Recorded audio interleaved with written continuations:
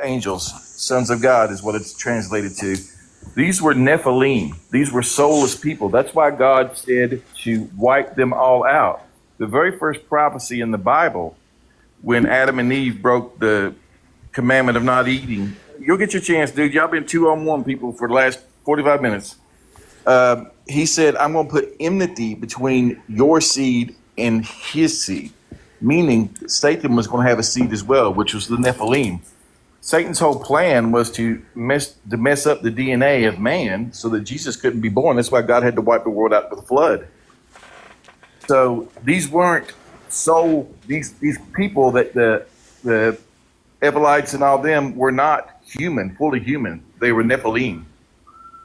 So just to clarify, you think ethnic cleansing is sometimes justified? They're not. No. Just to clarify, you think ethnic cleansing is sometimes justified? It's clarified, but you see this. Your circular reasoning. They were not. No. Your view is that you think ethnic cleansing is sometimes justified. Is that your view? No, you're saying that. Okay, so then you think it's not justified. So it wasn't justified for God to call for the systematic elimination of infants. Listen, because that would be ethnic cleansing. The infants were giants. Read your Bible. Here, I'm going to let Matt go. Matt, go. Yeah, Matt, come on. Matt, you can go, man. Matt, you're muted. How about now? Can you hear me? Yeah. Okay. Genesis 6-8 details the flood. That's where you get the giants, right? According to Genesis 6-8, God kills them all, wipes them out. We're talking about after Genesis. Numbers, Deuteronomy, Joshua. This is way after. You're still in Genesis. Okay. So why are you in Genesis when we're talking about Moses and we're talking about Joshua? Okay, are you ready for your answer, bub? Because yes. you obviously don't know the rest of the Bible. Tell me, please. When the disciples asked Jesus, they said, what will it be like when you return? He said, it will be like the days of Noah. He said there were giants on the earth in those days, and also after that. There was 2 incursions of this. So God didn't kill everybody. No, he wiped everyone out, but some of the giants did survive. I mean, so the text is wrong when it says, "I will kill everything that breathes." I will kill everything. He didn't really mean everything. That's what you're saying. He didn't mean everything. Can you pull that verse up for me, there, big dog? He says, "I will wipe out everything." Right? I will wipe out all that I have created. No. He said it. I'm gonna put it in our terms. It makes me sad that I've created man and he's fallen to this. Therefore, I'm going to know Moses, Noah, you, your sons and their wives, build this ark, blah, blah, blah. But not all of them were wiped out. Where in the text does it say not all but Noah's family and them were wiped out? Where in Genesis 6-8 or Genesis 6-9 does it say that no one else or that Noah and his family plus some other people? Because the whole point is that God wants to completely start over with Noah and his family, right? So why would he still allow some of the Nephilim to still be alive if he considers them to be so corrupted? Why would he allow them to still go on living? Because God had a plan from the very beginning. Do you think God didn't know that Adam and Eve were going to eat off the tree of the fruit of knowledge? He knew. Well, that's a bigger issue for you then, because now you're saying that God knew that the people he created would sin, and he punished them for the sin that he knew that they would commit. God sent his only begotten. God already had a plan that he was going to have remission of sins by sending his only son. It's not a problem for me. It sounds like it's a problem for you there. It's a problem for me. Yeah, no, it's not a problem for me because I don't believe in this God anyway. This God is genocidal and crazy. I don't believe in this God. Doesn't mean he doesn't exist, bro. Actually, it does. So I can give you reason to believe he doesn't exist. Yeah, he can give you reasons, but actually it does. Because you keep going back to Jesus. You haven't even answered my question about why God would say, I want to wipe out everything and leave only Noah and his family to repopulate the earth because they are the ones that I found to be, in my good graces. But according to you and the text, he leaves some Nephilim alive. He leaves some other people alive. And then you went off about Jesus. Like, that's not even related to my question at all. The whole topic up here, y'all were talking about abortion right then. And Philip, thank you for the $2. I appreciate it. That was the claim they brought up. You understand these conversations about the Christian God don't always talk about the same thing, but this is the main point we're making. Again, would you kill these infants? Because again, he commanded them to kill infants. God would not ask anyone Okay, so let's read 1 Samuel 15:3. Now go attack the Amalekites and totally destroy all that belongs to them. Do not spare them. Listen. Put to death men and women, children and infants, cattle and sheep, camels and donkeys. That quite literally explicitly commands people to kill infants. That explicitly condones people doing that. That tells the people and commands them to do it. Would you do it if God commanded you to do this? God would not tell you to kill a regular person. Those people were Nephilim.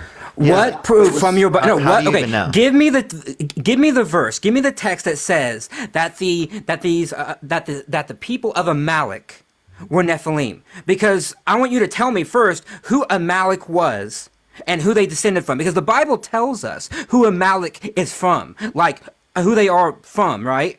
Like who their father and their mother are. Does it? Where's Yes. that at? It is. Let me ask you a question. You're talking about things that are not written in the Bible. You're saying These are written in the Bible. I just read something from the Bible. yes, but those were Nephilim, Parker. I'm talking about right there. Yeah, you're saying, yeah, but again, how do you even know that they were Nephilim? 1, 2, how does that even justify killing infants? Let's say they're Nephilim. How does that justify killing infants? Nephilim All right, were here. cannibals. The infants were cannibals? Yes. The infants. Genesis 36:12. Genesis 36:12 says that that the people of Amalek are the descendants of the son of Esau, who himself is the brother of Israel, and his concubine Timnah. It says nothing about Nephilim. Nothing. Okay, you have to go back. There are books in the Bible, which I'm not going to add any book to the Bible, but there's a book. Get down, boy. Get down. Sorry about that. I'm going to say a book of Enoch, right? Yes, the book of Enoch. How could I guess? Like, how could I guess? Why do you rely on the book of Enoch? Bro? Why are you Because so you're angry? relying on a book that is not scriptural for you. It should be of no relevance to you. No, I'm not relying on No, see, this is where y'all put words in people's mouth. Why bring it up then? I'm relying on a book Why bring it up then? because it's relevant. Okay, let me ask you a question. No, it's not relevant. No church other than the church in one African country finds it to be a actual scripture. Right. Dude, let me ask you a question, if I may. Do we know the history of George Washington? Yeah, we know it pretty well, yeah. Okay, do we know everything that he did? No. Okay, same thing with the Bible. Not everything was put in the Bible. And there's been many God didn't want the Bible to be perfect, right? He didn't want it to be perfect. the Bible is perfect. There is no contradiction. If the Bible is perfect, then why didn't God speak it into existence himself? Because it went through the context of an imperfect medium. So you couldn't say the Bible is possibly perfect because there's an imperfect medium. There are different translations, and there have been people who've tried to corrupt the translation. There's been people who are left-handed that got offended and put versions that said Jesus sits at the mighty hand of God instead of the right hand of God because they didn't want to offend the left. I'm left-handed. That does not offend me at all.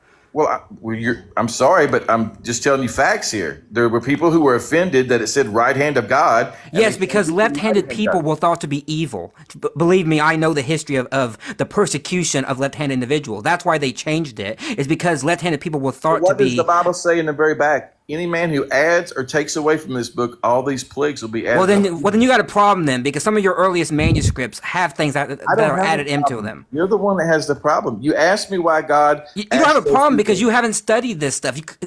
You cannot tell me how it's not a problem that Mark 16, for example, has an entire addition to it at the very end called the long ending that was added to it in the 2nd century. You cannot tell me that that's not a problem for you. No, I read the King James. I know. Of course you do. You read the one Bible where the person translating it relied on a low amount of Greek manuscripts. You don't think God exists. That you're believing in Him does not make Him exist any less. And you believing in Him doesn't make Him Let me ask you a still question. exist. Do you believe in Darwinism? Yeah, he's just as fake even if you believe in him. Do you believe in Darwinism then? Do you think we evolved? I accept the theory of evolution, yes. So do you think dinosaurs existed? Yes, they were called Leviathan in the Old Testament. Yeah, I knew it, yeah. Oh, this is taking me back to my church days. Let me ask you a question, though. If you know everything... I didn't say I know everything. I don't know everything. Well, so far, everything I've said, you've acted like you've known. Because I have an answer to book. it. No, I'm not a book. Everything y'all are talking about right now is And the Matt's a same argument. librarian, so damn, he's reading you, bro. And plus, I grew up in these churches where these people spoke the exact same thing that you're talking Let's not about. get off subject. I've heard this for decades. This is not new to me. Let's not get out. I've heard your argument for decades. If we evolved, Well, you haven't countered it. excuse me, Matt, may I speak? If we evolved, then technically, shouldn't there be somewhere out there a monkey getting ready to start talking?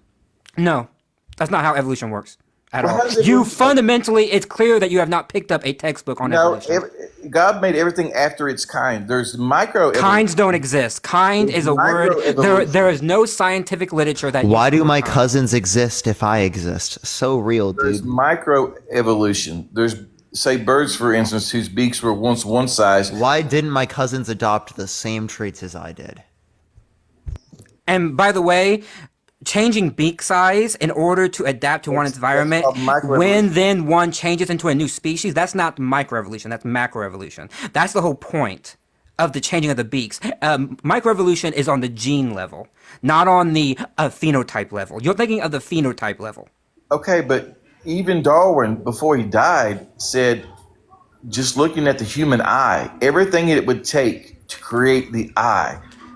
And you would know, if you did have any to research know- on the human eye, that since Darwin, we have independently verified that the eye has evolved independent of any other eye 7 times. We have 7 instances in the animal kingdom of the eye independently evolving. We know what makes a good eye and what makes a bad eye. For example, octopi have better eyes than we do. Human eyes have a fatal flaw in them. They have a blind spot at the back where the cone funnels it towards a blind spot. That's why if you hold your hand and you move it back, eventually your hand disappears.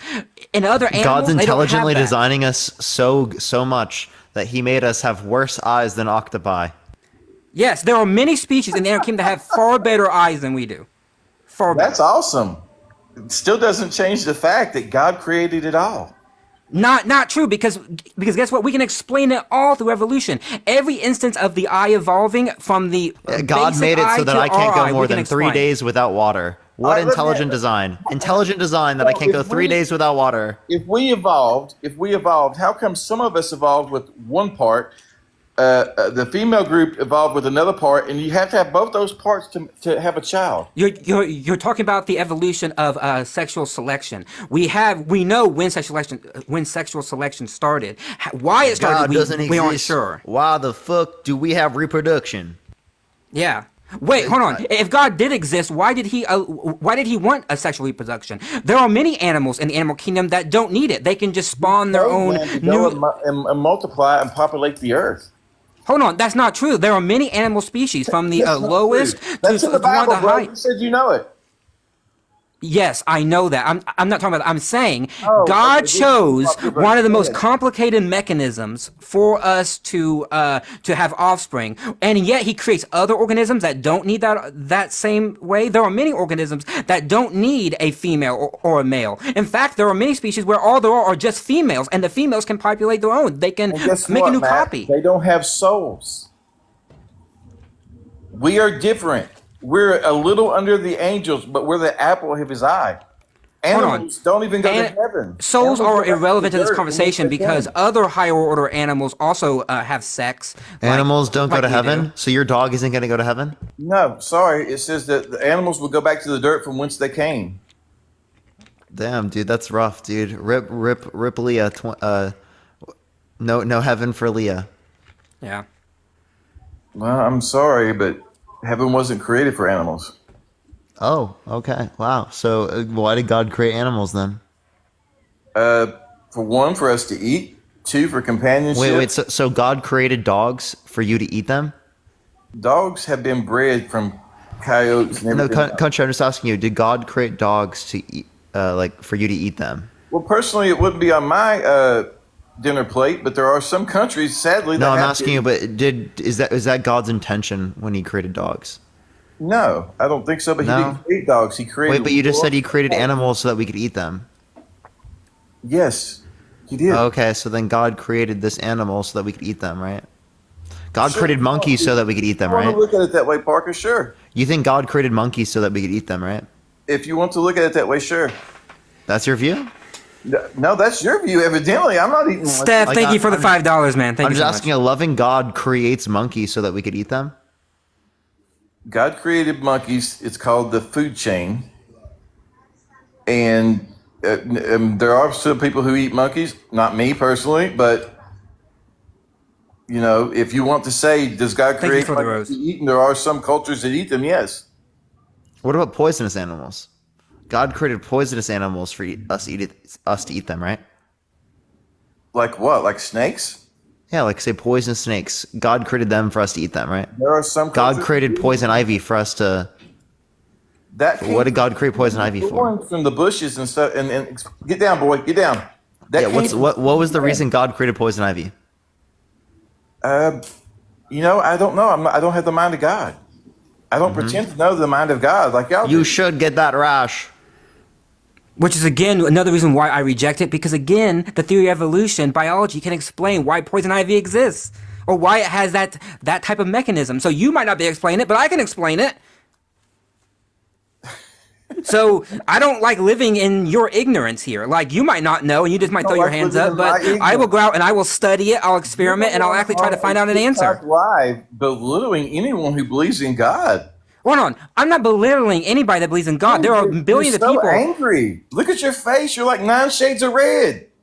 He's not even angry. He's literally not. I'm not angry at all. In fact, It's literally his. I'm That's just the totally fine. tonality of his voice. Yeah. Maybe I know why it works.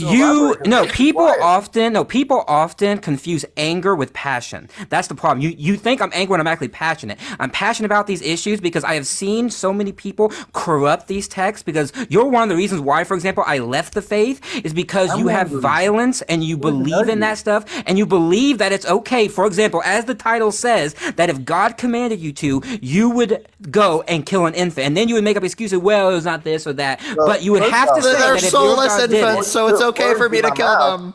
Before y'all want me to put words in my mouth, I done told you, God would not tell anyone to go kill a normal human. and again, no, but see, Normal but there's a human, problem there. So you Your just consider them explanation. So men, women, children, and infants are not normal humans. Not Pam, that. What thank is you a for the man? What $5. is a Thank you woman so under much. your view? What is the man? Not those. What is They a were woman under your Nephilim. view? Hold on, Parker. I'm sorry. I don't want to get like too far, Dennis, but I want you to give me the evidence that the Amalekites, the Hittites, the Jezubites, all these were Nephilim. Where is your scriptural evidence? Because I gave you a verse that directly showed you that the Amalekites were the descendants of humans. And you just brushed it off. Genesis 36 directly says who the people of that territory are from. When the angels came down and mated with the women, they messed up the DNA. I did not say they didn't originally, the first Ammonites or whatever. Genesis 36 comes after the flood. These people are descendants of Noah himself. Yes, and it's called the second incursion. If they're descendants of Noah how can we and his reproduce wife with angels? and his children. Wait, why did God make it possible for angels to reproduce with humans? What do you mean? Why did he make it possible? After they did that, he took that ability away and told them that they left. So why didn't he keep it away in the first place? It seems like he wanted them to have he sex. had a plan from the beginning. He had a plan for them to fuck. And then to kill them. Yeah, that was his plan. Wow, it doesn't sound toxic or crazy at all. It doesn't sound genocidal. Doesn't sound like the devil. It doesn't sound genocidal when you have. Sounds just like a loving God. He loves me so much that he created those people just for him to be systematically murder them.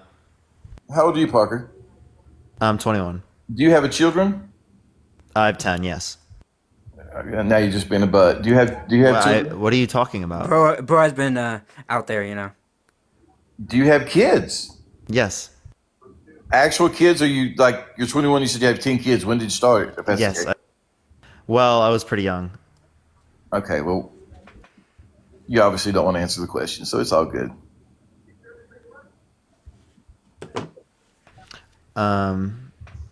Sure. Well, no. What I was going to say was, if God was willing to give up His only begotten Son, so that you and I might have a chance to go to heaven, there's going to be repercussions for sin. Okay, you're saying there's repercussions for sin. Okay, so Yes. again, why does the repercussions mean you have to kill infants? Can you please They were explain to me? not human. So He keeps saying that as if it's fact, as if you have given me no evidence of that. You keep saying let's say wait. By the way, if it was, by the way, listen to this. If it was human and Nephilim, then they would be half human. So you think it's justified to kill human infants? Appreciate the. Once they bred with the Nephilim, the DNA was messed up. So it means they're not human anymore? No, not soul humans. No. How does that even work? It doesn't.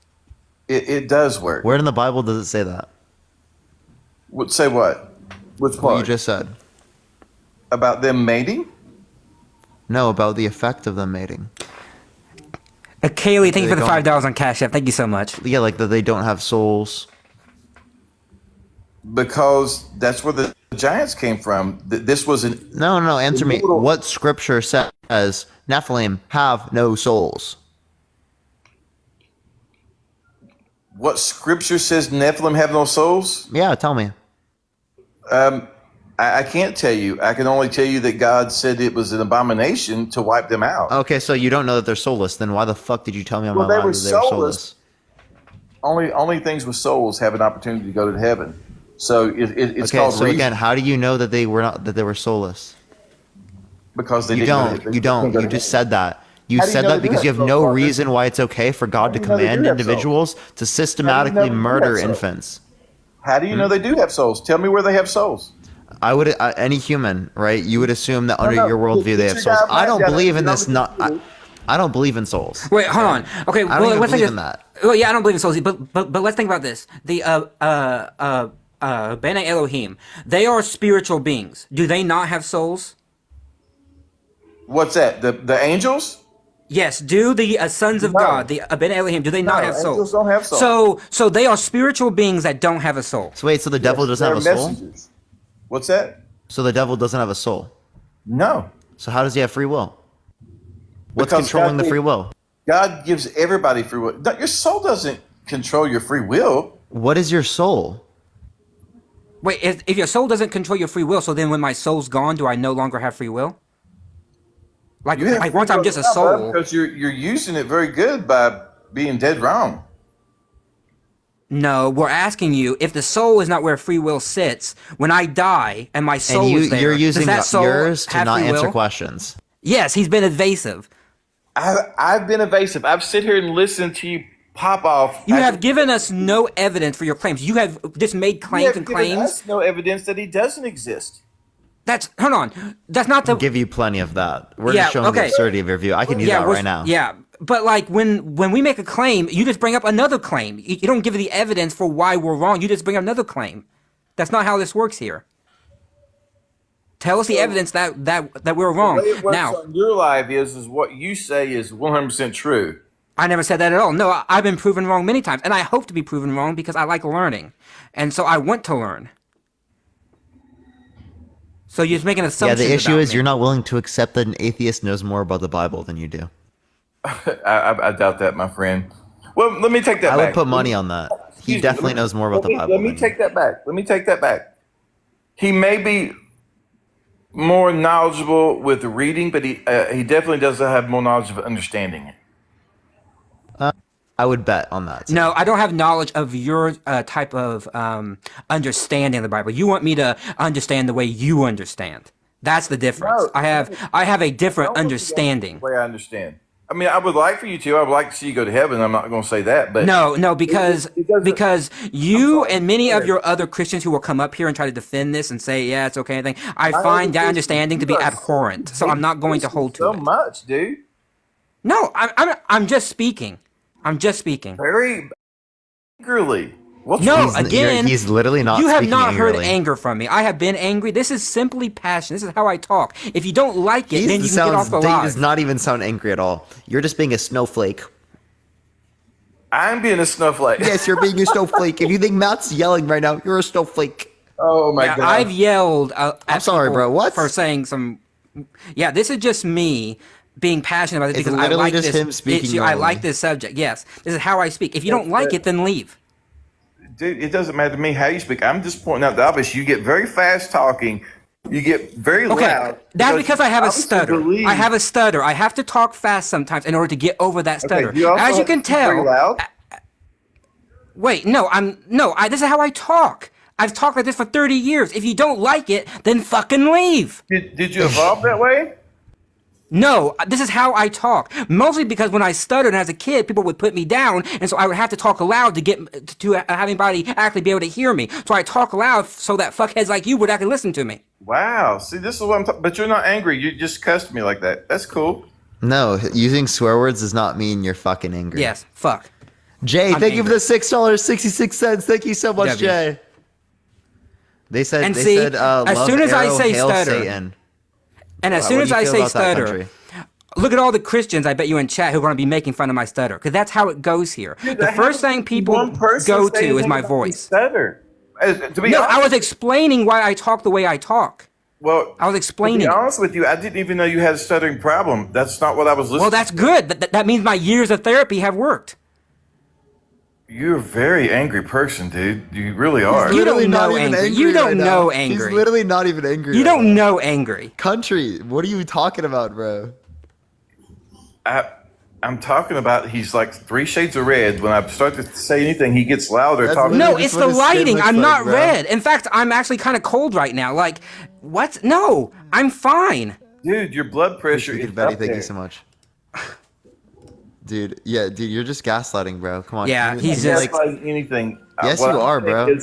Is you've not shown He's me. literally one- sitting there calmly talking to you, and you're like, "You're so angry right now." Like, Yeah, to so the rest, angry. thank you. Country is gaslighting. But look, Absolutely. here's my truth. You have your truth. I have my truth. That's why it's America. I personally believe in God. I personally know why I believe in God. Yeah, You no, have the right- This is all irrelevant You have the right. Why is it irrelevant, dude? I'm because I'm we're trying to talking about the figure out. topic, right? If God We're commanded not you to, talking about the topic. God would not command us to kill. God did command you to kill infants. You have no justification to say that they were soulless. God commanded you to kill infants, and you're saying you would. No, he wouldn't ask us to. Matt, you got flagged for harassment and bullying, bro. Yeah, I knew it. What did you do? He got flagged for harassment and bullying. Who's he harassing and bullying? I don't know. That's just how TikTok is sometimes. Well, it wasn't me. Give you my word. Obviously, I don't think that you thought he was harassing and bullying. He didn't do anything. But at any rate, you have the right to believe your way. I have the right to believe my way. In your eyes, I haven't proved anything to you. In my eyes, you've still not given me any reason not to believe.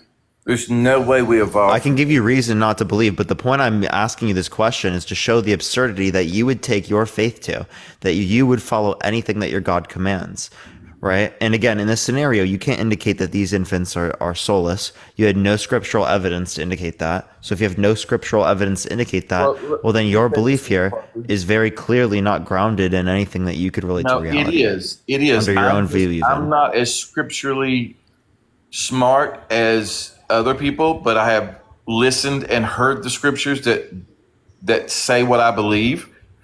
And it also, the Bible says it's not needed that any man to teach you, that the Holy Spirit will teach you. So, And I appreciate the corgi. Thank you so much. So again, the point that I wanted to reference is that you can't distinct these from other infants when you keep claiming that they're so different. It's not true. Okay. God commanded you to kill infants. Would you do it? In this circumstance, would you kill these infants that he commanded you to kill? if they were that tribe that were the Nephilim, Yeah. Would you kill them? if they were the Nephilim, yes, You would kill the infants. the Nephilim, You would kill the Nephilim infants, the Yeah. half human, half Nephilim infants. yes, because they were evil. Appreciate the hand art. Thank you so much. They were evil. Because they were evil. Aren't you evil? We're all evil, but So then it's justified for someone to kill you. no, because I'm not Nephilim. If God commands you to be killed, right? Would you God's see that gonna to be dead, I justified? would be dead. No, if God commanded you to be killed, would that be justified? If the actual God said it, then he must know I'm going to do something really, really terrible. But he's not going to do that. Oh, okay. So he can step in and kill people whenever it is the case that they do something really terrible. So why didn't he do that with Hitler? We have free will. After but he steps in and he kills the infants who are Nephilim. they do not have souls. You have no scriptural evidence for that, and now I like how you just conceded on the notion that you think that a soul or a not soul indicates whether or not they have free will. So again, you just conceded they don't have free will. If they don't have free will, God's determining their actions. No, they're evil. How do they determine their actions if they don't have free will? They do have free will. Even the angels. They do have free will. So how do they have free will without a soul? That's what you just said. They didn't have free will if they didn't have a soul. To do with free will. You literally just said that if they didn't have free will, or they didn't have free will because they didn't have a soul. That's what you just said. Did I say that? That's literally what you just said, bro. I do not remember saying anything like that. I mean, that might be what you wanted to hear, but I don't. Country boy, so again, you're not like you're saying that like, oh, it might be your truth, but like that's literally what you just said. Okay, if that's what you heard me say, I apologize. I misspoke. I don't know if the soul has anything to do with free will. I'm not God. I didn't create us. Okay, Matt, did you hear any of that? Yeah, about the soul stuff. Yeah, did you hear him say that like if he would kill the Nephilim, yeah, again. Yeah, because they didn't have a soul. Yeah, it just reiterates my point that this can get you to wild I'm sorry, like you're saying that you'll be okay with killing something because the Nephilim, as far as we can understand from the Bible, looked somewhat like humans. They were they weren't like crazy creatures that were like, they looked like aliens. They looked almost like humans. And so if they did that, you're saying that you would kill something that looked like a human, and your moral intuition wouldn't step in here and say, maybe this is a bad thing. Maybe I shouldn't do this. Well, for one, again, I'm not God. God created us all, in my opinion. So if he deemed them unnecessary to live and told the children of Israel to kill them, there was a reason for it.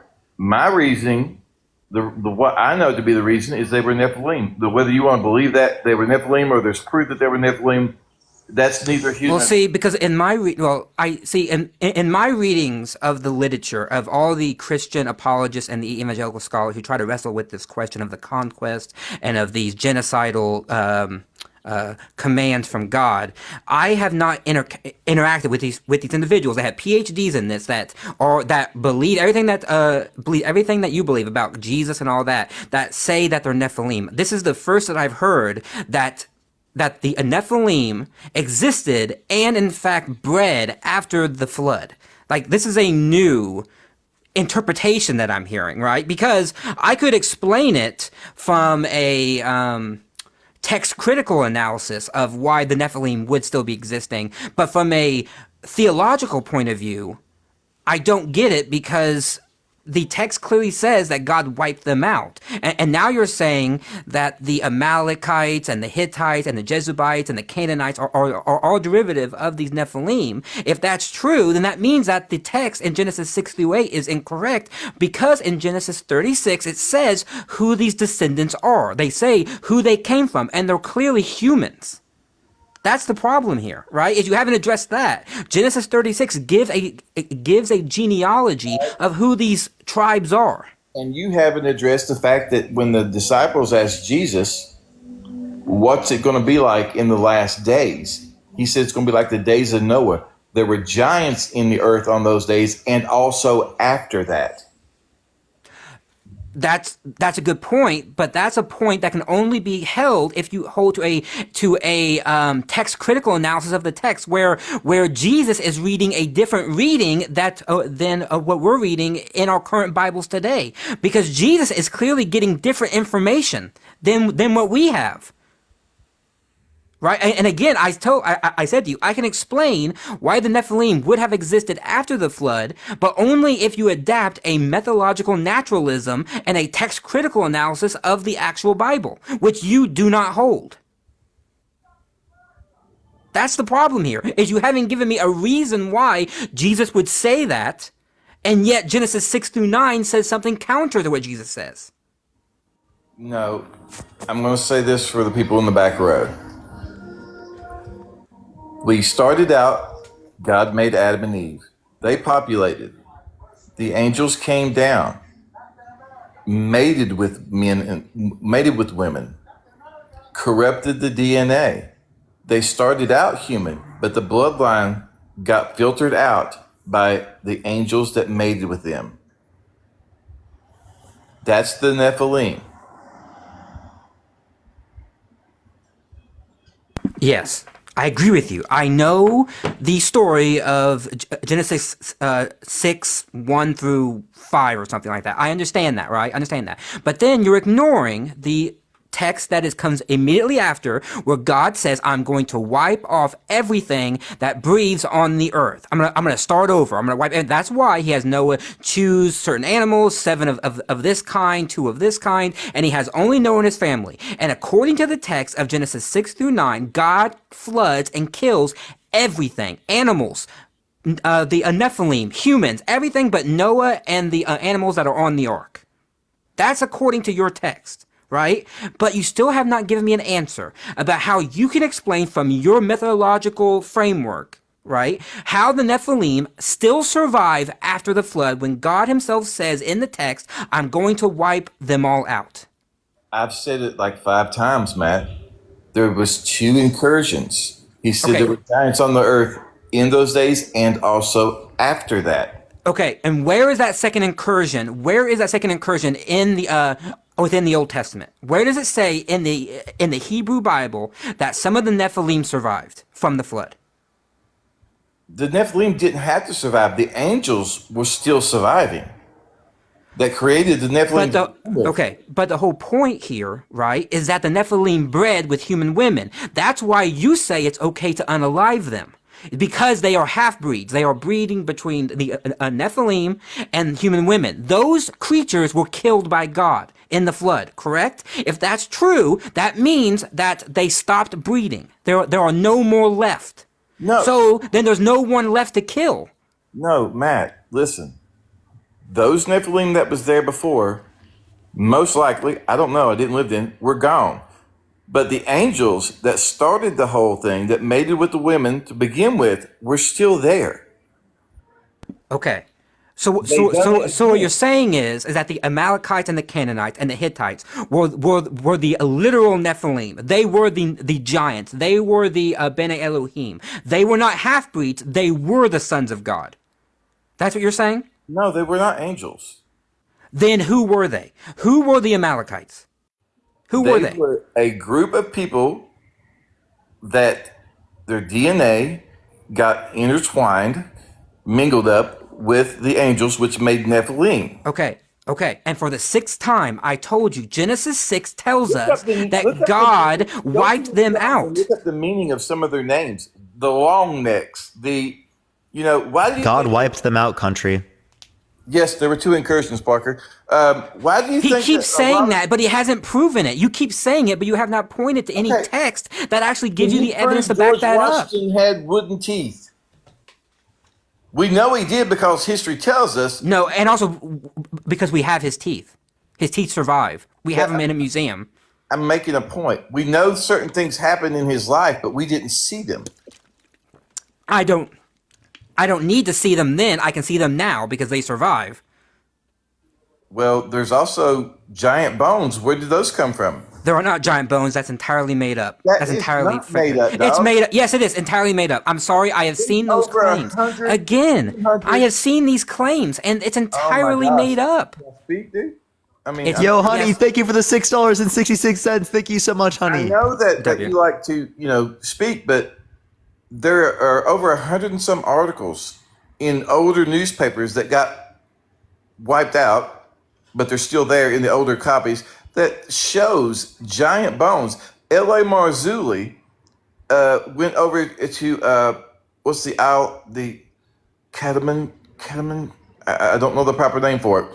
There was a museum over there, found the picture of the dude that started. Thank you for the superpower.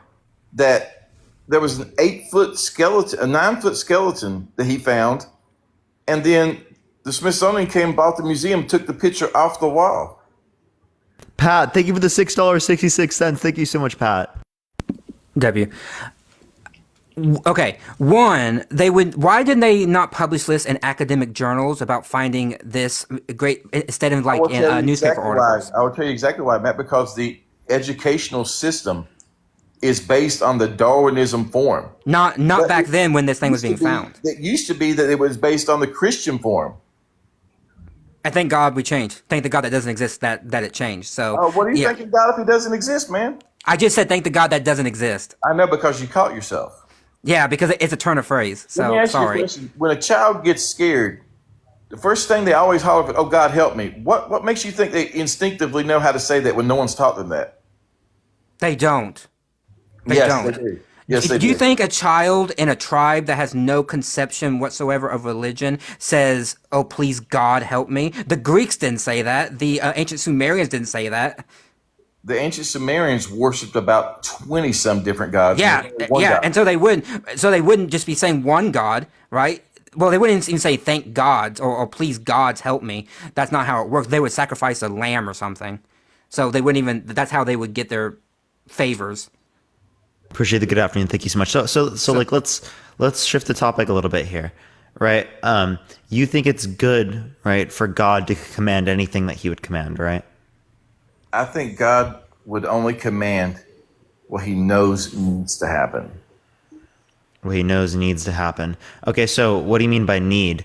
Because God can achieve these sorts of goals without actually, right, using this. God's all powerful. God is all powerful, but God also allows us to do work for him. That's why we're here to praise and worship. So are you saying this is logically necessary for perfection? We'll never reach perfection until we get to heaven.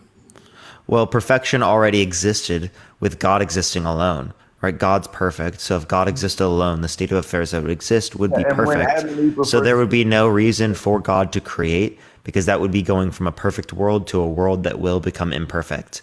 And perfect worlds to God are more desirable than imperfect worlds. So God simply, right, wouldn't create.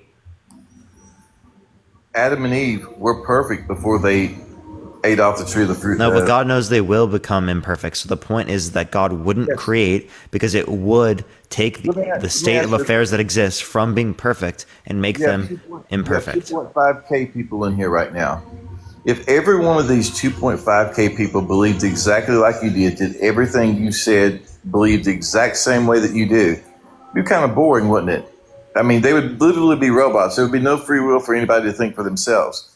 God didn't want robots. He gave us free will, and then he designed a way for us to... What makes things boring? What makes things not boring? Well, if everyone was robots and did exactly what he said, never did anything wrong, they wouldn't truly be worshiping him. I'm not saying robots. I like how I never brought up a term of, create humans without... Stop talking. Create humans without free will, or create things. I said God wouldn't create. Did you listen to anything I said? Yeah, I've heard everything you said. Okay, so then why would you say, why would he create people without free will? I never said he would create. I said he wouldn't create. Well, and I said, but you must not have been listening, that when Adam and Eve were created, they were perfect until they eat off the... Okay, I understand, but God creating them knows it will be imperfect. So he still wouldn't choose to do that action because it would lead to the state of affairs becoming less desirable. What's up?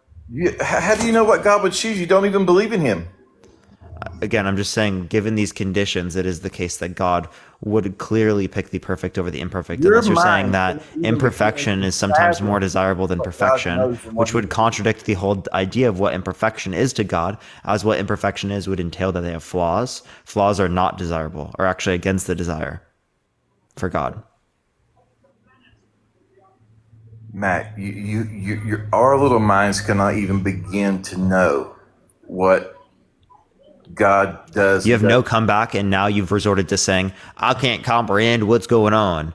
That doesn't mean you should believe in this, okay? If you can't comprehend, you wouldn't be able to come to the context of this I can't comprehend what's going on. I comprehend it pretty good.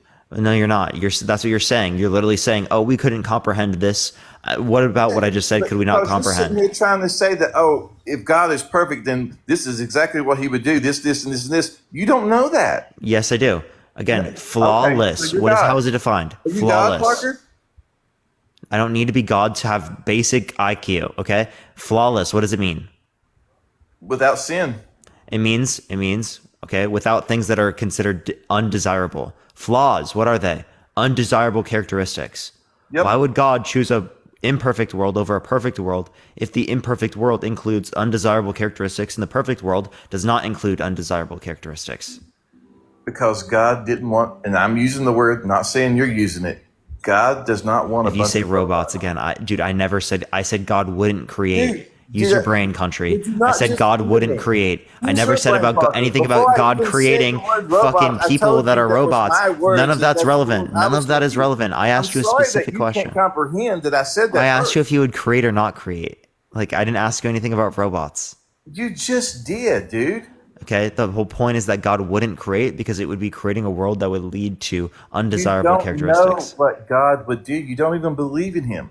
And what I said was, how can because you say this that is and fake. say what God would do if you don't even believe? I can in talk about Thanos, what Thanos would do, and I don't believe in Thanos. Yeah, neither do I. Okay, but you can still talk about what he would do because it's a movie. Now, I'm going to say this again. But you actually believe in this shit, so I have to talk about this because it actually impacts the society I live in. Okay, well, your non-belief impacts the society I believe in. In a positive light. Yours is in a light in which leads to less critical thinking. Now try again. Oh, wow. You're so snappy. Now, I'm going to say snappy. I'm going to say this again. I'm not saying you're using the words robot. Did you hear me just say that, Matt? Joanne, thank you for the $6.66. Thank you so much, Joanne. What's up? Did you hear me just say, I'm saying that I'm using the word robot. I'm not saying you're using the word robot. Okay? You got that before I start this sentence? God did not want a bunch of robots because that wouldn't be truly worshiping Him. So that's why He gave us free will. When given us free will, thank you for the $6.66. Thank you so much. He knew that we were going to fail, but He already gave us a way to be redeemed through His Son. So is the imperfect state that will become perfect better than the state that's already perfect? Dude, your circular reasoning. Rob, thank you for the $6.66. Thank you so much, Rob. Don't know what to answer to you're wanting me to say that so God screwed up when He made man. Well, yeah, no, I'm saying when He created, He screwed up because it is the case that it would take it from a world that's perfect to a world that will become imperfect. God already had a plan for the world before it was even created. God had a plan. Yeah, I understand you're saying God had a plan for the world. So you're saying that this is the good world, right? This is the best possible world. This world, if you read the Bible, is Satan's. It says we battle not against flesh and blood, but against principalities and probabilities of the air. Satan is over this world right now. When Jesus comes back, He is going to chain Satan for a short time. And then the Antichrist is going to come. He's going to loose him. And then it's going to be Judgment Day. So I don't know what you're wanting me to say there. I don't get what you're saying. Amber, thank you for the $6.66. Thank you so much, Amber. I don't think you're understanding what our point is here at all, right? Again, right? Here, I have a question, right? If God, right, is so much more powerful than Satan, how come Satan can deceive people? Shouldn't God be able to manipulate them to engage in the good action better than Satan? If God wanted to, He absolutely could. But that would take away our free will. How does it take away our free will? Because again, God wrote the Bible. God engaged with us this way. God came down to the planet. None of this takes away free will, but you're saying this would? If God made us, forced us to not believe Satan. No, He doesn't have to force us. He can just manipulate us the same way Satan does. Same thing. If God manipulated us not to fall for Satan's tricks, we would not have free will. How?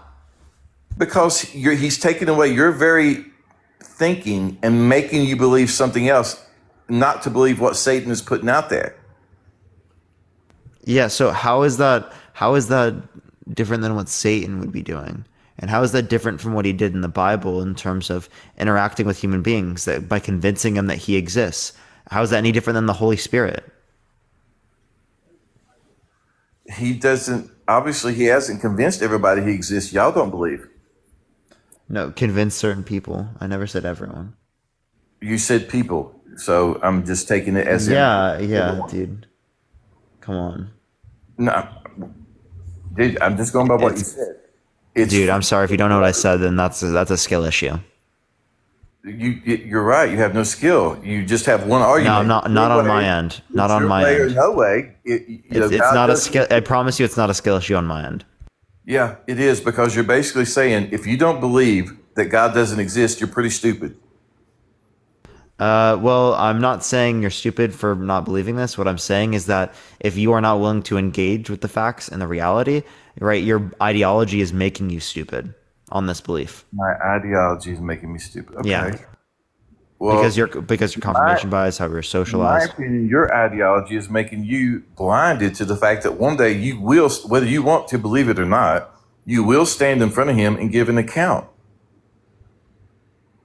Okay, you're saying that this is happening. I can show you it's not true. I literally can show you how this is false and how this is fake. Okay, show me. Show me how that you're not going to stand in front of God.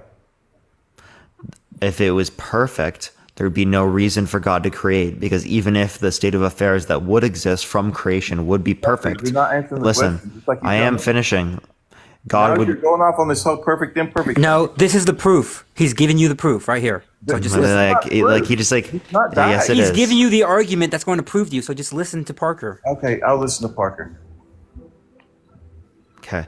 So again, if there's a perfect God, there would be no reason for them to create, because even if the conditions that he would create would be perfect, God would be indifferent from the state of affairs being perfect to the state of affairs being perfect. So there would be no reason to move from one state to the other one if you're indifferent, which goes against the idea of what's listed in Genesis. If it was the case that it's imperfect, well, it would be less desirable, because imperfect states to God are less desirable than perfect states. So God would not willfully choose to engage in this because he couldn't desire something in which is less desirable. That would be contradictory, right? So either way, it's wrong. Okay, so for all your big fancy words there and all your this, that, back and forth and all this. I didn't use any fancy words. How do you prove to me that you're not going to stand in front of God and give an account for your life? He quite literally didn't listen to anything I said. I didn't use any big fancy words. I used it. This is like one of the easiest things to understand. What you said made no sense. Okay. You told me that you could 10 out of 10. Is 10 out of 10 the same as 10 out of 10? Prove to me that you're not going to stand in front of God and give an account. That's what I asked you, and you said you were going to prove it to me, but you didn't. I did. I actually just did. No, you. Okay, in your mind, either you contradict the story of Genesis of God intending to create us and wanting a relationship, or right, you entail contradiction by saying that God wanted to create an imperfect world, which would be contradictory, because imperfect worlds are less desirable than perfect worlds, and God already existed in a perfect world, i.e. existing alone. Okay, that's awesome. You still are going to stand in front of God and give an account. I think there's a skill issue here. I think there's a legitimate skill issue. A skill issue? Yeah. Well, do you want to respond to anything I said? You're just saying, yeah, I didn't do anything. Do you want to respond? I gave it to you right in front of you. This is just a skill issue on your behalf, dude. It's not a skill issue, Parker. Yeah, it is. It absolutely is. Perfect. Why would he choose to create a world that's not perfect when he already had perfection? Why would he go and create something that wasn't perfect? I hear your whole argument there. No, I'm not asking you why. I'm telling you that it wouldn't happen because you can't desire something in which is less desirable. It did happen. You prefer something that's against your preference? It did happen. Huh? Pardon? What'd you say? I'm sorry, what'd you say? So you're like saying that you prefer something that's against your preference. Like, you know what I mean? Like, that's just incoherent. I prefer something that's against my preference. That's literally what you're saying, yeah. No. You're saying God wouldn't create an imperfect world when he already had perfection, and it would make no sense. Because imperfect states are less preferable than perfect states. So why would God choose to go from a perfect state to an imperfect state if it's less desirable? God wouldn't prefer to do something that's less preferable. Like, come on, bro. Bro, you're acting like you are smarter than God. I can't speak for God. I'm not smarter than something that doesn't exist. Because I have nothing to compare it to, right? That's like saying, you think you're smarter than the Flash. Okay, what does that even mean? I don't know what half of what you're saying. You think you're smarter than Batman. What? What does that even mean? I don't know, Parker. In your mind, I don't know what anything Exactly, means, dude. but That's what it sounds like to me. That's what it sounds like to any atheist that's a reasonable human, right? oh, so only atheists are reasonable human beings. Okay. No, I said that an atheist that is a reasonable human. There are plenty of atheists that are not reasonable. That are reasonable human beings. Yeah, and I was referencing atheists that are reasonable, not saying that atheists are just reasonable because they're atheists. You can be an unreasonable atheist. I know. I'm talking to one. I'm not being unreasonable at all. You're definitely being unreasonable, Parker. How so? You're going to prove to me that you're not going to stand in judgment. And what you said, I already did do that to you. What you said was your proof that God wouldn't create an imperfect world when He already had a perfect world. What's that saying that Christians always say? You can lead a donkey to the water, but you can't make him drink, right? Like, it's so ironic that literally is exactly what they're doing. I like how they're like projecting exactly what their behavior is. I'm projecting what my behavior is. You've called me. You said I had a skill issue about 3 or 4 times. Yeah, I haven't said that about you. That's facts. You do have a skill issue with understanding this argument. Absolutely. No, I think, in my opinion, you're the one that has a skill issue because you have no faith. Yeah, sorry, I don't believe in things with no evidence.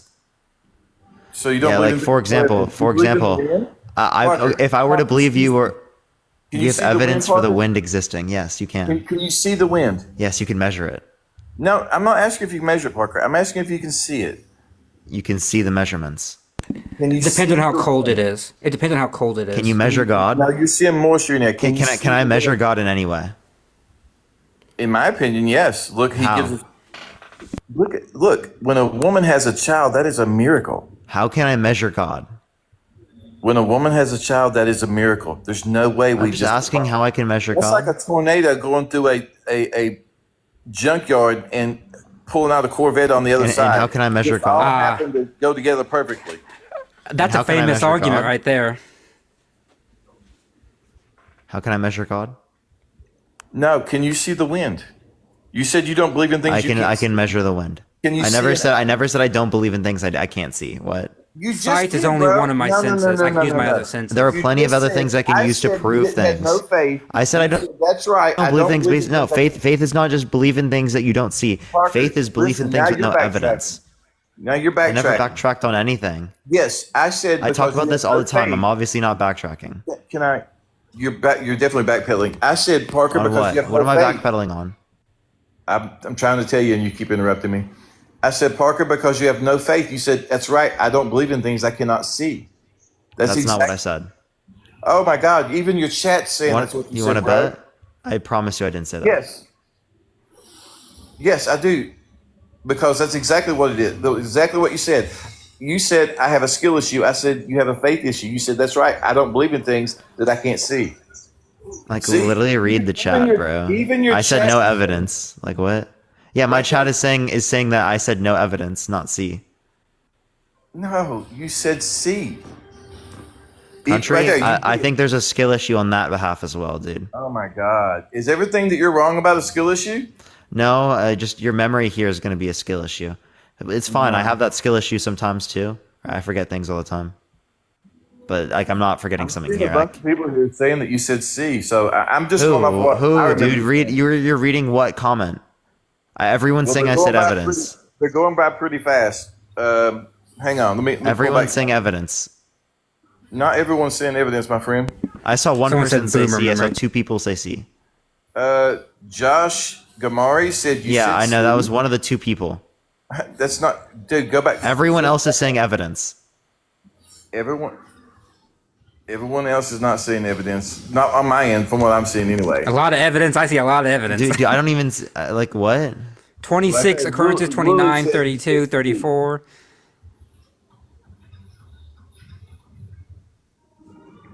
At any rate, can you see the wind? You can't see the wind, but you know it I'm exists. not basing it upon what I see, bro. I'm basing it upon what has evidence. Parker.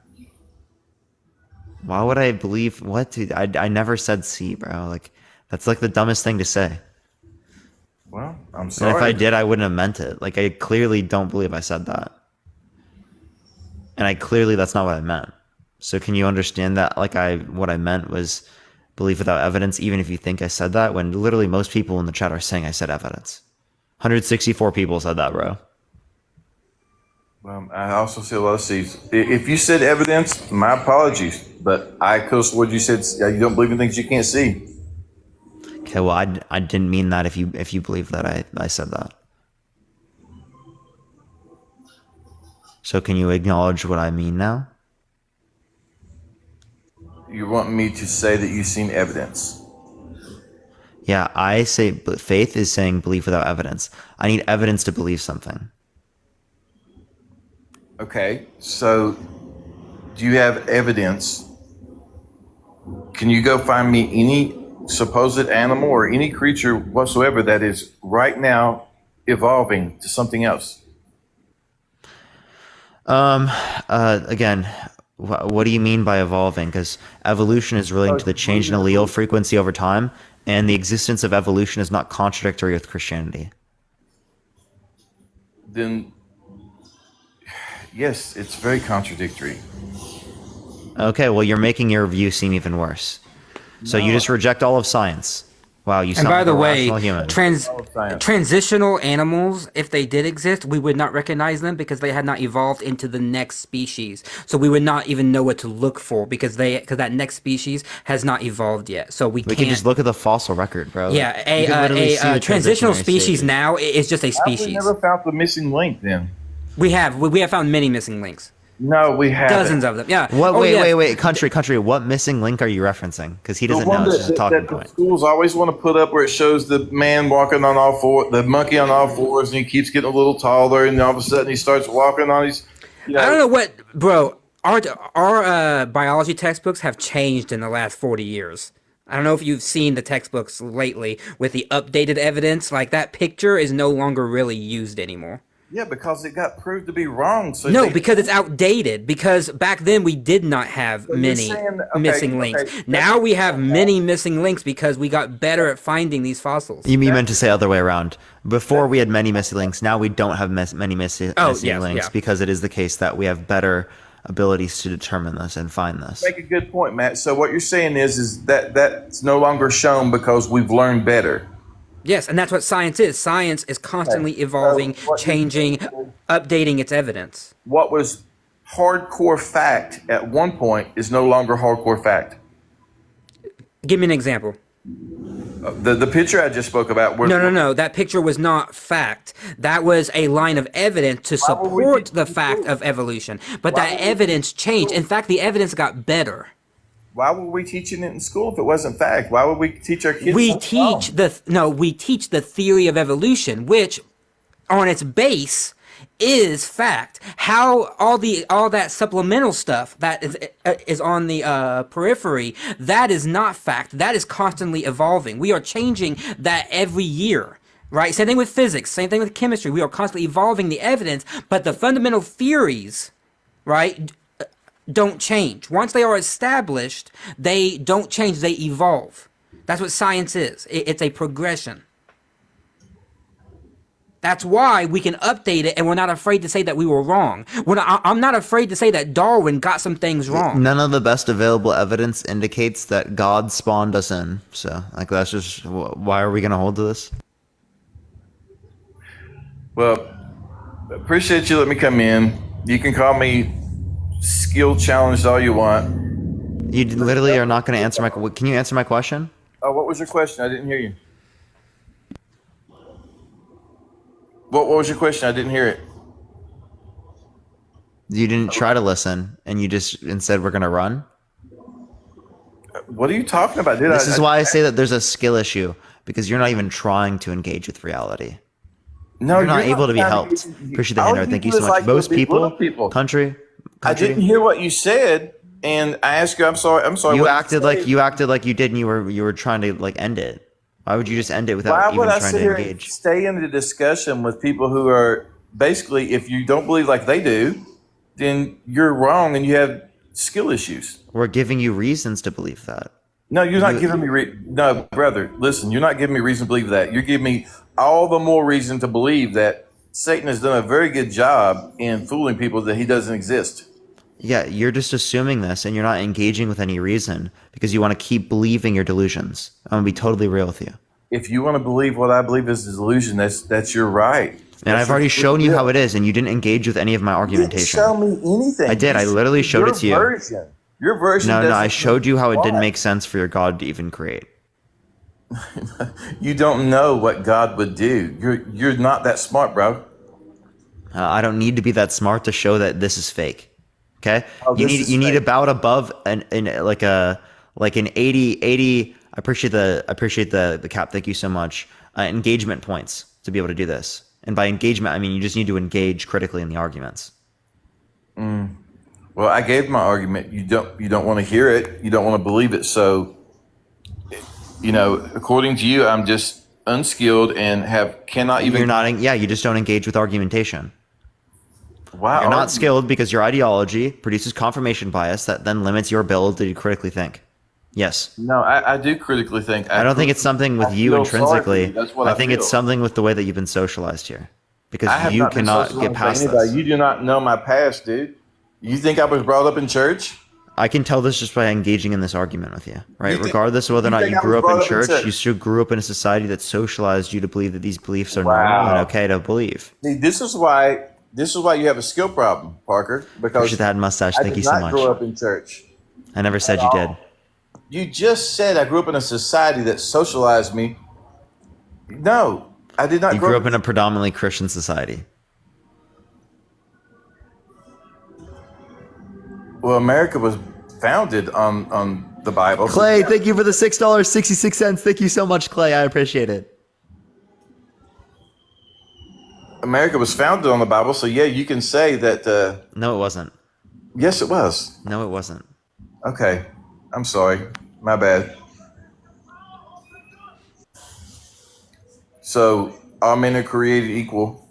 What our forefathers said did not come from the Bible. There are certain things that are coming from the Bible, but there are other founding fathers that are deists. There are other founding fathers that hold different conceptions of God. Michelle, thank you for the $20 on Cash App. W. Michelle, thank you so W. much, Michelle. I appreciate it. I'm not making religion look bad, dude. Whoever commented that. What I'm saying is America was founded on the gospel. That's why the whole reason we broke away, taxation and all that, and not being able to believe how we wanted to believe. And he's saying it wasn't, and then he comes back and says, well, some of it was. No, some of the founding fathers Separation of church were, and state. Can were you tell me what that Christians. is? Yes, When does the God command you to separate church and state? God didn't command us to do that. That's a man-made thing. Okay. So again, as it relates to this, so it wasn't founded on the gospel.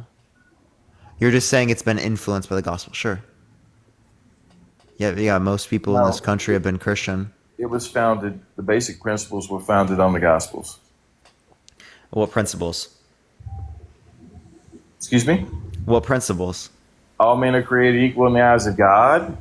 That really was applicable in the 1776 when that wasn't applicable to women. It wasn't applicable to black people. It wasn't applicable to indigenous people. It wasn't applicable to anyone that wasn't a white man who was a property owner. Nice try. Yeah. Oh, wow. See, Even your founding fathers didn't believe that. But if they did, they would have given women the right to vote. They would give them property rights. They would have not had the 3/5 compromise in the Constitution. Right? If that was true, that all men are created equal, they would believe that all humans are equal, and they wouldn't have put these. They would have outlawed slavery. They would have said no slavery. They would have done all that, right? They should have done all that correct. But they didn't, and I wonder why. Okay, let me finish, please. He didn't cut you off. What's that? He didn't cut You you off. paused. That's why I said something. You paused and you stopped. All right. It's okay. Go ahead, man. It's all right. Good. Just go ahead. Our founding principles was founded on the gospel. Now, Such as? I've already named that. Can I finish? You just said you was going to let me finish. Now, but they were men who were making these, and men were not perfect. They did a lot of stupid stuff.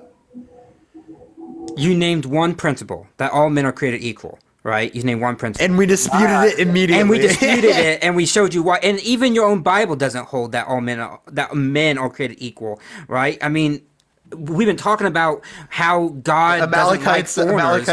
God doesn't like foreigners outside of Israel. Jesus in the Gospel of Matthew berates a Samaritan woman. Why? Because she's just Samaritan. He just says, "Oh, be gone, you Samaritan." He calls her a dog.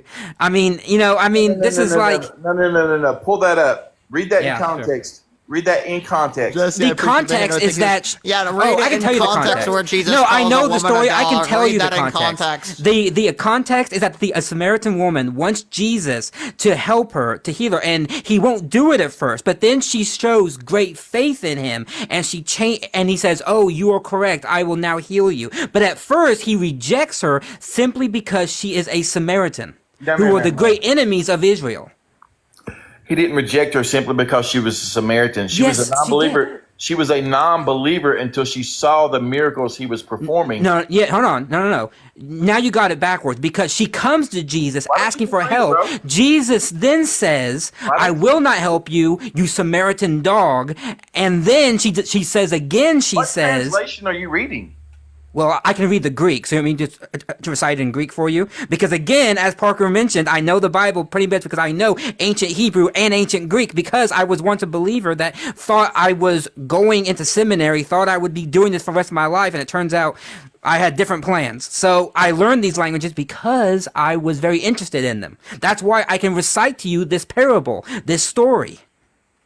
So again, She was a non-believer. A Samaritan, a group of individuals that were enemies of Israel who did not believe in their God. That's exactly what happened. Jesus literally said, when the disciples came to him and said, "Hey, I'm paraphrasing, your mom and your brother want you." He said, "My mother and my brother is anyone who does the will of God." It wasn't because she was a Samaritan. She wasn't a believer. She wasn't doing the will of God. Then she believed, and he healed her. Does he not call her a dog? The meanings of dog meant different things in different points of time. No, it doesn't. Tell us what the meaning of dog was in this context. Tell us a good way of saying "you dog." Like what? A good way of saying "you dog." Yeah, like when Jesus says, "Get away from me, you dog," that's good. He's saying that in a non-derogatory way. We were called infidels and everything else because we were worshiping sticks and everything before Paul came to us. Wait, so can you answer the question? He said, "Get away from me, you dog," and you think that's somehow not derogatory? No, because he meant non-believer. So non-believer equals dog. They had very different sayings than we do now. Yeah, and so what was the context of that? I don't know. He's not read it. You don't know? No, I meant like the context of that word. You said the word meant something different. Appreciate the money gun. Thank you so much. I appreciate it. So did he be like, "Yo, what's up, dog"? No. Yeah, what's up, dog? Yeah. No, clearly it didn't. It did not sound like that. Is he looking it up or what? Yeah. Yeah. She said, "Have mercy on me, O Lord, Son of David. My daughter is tormented by a demon." But he did not answer her at all. And his disciples came and urged him, saying, "Send her away, for she keeps shouting after us." He said, "I sent only to the lost sheep of the house of Israel." But because she knelt before him, saying, "Lord, help me," he answered, "It is not fair to take the children's food and throw it to the dogs." She said, "Yes, Lord, even the dogs eat the crumbs that fall from their master's table." Then Jesus answered her, "Woman, great is your faith. Let it be done as you wish." And her daughter was healed. So he's comparing. Oh, actually, it's worse. He's not only comparing her. He's saying all of her tribe are dogs. He says it's not fair to take the children's food, meaning the children of Israel, of the nation of Israel, and throw it to the dogs. So he's actually calling the entire tribe, the entire people, dogs. Absolutely. Now you just made my point for me. One, he didn't call her. He didn't say you're a dog woman. He did not say He that. said no. Okay, he said the entire tribe are dogs. That's worse. Exactly, because the Samaritans were not the Jewish, were not the chosen people. Jesus came for the Israelites and the chosen people. So God dehumanizes people. Can I finish though? Oh, I said dog. My bad. Jesus came for the children of Israel. He sent Paul for the Gentiles after that. So when he was here for the children of Israel. And he said, it's not good, to give the blessings to you. You don't even believe in this. And she said, even the dogs get the crumbs from the master's tables. Then he said, she gets it. She's a believer, even though she hasn't been taught. And he healed her. So now what you're saying is that really what it was is that Jesus only came down to save the Israelites, save the Jews. No, and Jesus in fact, if the Jews had not rejected him, he would have only saved the Jews and not the Gentiles. But it was because the Jews rejected him, that's why Jesus went to the Gentiles. No, that's what you want to believe because you don't know the whole plan of God, obviously. Wait, hold on. Why is it then at the end of Matthew, at the end of Luke, at the end of Mark? Why is it in those three gospels is it portrayed that Jesus comes to save the Jewish people? Those people reject him. They commit the ultimate, thought to be the ultimate sin. They kill the Son of God, and then after that, Jesus sends them out to evangelize the Gentiles because they're the next one. Yep. Because the Jews said that Jesus is not our Messiah. Exactly. Jesus came. Yo, Grandpa, thank you so much for the glowing jellyfish. I appreciate it, Grandpa. Thank you so much. Give them their first chance to believe. Thank you, Lydia. A lot did, a lot didn't.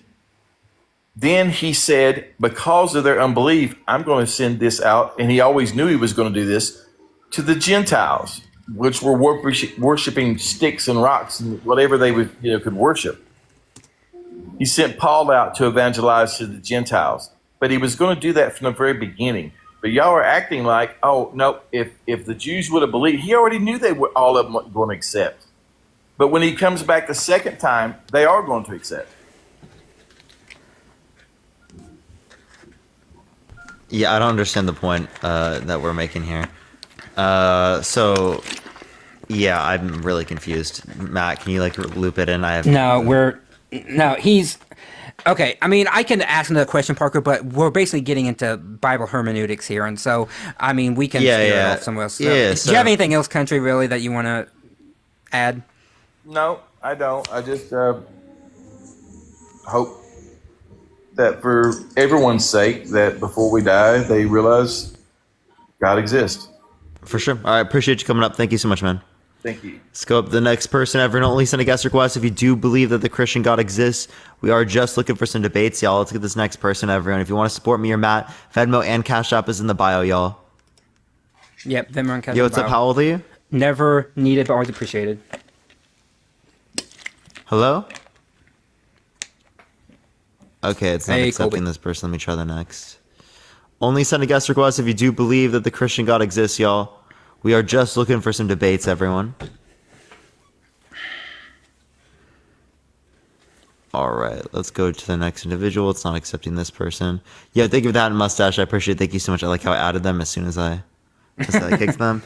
Yeah, Kat, I do have PayPal. Just message me. Yo, what's up? How old are you? Thank you so much, Ian. Thank you so much. Hello? Yeah. Do you believe the Christian God exists? Yes, I do. How old are you? 70. For sure. Do you think that if God commanded you to kill infants, you would do it? No. So you disobey God? Well, God wouldn't tell me to kill an infant. Have you read 1 Samuel 15:3?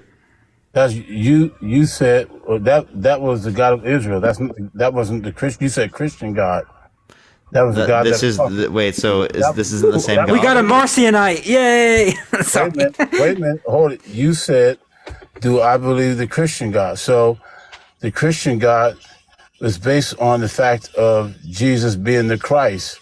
It's not based on a 4,000 year ago thing to the Israelites when they were becoming a nation and they were in war and God commanded them to do different things because of war and because of what was going on in that culture at the time. So was it good for God to command them to kill infants? I'm not going to judge God because you know what? Because there's human beings believe it's good for infants to be killed right now. Well, I mean, that's not what I'm asking you about. Would you So disagree with God here? so therefore, no. Would you be You're like he asking, shouldn't have commanded the no, death wait, of these wait, no, infants? see, Parker, don't bait and switch. You're doing a bait and switch right now, and you're very good at that. You're very shrewd and you're very smart, and you deal with low hanging fruit of Christians that don't know what you're doing. You asked a question: would the Christian God command you to kill an infant? Would you do it? I said no, I would not do it because that's not my Christian God. The Christian God I know does not tell me to go kill infants. That's New Testament Christian God. Is your God Yahweh? My God is Jesus Christ. My God is Yahweh. My God is the Okay, Holy Yahweh. Spirit. Okay, you answered the question. So, You believe in does the not Trinity? what? I believe in the Trinity, the Yes, Trinity. yes. You said you're Christian. I fully expected that. But do The you Old not Testament God believe? is the Father. Yeah, I'll say. Do you not believe that Yahweh, as portrayed in the Old Testament, is not God the Father? Kenny, thank you for the $10 on Cash App. Thank you so much, Kenny. I Just kidding. appreciate it, Kenny. Do I not believe that Do you? Oh, yes. Is Yahweh from the Old Testament, right? Yahweh, is he the same God as God the Father in the New Testament? he's God the Father. He also is God the Spirit in the New Testament, and he also, since you are a Bible scholar, you know he I'm appears not. as a theophany as well. Okay, so Yahweh is the same God throughout the entire, or the God that's portrayed throughout the entire Bible is the same God. Okay, we got that down. So, does God not command the killing of women, children, and infants in multiple verses throughout the Old Testament, particularly within Numbers, Deuteronomy, and We already know Joshua? the answer to that. We already know the answer to that, but that's a different question that you weren't asking. No, So no, we are asking you, would the Christian no, God, because the Christian God is Yahweh. yes. My point is, yes, God did command that. Yes, He did. So I'm not. So the point of it is, you're not going to get me to back up from that. Yes, He did command it in the Okay, Old Testament with and Israel. then the It's next true. question is, would So wait, you do that? if you existed at that time, would you have done it? Now, see, now you're doing hypotheticals, just saying something That's that the whole is not life. relevant.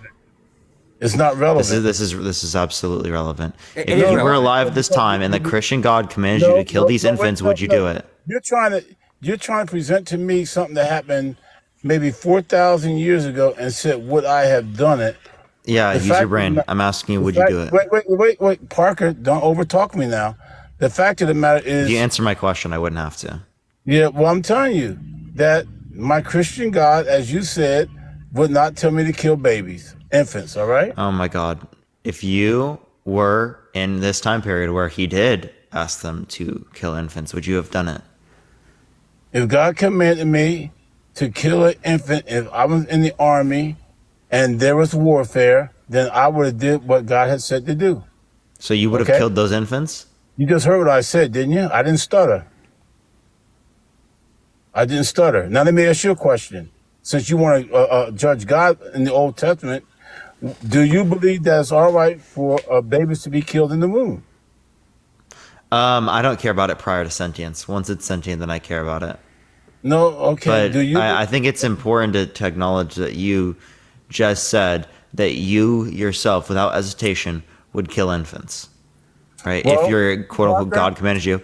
Well, my Parker, question would be is at that time period, how would you know that that was actually God? See, Parker, what you're Wait, doing? And so, wait, What hold on, you're let me doing? finish. You said not to cut you off, but you're cutting me Yeah, but off. you're doing a bait and switch. But go ahead anyway. I'm not doing a bait and switch. Yes, you are. How do you know that this would have been God?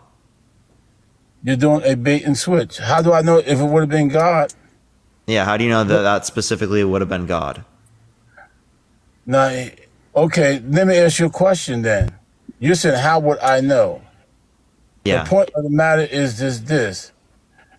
They believe in Yahweh that was revealed to them through Abraham, that was given to them through the commandment of Moses.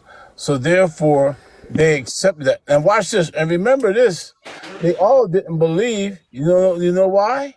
Because God had to deal with them about their idol worship. So all of them didn't believe. That's why he had to keep correcting them. So that's why he told them, thou shalt worship the Lord thy God. Because it wasn't not that there was not other gods that they believed in. They did believe in other gods. They worshiped Baal. They worshiped the Asherus. They worshiped many different gods, and they strayed from the revealed God of Abraham, Yahweh. So therefore, there was times where they disobeyed God. And guess what? God even brought punishment upon them.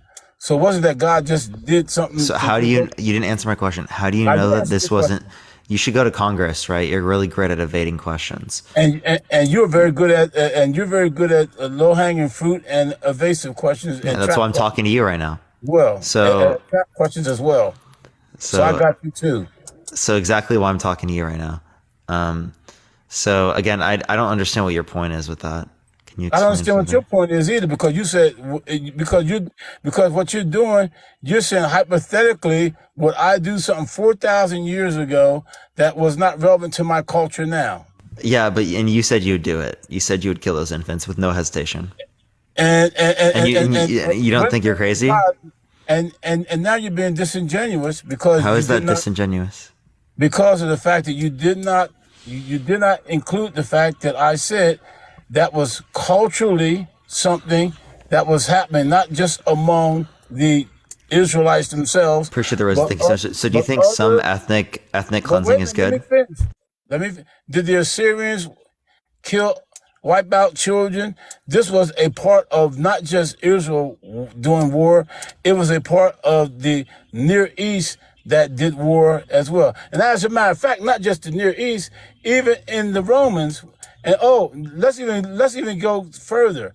How about in during the Vikings, when they raided countries like England and other places, they killed children, women, and infants as well. And watch this, Tyler. I mean, watch this. Parker. Hi, Tyler. How you doing? That's another name we can add to the list. And I appreciate the rest. Thank you so much. And they weren't we can Christian. Add another name. We've got Marker. We've got Panther. We've got Peter. Well, you can try to be, really, sarcastic and all that other stuff. But watch this. I'm just saying it's kind of funny. We got another one to add to the list. Parker, watch this. I think it's wild that your claim is that sometimes ethnic cleansing is justified. No, you are a liar. I did not say that. You are a liar. That's what God is commanding here. God is commanding you to engage in ethnic genocide. You are a liar. Ethnic cleansing, Now you're putting words in my mouth. No, I'm not. God said, now go attack the Amalekites and totally destroy all that belongs to them. Do not spare them. Put to death men, women, and children and infants. Because I got you in your own trap. Ethnic cleansing. Now you're changing it. Now you're changing the subject. This is ethnic cleansing. Now you're changing the subject. So I'm not changing anything, bro. Yes, you did, because you said if the Christian God command you to kill infants, would you do it? I said Christian no. Roses, thank you. Yeah, so you're okay with some types of. Now watch this. And then he said, "Well, what about if you go back 4,000 years ago and he asked you to kill them? Would you do it?" Now, come on, man. Yeah, so you're again. This view here says you're then okay with some types of ethnic cleansing. Now, Jamal, I kind of want your thoughts on this, Jamal. Yeah, because you couldn't trap me. That's why. Sydney, I'll dunk on you over. Also, hello, Jamal. But I just wanted to see what Jamal's thoughts were about your view.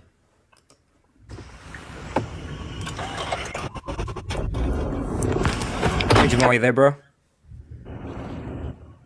He's not. Hello? Oh, is Jamal not there? That's rough. The one Christian I actually want to talk to. Snap. I didn't even know I. Oh, hey, bro. Hey. What's up, Jamal? So what are your thoughts? What are your thoughts? Do you think you're not driving, are you, Jamal? No. I was listening. Okay. Yeah, Jamal. Do you think sometimes ethnic cleansing is justified? Is it justified if it pertains to like human beings? That's crazy. No. Okay. Was there ever a time when it was justified? Yeah. In regards to like Nephilim, yeah. Oh, okay. So only Nephilim, but I mean like humans. Like, is there ever a time where a human tribe, a nation, however you describe it, can can be ethnically cleansed. Not if it's of God's will, no.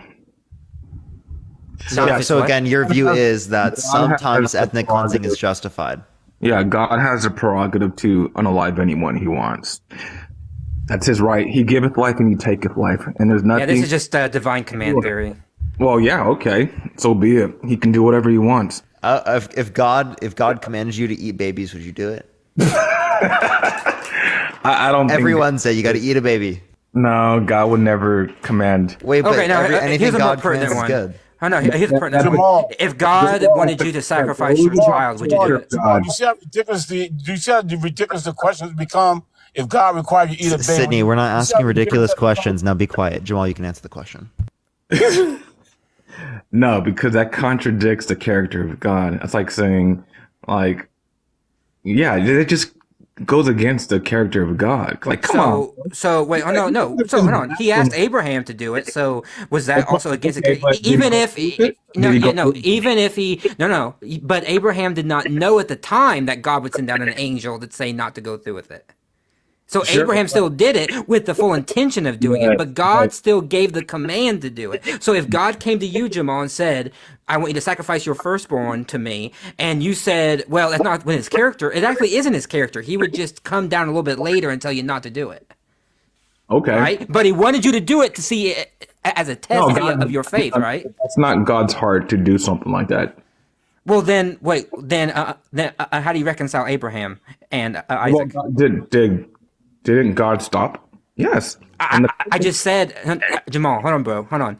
You didn't hear what I said. I said, though, what would stop God from saying to you, sacrifice your firstborn to me, but then later on coming, as you're about ready to do it, say, no, I was just kidding. I was just testing your faith like he did Abraham, because Abraham believed that God meant it, and God gave the command anyway, even knowing that Abraham wouldn't have to do it. And Abraham believed that if he did do it, that God would raise him up from the dead, because he promised that his descendants will be as numerous as the sands of the grains of It the... doesn't matter if he raised him from the dead. He still committed the act of doing it. He still had to unalive his child. Abraham didn't go through with it. But you just gave a hypothetical if he had done it. I'm saying what the end outcome is doesn't matter, because if he had done it, he still would have unalived his own child. And you know what the purpose was for all that, right? It's just I don't need a purpose for it, because I think it's abhorrent just on the face of it. Just on the face, I think it's abhorrent. Okay. Well, he didn't go through with it, so I don't know why you're like... But what's the point of testing someone like this if he already is all-knowing? Why what? If he's all-knowing, what's the point of testing him like this? Oh, well, it's to show believers or those who are seeking them that this was a picture of the ultimate sacrifice in Jesus Christ. So all of that was just like a precursor, a foreshadow of the ultimate sacrifice of Jesus. Parker, Jamal, I know that you believe that, and that's Christianity 101, bro. Yes, I know that you believe that. So God wants but to know that you would sacrifice your children, right, for God. So he already knows that you would if you have faith, right? Sure. So why would he need to test you? For his greater purposes. I mean, he knows all things. What greater purpose? I don't know. So there's no legitimate reason to test someone if you're all knowing. You just don't know, and we don't know. Right? There's just some things that just we don't know about God and how he operates. Okay, so you come from that sort of lens. Would you say that this is likely to occur given a all-powerful, all-knowing, all-good being? Yes, God is an all-powerful, all-good being. So things like the Holocaust are likely to occur given a good God that loves us and is in control of our world. The reason something like that happened was because people exercised their free will. No. Like it's likely, right? Likely what? Like it's to be expected. It's to be expected that there's the Holocaust, right? If there's an all-knowing, all-powerful, all-good being that created us. That's your view? If this all-powerful, all-knowing good being has a greater purpose in letting something like that to transpire, then, I mean, I just have to go with it. I mean, Maybe because he just wants people to exercise their free will, and that's more important. But at the end of it all, right? They're not going to get away with it. Those who committed those atrocities. There is a day called Judgment Day. That's right, and God will take vengeance on those who committed evil. Well, I mean, he'll apparently turn you away too, right? Because you casted demons out in his name. Right? He'll call you an evildoer and turn you away. Okay, sorry about that. I didn't catch. So God in the Bible, right, to people that casted out demons in his name, right? He like how you do. You've casted out demons. He says, "Be away from me, you evildoers," right? On Judgment Day. Yeah. Okay. What's your point? I'm not getting your point. So if you're casting out demons, how do you know you're saved?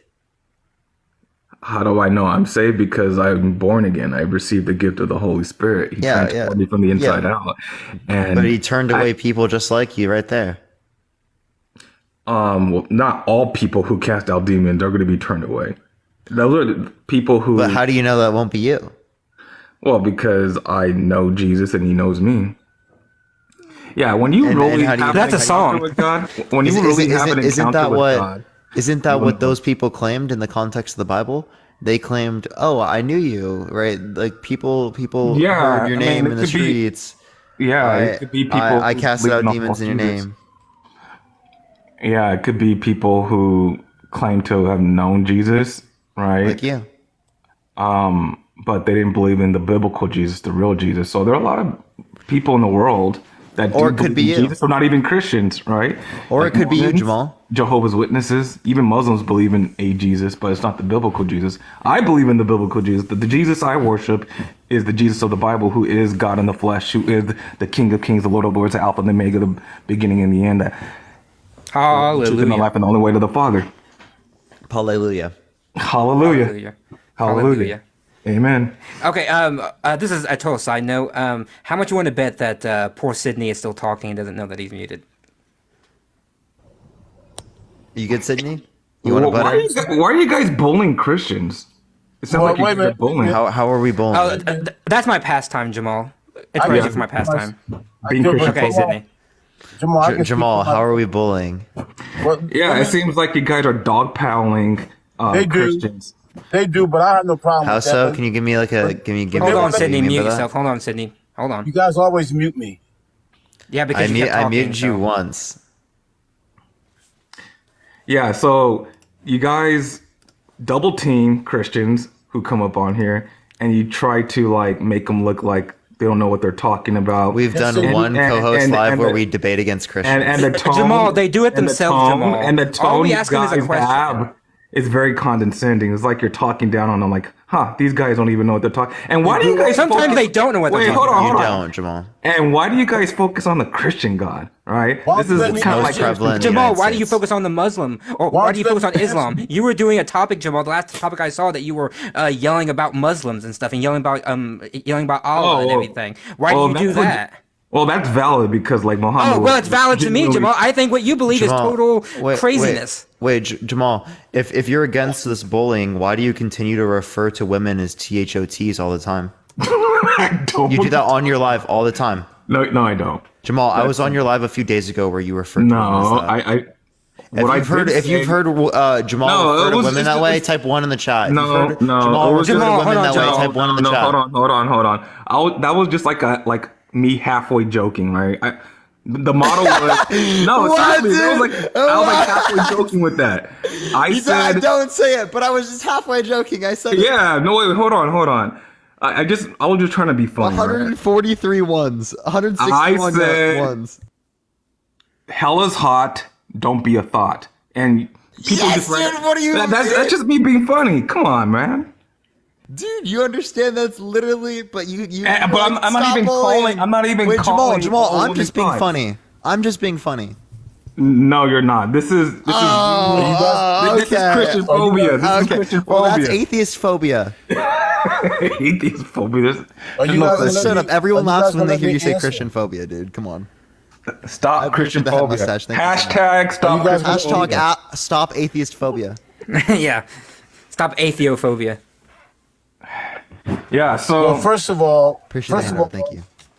First of all, Parker quoted the scripture wrong. Jesus did not say that you would go to be condemned because you cast out demons.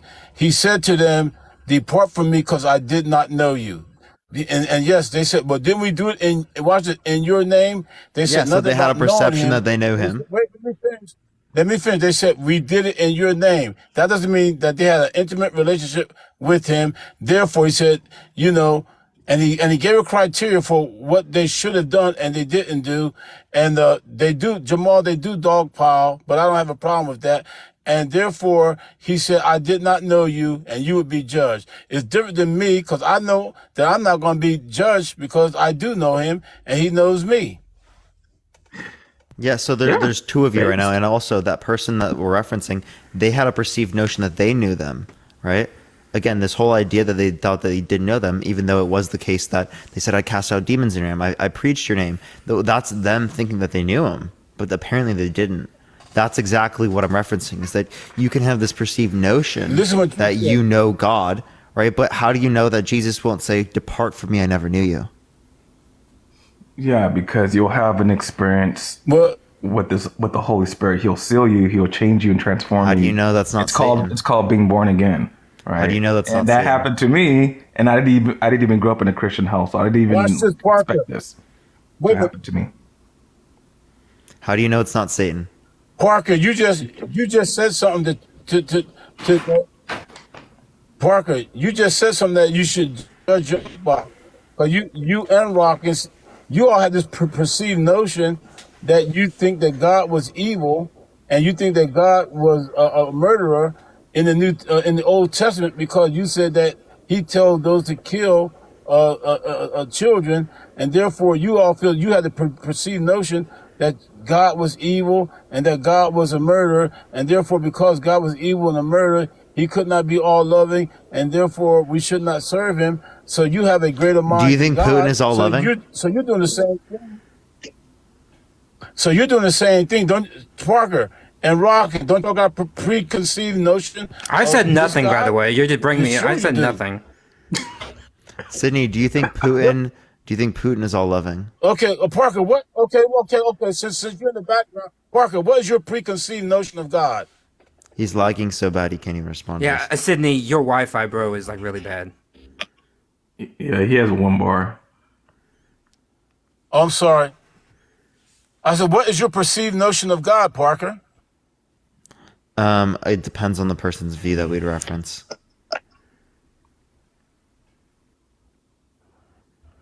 I asked you, what is your perceived notion of God? In this conversation for the Christian God, Yeah. all-knowing, all-powerful, all good, perfect being that created the universe. Okay, that's your perceived notion of God? Yeah, for the Christian God, yeah. So therefore, how do you know what He knows about what you just asked the question about killing infants? I got it from Scripture. Okay.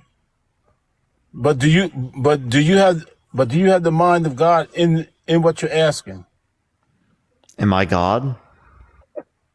Right. Yes. No, I'm just Okay. trolling. Since you're God, then you know why you asked the question then. Yeah. Okay. Well, that settles that. Depart from me, I never knew you. Well, that's fine. I don't have no problem with that. And also, as God, I say praise pieces in the chat, everyone. Yeah, Okay, I have no problem with that. Parker's just reaffirming what the Bible reads, that in the last days there will be mockers. Yeah, that and pieces scoffers. is the truth, right? See, Parker, You have to Jamal- ground it in evidence. If you don't ground it in evidence, you're Jamal- subject to Christianity, right? Christianity is just as Jamal- valid as Christianity, and you're engaging in blasphemy, Well, blasphemy by not thank you accepting for Jesus. reaffirming what the Bible reads, right? The prophecy. Thank you for In the last reaffirming what the Bible there'll be says. mockers In and the scoffers. in the past days, Christians will deny reality. You're That's becoming exactly like what it says. you're becoming like a future Richard Dawkins or Bill Maher. Like you're. I'm not an evolutionary biologist, and I'm Bill Maher. I'm not in support of the IDF killing. When it comes to the Palestinian children. arrogance, and when it comes to arrogance and like mocking God and blaspheming the Lord, yeah, that's what I mean. Yeah, well, you're blaspheming the Lord. Okay. I just find it funny, Jamal. Like, you see no issue with Parker or I mocking Allah or like mocking Muslims. Yeah, like if even we said though praise Paula, would you praise have Paula, an like, issue? or if I was to be so crazy as to show a caricature of the Prophet Muhammad, right? If I was like really wanted to be a daring, right? You would say, yeah, do it, Matt, do it. Go after Well, them because they have a well, false god, right? Well, here's the difference, right? The fundamental difference. Muhammad was like absolutely like blatantly evil, right? And see- over so over was your one, God. over So was your God, 1.9. Jamal. Well, no, hold on. You just ran yourself right into the evidentiary problem of evil, right there. He just ran himself right into the evidentiary. Yeah, problem. exactly. And over 1.8 billion people think he's the greatest example for mankind. Someone who slept with a child, right? That's problematic. I'm right? not disagreeing That- with you, Jamal. I'm not disagreeing Yeah, with and you. we Now, think it's now when we problematic that talk your about, God I'm just adding one other god to it. Hold on. Because you guys are cherry picking scriptures to try to like Yes, they do. slander They do God. it all the right? time. You're trying to slander All the God by cherry picking scriptures, right? I don't have to cherry pick. He Hold on, impregnated a hold on, minor. hold on. Jesus Christ, Jamal, they right? cherry pick all the time. Jesus Christ is a man of love, right? He's also God as well. But when he incarnated, right, what did he teach? He taught about forgiveness. He taught about praying for people, even those who oppress you, even those who persecute you, right? Well, and Jamal, you will never hold hear on, me hold not on. say. What were his two greatest commandments? Love your God, love your God with all your heart, mind, and soul, and then treat your neighbor or love your neighbor as Yes, you love yourself. love your neighbor. They impregnated his mom as a child. Treat others the way you want to be treated, aka Yes, the golden rule. Jamal. right? I have never So, said do that you I have a don't problem with that? disagree. Do No, you have a problem Jamal, with that? hold on, Jamal. Okay, then so Hold on. why are you blaspheming? Why are you blaspheming the Christian God? Because the God of the Old Testament I disagree with way more than some of the ethical teachings of Jesus. I also agree with some of the ethical teachings of Buddha. That doesn't mean I have to think that the Buddha is Can I just God. say one thing real quick? Yes, please go ahead. Yeah. God impregnated his mom as a minor, right? And you think that's No, you think there's that's- nowhere in the Bible that Mary was a minor when she first got impregnated. So Sydney actually made the case for me. Sydney actually said we got to look at context. I'm looking at context here. Women that typically married and got pregnant at that age were typically teenagers. but or it doesn't young mean girls. it doesn't mean that Mary. That's Tony, an thank you argument for the from silence. That's an $6.66. argument from Thank you so much, You're Tony. just, It Jamal, doesn't that's a mean fallacy that there. Mary You're was a saying no. teenager. Jamal. my See, that's the difference goodness. between us. I'm relying on probabilities of history. You're relying on possibilities. I'm Probabilities just are saying. always going to be I'm more just saying. probable. You guys have no ground to stand on to say that it was a certainty or most There's no likely grounds of that she certainty was a that, teenager. We do have Jesus to was say a that's God. most likely because it was common. You guys during are the so time. biased. You don't even see it. Like, come on. Jamal, you're This is biased too, biased. bro. Don't even go there, bro. I'm more objective than you guys. No, that is No, you're false. not. That is I so definitely false. am. I'm That's definitely- cap. Jamal for Jesus is the most objective individual. Yes. Yeah, I forgot to Can I mention get in the that. conversation You know, when for a I think minute, about please? people who are objective, I think of Jamal for fucking Jesus. Bruh. Parker, can I get in the conversation for a minute, please? Yeah.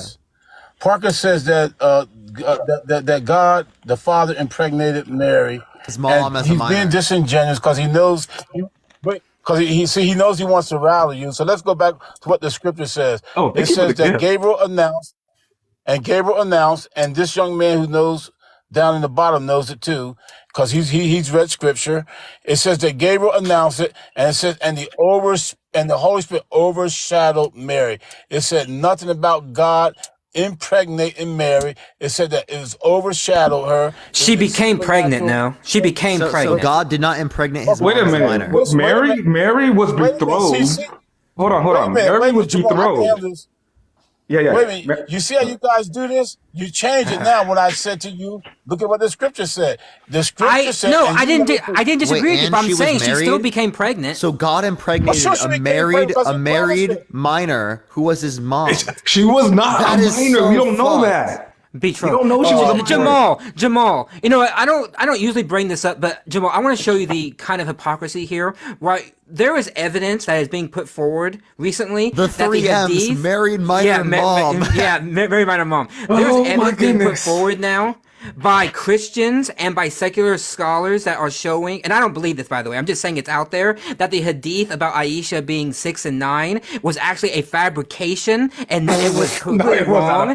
No, hold on. No, Jamal, hold on, It's Jamal. in the most authentic Jamal, hadith. listen to what I'm saying. About? Listen to what I'm saying. There is a paper coming out based on a doctoral dissertation by a man named Jonathan Little, who himself is a Christian. He went to the University of Oxford, and he is he's a scholar of Islam, but he himself is a Christian. And he wrote, which is going to be published soon, a doctoral a thesis on why the hadith that you just referenced is a fabrication. And he cites, and I've read parts of it, and he actually gives some pretty good pretty good evidence for why it's fake. Now, is it fake? No, I'm saying, Jamal, you just brought up the fact that we have no evidence that Mary was a minor. No evidence. We do have evidence. We have multiple hadiths, authentic hadiths, Sahih hadiths. There are only authentic to Muslims when based on Muhammad tradition. married her. There are only consummated the marriage when she was 9 years old. There are only authentic and pretty to much Muslims every based Muslim on theological apologist, grounds. such as Zakir Naik and Shabir Ali, affirmed that she was a minor when Muhammad married her and laid with her. Yes, Jamal, I'm not disagreeing with you. I'm simply saying to you that to Muslims, the hadith is authentic not for scholarly reasons, but for theological reasons. There's no scholarly reason to believe that these hadiths are true, which is why some scholars are moving in the direction that these hadiths are entirely fabricated. And again, if you care so much about evidence, you would read the paper and you would try to gain better knowledge of this, because again, I don't believe it just yet, but I'm saying that the evidence is being built that it would be a fabrication. Now, the same thing for Mary. Do the Gospels say anything about Mary's age? No, they don't. No, it does not. No, they don't. But do we know from context that how old a young or how old a Jewish woman who was betrothed, how old they would have been? Yes, we do. Almost universally, they would have been younger than we would allow today. They would have been between the ages of 12 and 16. Why? Because the Jewish people at the time believed that young girls reached adulthood at the start. Okay.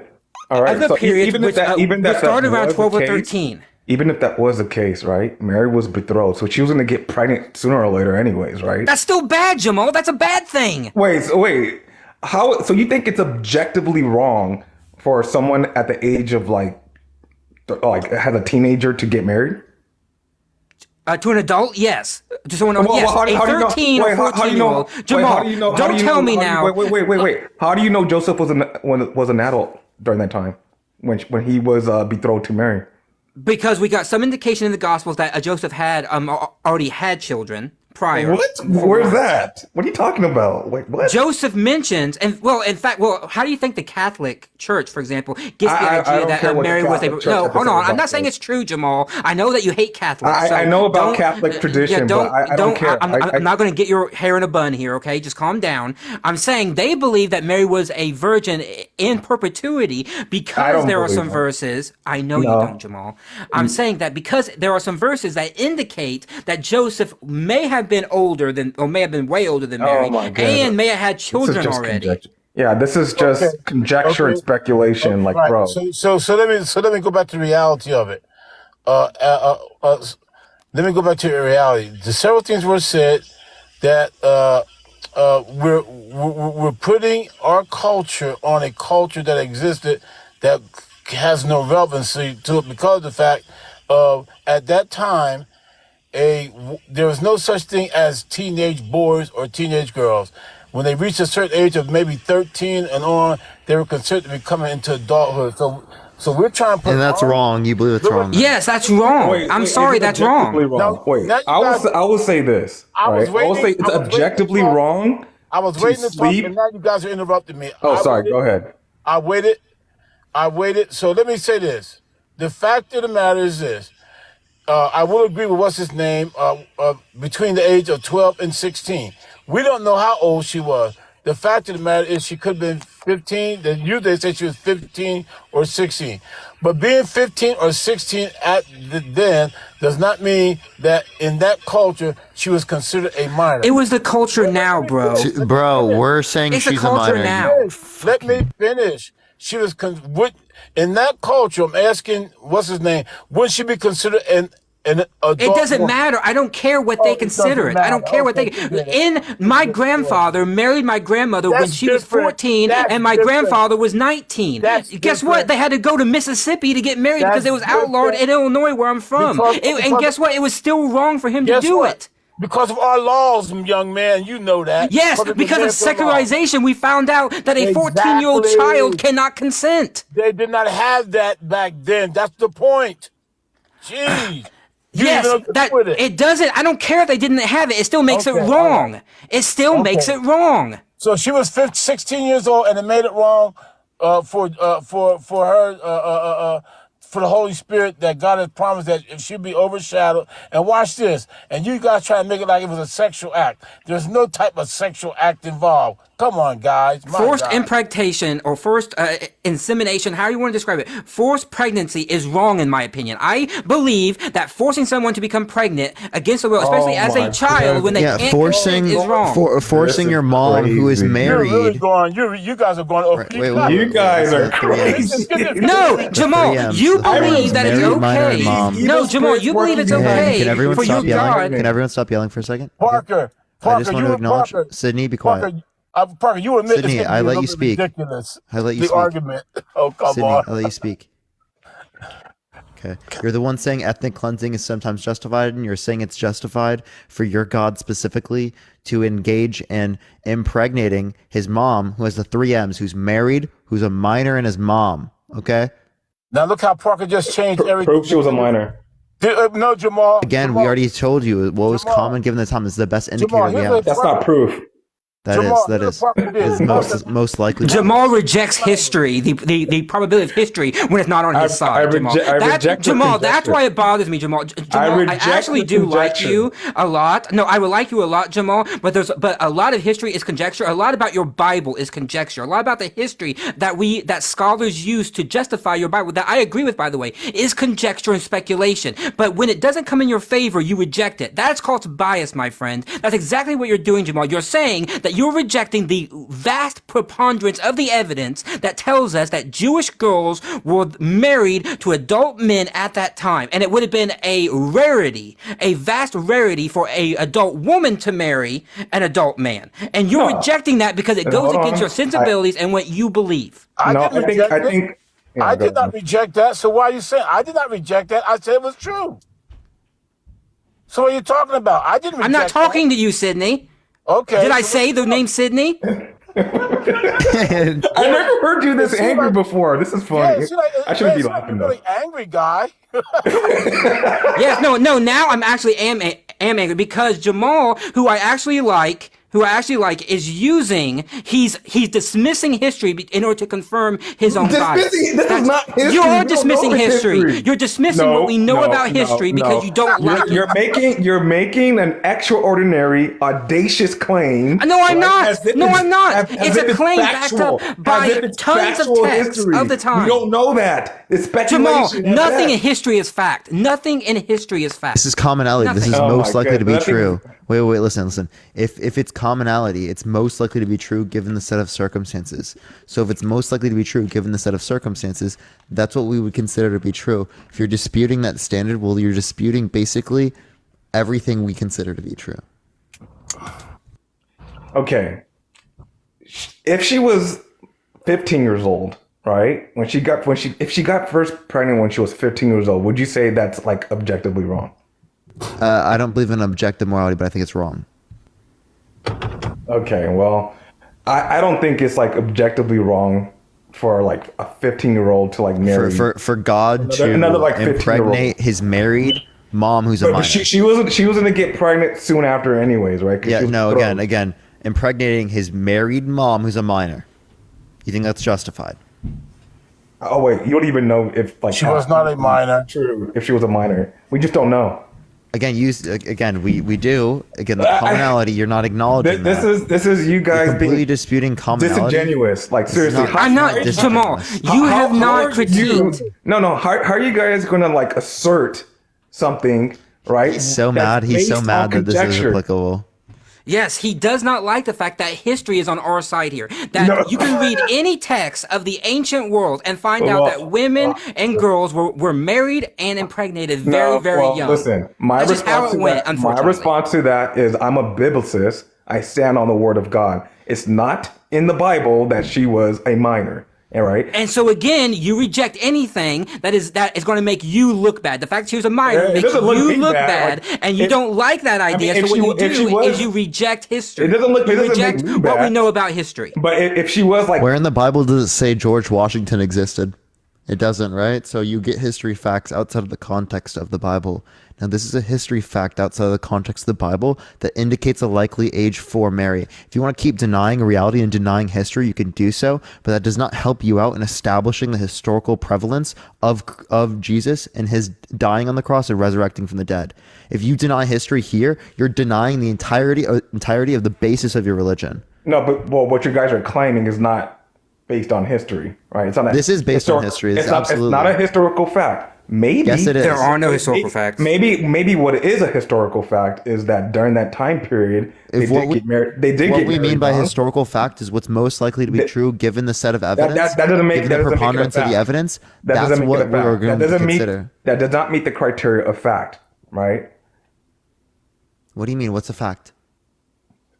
Something that's based in reality, right? Okay, and again, something that's most likely to be true is based in reality. It's based And in evidence. I don't even know if it's most likely to be true that they were.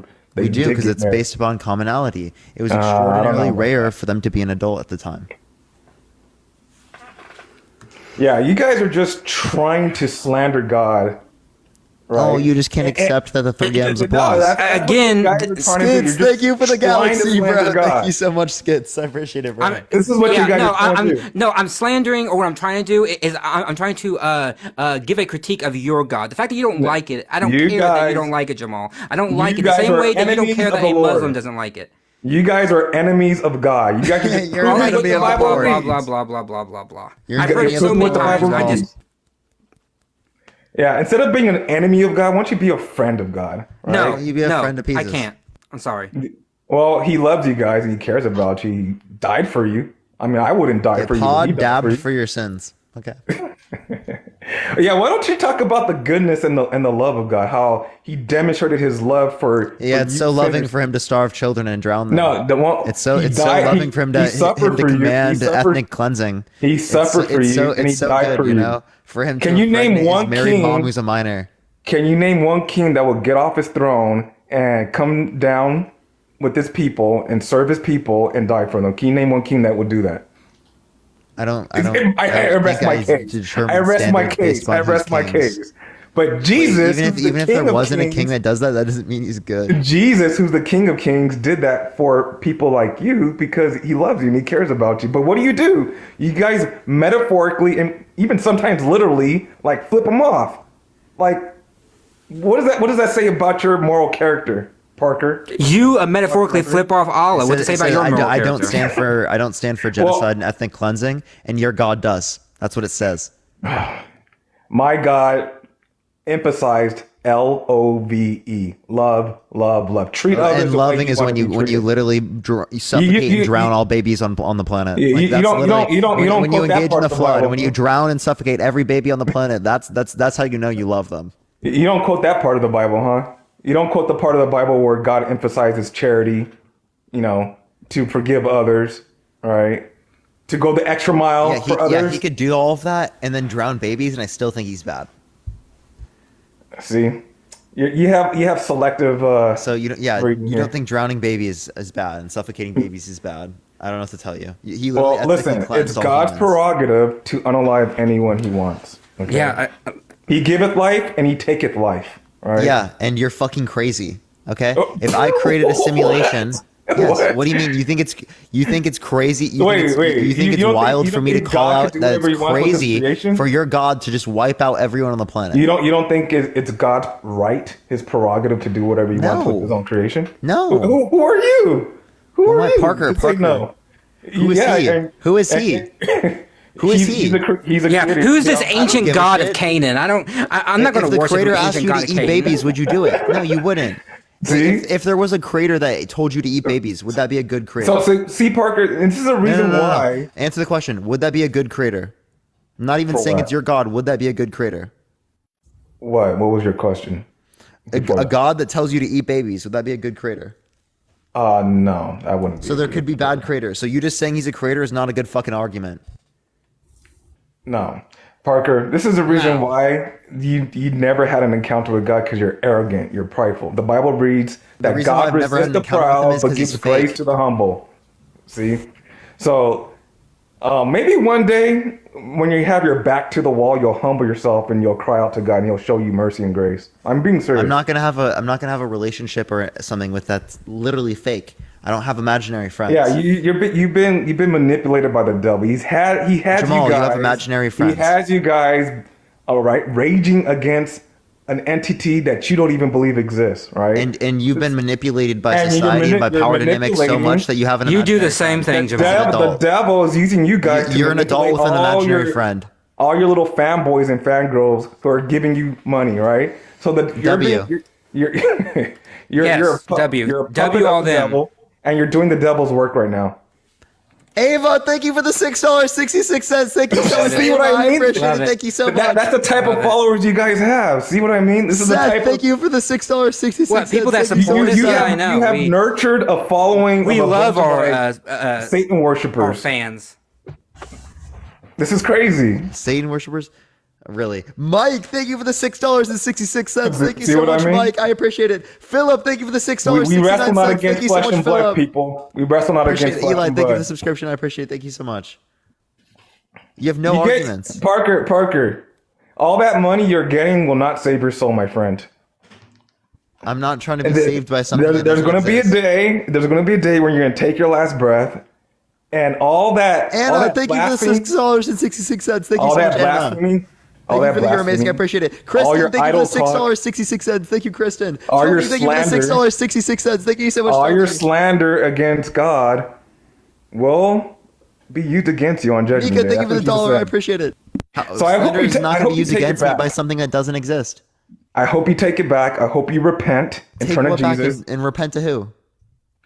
To Jesus Christ, who loves you and cares about you. And Sal, thank you for the $6.16. Thank you, Sal, so much. Tyler, thank you for the $6.66. Thank you so much. Gen X, thank you for the $7.77. Thank you. Kathy, thank you for the $16.66. Lawson, thank you for the $6.16. Thank you so much. Gen X, thank you for the $7.77. Kathy, again, thank you for the $16.66. He does thank you, Orange. Thank you for the hearts. Holy shit, people are going crazy. He does that all the time, Jamal, as a distraction to make you look like, you're stupid or something like that. So let me ask you guys something. When did y'all both become apostate? Angela, I appreciate the $6.66. Thank you so much. Because you both said I don't owe my story to you. Because you both said, I tell my story on my own terms. I'm not telling you my story. You both said y'all believe in Jesus Christ. I did at one time, but I'm not going to tell you my story. So now watch this. The very ones who become apostates, Jamal, are the ones who get on and they hate the most on Christianity. Shannon, thank you so much for the $6.66. Becca, thank you for the $6.66. Thank you so much, Becca. You see what they're doing? You see what they got? George, thank you for the $6.66. Thank you, George. What you're not understanding is that there's true disenfranchised people. Angel, I appreciate the $6.66. Thank you so much. I'm not coming from a disenfranchised standpoint. What I'm coming from is a rational standpoint. You have an axe to grind, Parker. I'm not saying I have a bad experience with Christianity. What I'm saying is that it doesn't make sense. Oh, okay. Jaeger, thank you so much for the galaxy. I appreciate it, Jaeger. Thank you so much. This, Parker, you and your friend, watch this. Y'all have illogical arguments. You know why it's illogical? Corey, thank you for the $6.66. Thank you, Corey. Can I tell you why? Can I tell you why your argument is illogical? Here, now watch your post. If the Christian God command you to kill infants, would you do it? Now, it's illogical for you to even ask that question since it's imaginary. Yeah, because your God's imaginary. Yeah, No, I'm arguing exactly. So against why this you because you That's believe why. in imaginary things. Appreciate the hand. That's Thank my you so point. So much. why you even ask the question? So no, It's if there was a illogical. Christian, listen, if there was a Christian that says, why do you believe in Islam? That doesn't mean Islam is true. Like what? Gen X, thank you for the $7.77. Thank you so much. Do you? man. You're saying you're asking? No, but I did not say that. I did not say Islam is a fairy tale.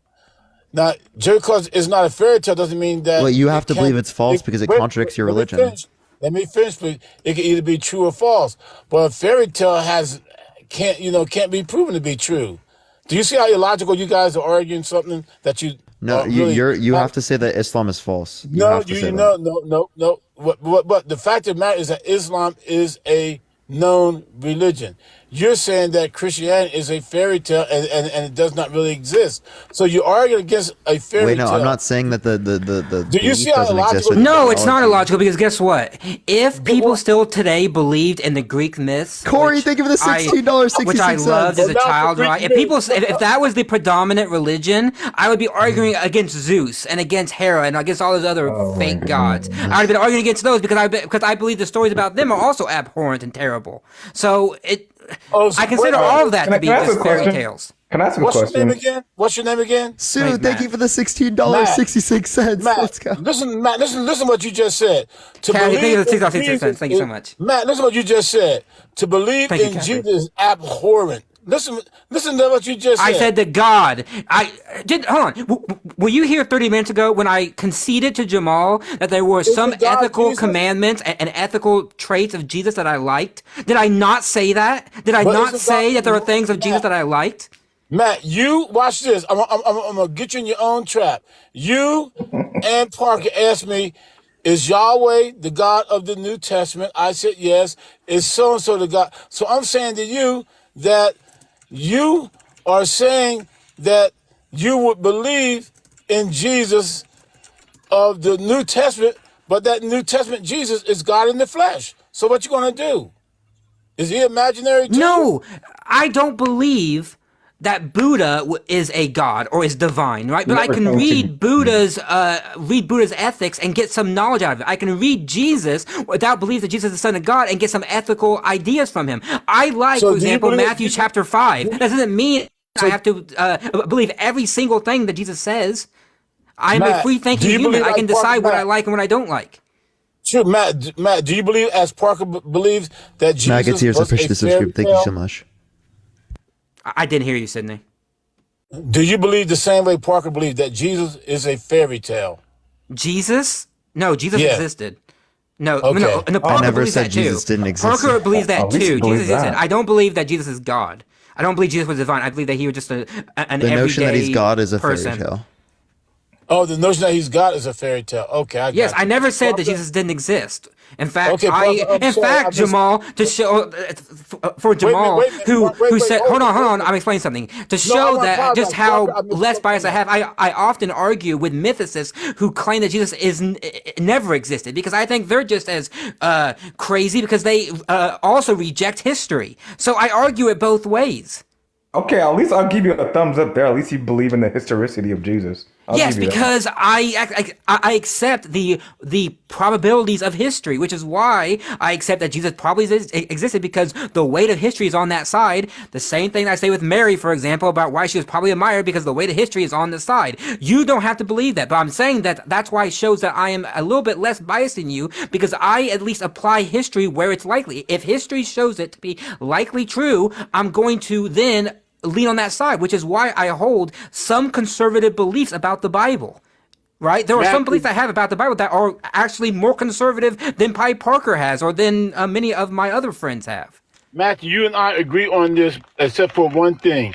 I forget what that word is when you try to put something in a historical context at a later time or earlier time. I forget the whole word what that is. You all could Presentism? I Presentism? forget what it is. But anyway, the point of it is, now I'm going to agree with you that Mary was between the age of 12 and 16. But what we don't know is her age, when she got pregnant, and also the fact of this.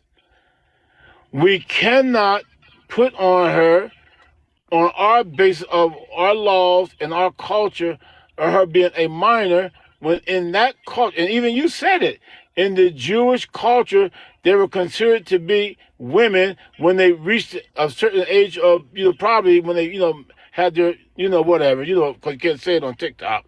So between that age, they became considered to be women. So the point of it is this, is that you can't use our context to say that she was a minor. Sydney, that's not what presentism is. Sydney, that's not what presentism is. You can critique past cultures and apply your moral framework to that and still not engage in presentism. For example, I think slavery is wrong in all contexts. There is no context with which I agree that slavery is okay. Therefore, I can critique 200 years ago, 1,000 years ago, 3,000 years ago. I can critique it. Now, am I judging them as saying that person is morally inferior? No, I'm not doing that. What I'm doing is I'm critiquing the morals that they had. And so all I'm doing is I'm applying the knowledge that I have now, the knowledge that I have that slavery is immoral philosophically, ethically, scientifically, that those of African descent are not are fully human, they are fully deserving of rights. I apply all those things that I know today to what those people didn't have and say that they were wrong. All I'm saying is they were wrong to do it. And that's exactly what I'm saying here, right? People back then, 2,000 years ago, were wrong to marry minors to adults or marry minors to 18-year-olds or 19-year-olds because I believe that minors cannot consent to a marriage or to a sexual intercourse. That's what I believe. Now, you can argue with me about whether or not that's wrong, but that's what I believe. Okay, I can accept your belief, but what I'm saying to you, you can believe that. Robert, thank you so much, Robert, for the $3. You can believe that, but you can't put a moral judgment on what they did at that time in their culture, and that was a Near East culture. It wasn't just a Jewish culture; it was a Near East culture. Can I put a moral judgment on the people that held slavery? Can I do that? Can I hold? No. When I see the images of African Americans who are whipped and beaten, can I put a moral judgment on the slave masters who did that to them? Absolutely, that's different. That's not different. It's the exact same thing. It's the exact same thing. I am putting a moral judgment on behavior that I see to be immoral and wrong. And that's exactly what I'm doing here. You just don't like it, Sydney, because I'm applying it to your God and I'm applying it to your Bible. That's why you don't like it. No, see, now you're getting personal. I did not say anything about dislike or liking it. I was giving you an analogy, and even you said it. You said this is what I feel, and this is what I feel more. That this is my opinion on this subject. But what I'm saying is that you feel it because of your culture, what you've been raised in. But for you to say, oh, they married someone. He was 25 and she was 16. That was immoral. But you can't say it was immoral to them because you weren't back there then in that culture. I have said it. Hold on. Let me say this. That's all I'm saying. Just because I'm not at that time doesn't mean I can't say it's wrong. Do you think slavery was wrong? I didn't say it wasn't wrong. Sydney, do you think slavery is wrong? Did you hear me say I didn't say you couldn't say it was wrong? I never said that. That's what you did just say, isn't it? No, I didn't. I never said what did you just say then? Can you clarify what you just said? I did not say you couldn't say it could be wrong. This is what I'm saying. I said you couldn't say it could be wrong, but you cannot say that they were wrong in that culture. That's what I'm saying. That's literally what you fucking said, and I just described that. Sydney, that's literally what I just said you said. No, you didn't. I said you were wrong. I didn't say you were wrong. Well, you said we couldn't judge them in that culture. What? And you can't. Okay, so do you think that the Holocaust was wrong? Oh man, come on now. That's crazy. Sydney, do you think the Holocaust was wrong? Of course it was wrong. Okay, how are you going to say that it's wrong in that culture?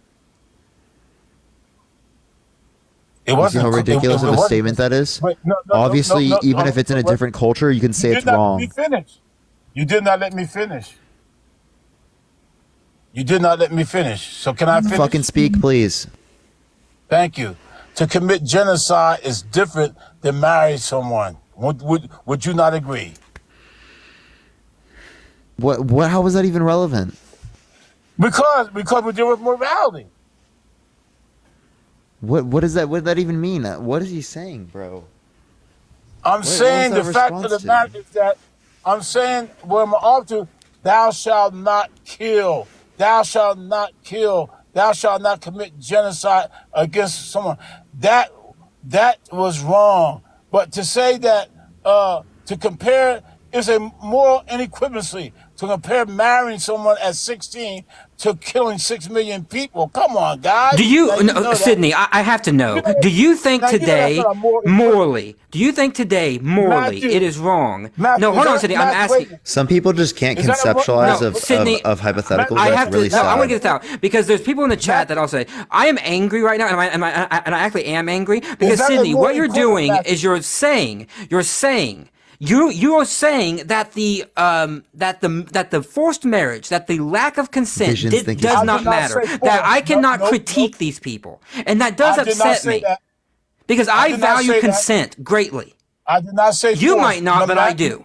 No, see, exactly. So you just put words in my mouth. I did not say anything about. Are you forced not? marriage. Are you not saying that we cannot critique these ancient cultures Nope, I when didn't say that either. these minors are Nope. being married off? I didn't say that Isn't that what either. you're saying?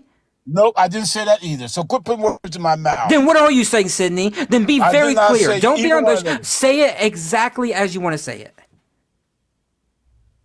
I did not say exactly what you said. You guys both put words in my mouth that I did not say. All right? So stop it. You guys are you're very skillful at flip-flopping and changing words. So stop it, None Matt. of us And are what changing I words said or to you flip all- flopping. No, listen. Let me say. Let me hear. I'm gonna restate it again. I said to you, and I said to Parker, you both can have an opinion about it being morally wrong. I said that, and I did say, however, watch what I said. However, in that culture, in the Near East culture, we agreed that maybe at 16 years old, 15, most of them were married at 15 or 16 in that culture. In that culture, it was not considered immoral to marry a 16-year-old. And watch this. And it was not by force. Now, here's the catch, which you may not like. It was not forced marriage because the father usually gave the daughter to the husband. Because another thing that I disagree with is that girls are property of their fathers, which I fundamentally disagree with, and I think is immoral, which I also will critique. Oh, my Lord Jesus. Do you think that? Do you think it's okay? Am I not allowed? No, seriously, I want to know. Am I not allowed to? Jamal was doing it. In fact, Jamal critiques Aisha, right? That was the culture at the time. That was the culture, right? The culture at the time was that young girls, 6 and 9, 12, they could be married off. Wait. We don't know if that was the culture. They could be married off. We don't know if that was the culture at that time. No, in fact, Abu Bakr gave Aisha as. Yeah, but we don't know if that was the norm. Matthew, like, come on, bro. Matthew, you know that's not true. Actually, we do. that literally was the norm. Matthew, This is let me very say That was the norm. What source do you have that was the norm in Arabia in the 7th century? Matthew, you just told us between the age of 12 and 16, it was normal. You said that about 20 minutes Yeah, ago, so what it Matthew. typically was once they had their first period. That's what it was. Right. What And it typically also, was. Yeah, so, like- Muhammad's time and Jesus' time was separated by about 700 years. A lot in Exactly. morality can change during that time. That's why I said in Arabia of the time, marrying girls who were young, especially at the onset of menses, which could be as early as 9, was the norm. And as you already said, fathers gave away their daughters because girls were seen to be the property of their fathers, which is why Abu Bakr Okay. gave away Aisha, right? Well- Gave it to Muhammad. I think this whole your guys' argument is so it's just weak because it's predicated on the idea that Mary was a teenager, and we don't even know that was a historical fact. I'm not even arguing that anymore.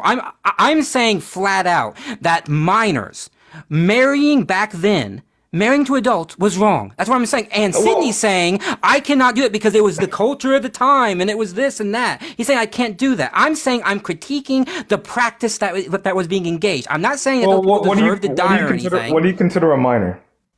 Anybody, well, I mean, anybody below, I mean, I think consent probably 18's an okay number, but I prefer more like 20 or 21. And even that is because the brain doesn't form. So you're saying that if two 16-year-olds get married. No, I didn't say that. I didn't say that. Okay. A 17-year-old and an 18-year-old getting married, that's immoral to you. Well, he's not talking about marriage. He's talking about just being with each other. Well, in fact, Jamal, we would prosecute that even today. Now, would I prosecute that? No, because there's Romeo and Juliet laws, because of the proximity and the age. I'm talking about someone who's 12 marrying someone who's 20. Okay, or like in the case of my grandfather, who was 19, marrying a 14-year-old. Okay, fair enough. But, it kind of gets like muddy. It's like kind of muddy when it's like, okay, what about like a 15-year-old and a 17-year-old? It is muddy, which is why I take it on a case-by-case basis. But what I'm saying is a minor marrying an adult, right? Marrying an adult, okay? Or having intercourse with an adult. And I'm using that, right? Because minor, 17 in some places is not a minor, right? I'm saying a minor, someone who is 13, 14, 15, possibly even 16, marrying an adult male or having intercourse with an adult male, that I think is wrong. That's what I'm saying. Okay. And I'm saying the practice back then it was very young. It was far too young for my liking. And that's what I'm critiquing. I'm not making any judgment on the individual people. I'm not saying that they deserve to be, flogged or something or be unalive. I'm simply critiquing the practice, which I'm allowed to do. And that's not me and that's what I'm allowed to do. The same way that you're allowed to critique Muslims. Fine. Because by the way, I critique Islam to this day because in certain parts of the Middle East, Muslims still marry young women, and I would still. And that's why I critique Islam a lot because that's fine. But Jamal, by Sydney's logic, I couldn't do that because it's the culture. It's the culture of the time. I couldn't do anything like that. Well, Matthew, I don't know. I haven't. Call me Matt. Only my mom is allowed to call me Matthew. Sydney is going to be like, "Oh, you are putting words in my mouth. I didn't say that," but we've gone over this with him like 4 times and showed how he said this each time. Stop bullshitting us, Sydney. Parker, you bullshit yourself. I did not say that you could not critique it. I never said that. Okay, bro, so let's get that straight. You literally. No, I didn't. So don't try to make it fit what your narrative is. I did not say you're such a gaslighter, bro. Like Jamal knows you're gaslighting. Well, anyways, guys, I'm gonna get some Panera bread. Jesus loves y'all. Y'all take care. Bye, Jamal. Have a good day. Peace out, Jamal. Yeah, y'all take care. So I never said you couldn't critique it. I said that you could not make a judgment against them about it being morally wrong. That's what I said. And you don't like it? That's what I said. Are you done with him, Matt? I'm done because I'm tired. Sydney, and see, people in the chat. I love my people in the chat that don't like me because I get passionate and I yell and get angry about this stuff, right? I value consent more than these people. Apparently, because I know and I don't like bring. No, Sydney, be quiet. I'm done. Be quiet, Sydney. No, you be quiet. No, you be quiet, Sydney. I'm tired. I'm tired of people defending child marriage, defending children that they're able to give consent. I'm tired of people defending this stuff because it's terrible, it's disgusting, and I don't like it. And so, frankly, I'm going to get upset. I'm going to get passionate about this because tons of people around the world suffer. And I believe that the women back then, these young girls suffered because of this. And so I'm going to argue against you whenever I have people come up here and try to give apologetic nonsense for this type of behavior. And I'm going to critique it just as I critique anybody. I don't just do it to Christians. I do it to Muslims. I'll do it to Hindus. I'll do it to anybody. I don't care who it is. That's why I'm passionate, right? That's why I get angry, because I know what it's like to feel consent being stripped from you as a minor. And so I'm going to get passionate about this. And people in the chat can make fun of my voice all you want. You can say I'm angry. You can say my face is getting red, blah, blah, blah. I don't care. I don't care. Frankly, it just doesn't bother me anymore because I'm defending what I think is right. And what I think is right is that minors have rights. They deserve to have consent given, and I can critique the practices that were in history. And that is not me putting my morals on this, that's me showing to the scientific knowledge that we have today that these practices were wrong. That's what I'm doing. Now I'm done. Okay. Matt, for you to say that I consent to minors being sexually taken advantage of is a totally misrepresentation of what I said. That I would never even consent to something of that nature in what we're talking about. That is totally, so please, that is totally unfair for you to say that I'm consenting to minors being sexually exploited.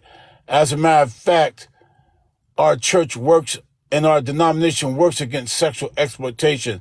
We have rescued thousands of women from sexual slavery. And for you to say that, that is me off. Okay, so for you to even suggest, Slavery or we can have Ghana a disagreement. No. Parker, shut up right now. We can have a disagreement on something, Matt, but for you to say that I'm agreeing in sexual exploitation of minors, I never said that. And our denomination spends millions of dollars rescuing women out of sexual bondage and exploitation all over the United States and across because God wouldn't do it. Asia. Sydney, I believe you that you engage in those charitable actions. Okay, I believe you. Okay, but what you're doing is you're giving apologies, and by apology I mean like an apologetic for this behavior in the past. Because when I critique these things, you bring up things like culture, about context, about history. You bring all this up because we bring it up in the context of your God. But then, when I bring it up with other situations, you don't have a problem with it. And what I'm saying, Sydney, is that my morality applies in all times and spaces, right? Unless there is good evidence, very good evidence for me to change it, meaning that there's a reason why I would... Did he just get flagged? Bro, what the fuck, dude? Fuck TikTok, bro. Fuck TikTok. Can we get an L TikTok in the comment section? Can we get an L TikTok? Bro, like what? That's so ridiculous, bro. L TikTok in the chat. Yo, Vision, I appreciate the blooming. Thank you so much, Vision. I appreciate it. That's such an L TikTok, everyone. Sydney, I have a question. Parker, what happened to him? He got banned. On both accounts today. That's so fucking ridiculous. I don't know. That's crazy. For what? Harassment and bullying, apparently. Huh? Harassment and bullying, apparently. What? Yeah, I know. It's TikTok's I didn't ridiculous. feel I was harassed and bullied. Yeah, I know. I agree. I mean, I obviously don't think he was harassing or bullying. TikTok I don't think so either. TikTok has been overly moderating. Parker, you know me and you have disagreements on things, but we respect each other. But that's crazy. Yeah, I agree. I mean, I've been getting banned a bunch from TikTok too. I appreciate the Money Gun. Thank you so much. He got a week. He appealed. Oh, wow. A week ban. But this has been happening to me. I've been dealing with TikTok bans for 2 years. This account is my third account. And I've actually dealt with so many bans that it's affected my algorithm. Like it doesn't allow for my lives to send out like normal. I get like 30% of my lives are people who follow. Whereas it used to be like 4 to 15% before all the bans. Because like banning affects the algorithm after a while. So you got over most of the people followers on it. Yeah, so if there's 2,600 people in here, at least 30 to 40% of them are following right now. Wow. When typically it's between 4 to 15%. Wow. Yeah, it's ridiculous. And it's not even just happened to me. It happened to Harry, who does Trump lives yesterday. He's verified and he got banned 3 times yesterday. Oh my goodness. For misinformation, for harassment and bullying. It's like, what? Yeah, I don't know. It's unfortunate. Hopefully it doesn't happen to me. That's why I can't even do my other topics. I can't even argue against people that think it's wrong to be gay because I immediately get banned. Are you for hate serious? speech and hateful behavior. Yeah. If I just argue against homophobia, if I just say you should accept gay people. Oh wow. Jeez. Yeah. It's unfortunate, but yeah. Sydney, go ahead. The only people you don't get banned for is beating up on Christians, huh? And I get banned for this too. Trust me.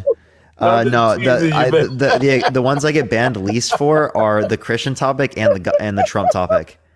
So yeah, I'm just teasing. I can't beat up on homophobes, but I can beat up on Christians. Even though a majority of the time when I'm talking about the gay topic, the why is being gay wrong topic, it does end up leading into conversations with Christians and stuff. But yeah, is there anything else you'd like to go over or talk about before going to the next person?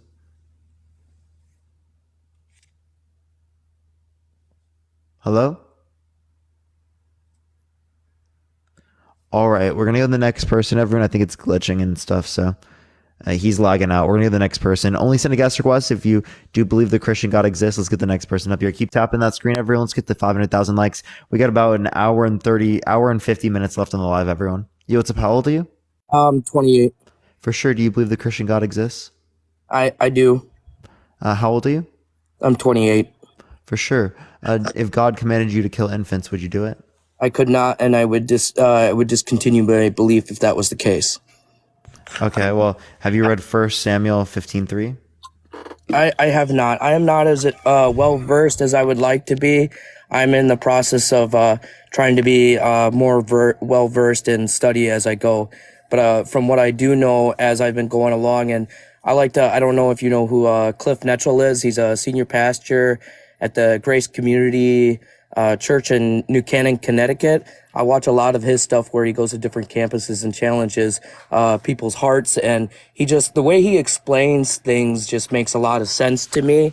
And it's a different angle that I never really looked at before on a lot of different things. But what does is Samuel's from the Old Testament, correct? Yeah. So it says, now go attack the Amalekites and totally destroy all that belongs to them.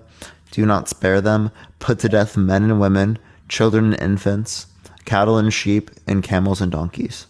Does it say like what the reason? I know there's not any good reason behind something like that, but does it say what his reasoning was around that time? Did those people, were they against him? Would that matter if we're talking about infants? No, I don't feel like it, but I know that the Old Testament, like the infants themselves weren't against him, right? Right. I agree. But I do know the way the Old Testament was. I know God was, I believe, and I don't want to like quote 110% on this, just because I try to tread carefully anything I talk about in my religion, because I don't want to be a person that would lead people falsely. So I try to, hopefully, it's just an opinion, I guess, but I believe that the Old Testament, okay, so after the earth was cursed and after sin was created, that tie between God and the people were severed because of that sin. And so God loved his children so much that he wanted to find a new way to reconnect with them. And in order to right those wrongs, that's why Jesus was sent down to reconnect us, to regain that connection with God. Because I do believe our God is a merciful God. And in the New Testament, things are a lot different than the way it was in the Old Testament. Because Jesus was very merciful. He did a lot of kind things. He did not believe in violence. He did not believe in killing. Pardon me if I stall a lot. I'm just trying to. I struggle with gathering my thoughts sometimes. Again, my point would be is that God commanded this. If you were alive in this time period and you were commanded this, would you do it? I don't think I could. No, I don't think I could. So you would disobey God? In that sense, yeah, I would. I guess I would say that. But I am grateful that the New Testament and Jesus Christ came along. So would you expect a good God to command individuals to kill infants? No, I would not expect that. So you would say it's unlikely for this to happen. So if this is unlikely, well then wouldn't this just decrease the probability of your God existing? We would just say like the Christian God is unlikely to exist. I strongly don't believe that that there could be a possibility that he could not exist, just from my own personal testimony. I mean, some people might say that it's coincidence, but to me, he's helped me stride a lot in just trying to be a better person. And I used to have a struggle with a lot of temper issues, and I used to be kind of a violent person at one point in time, but I've calmed down a lot over the years and tried to correct myself, because I don't believe any of violence is the answer to anything. I believe having conversations between two people like this is what we need to be doing in order to find peace in the world.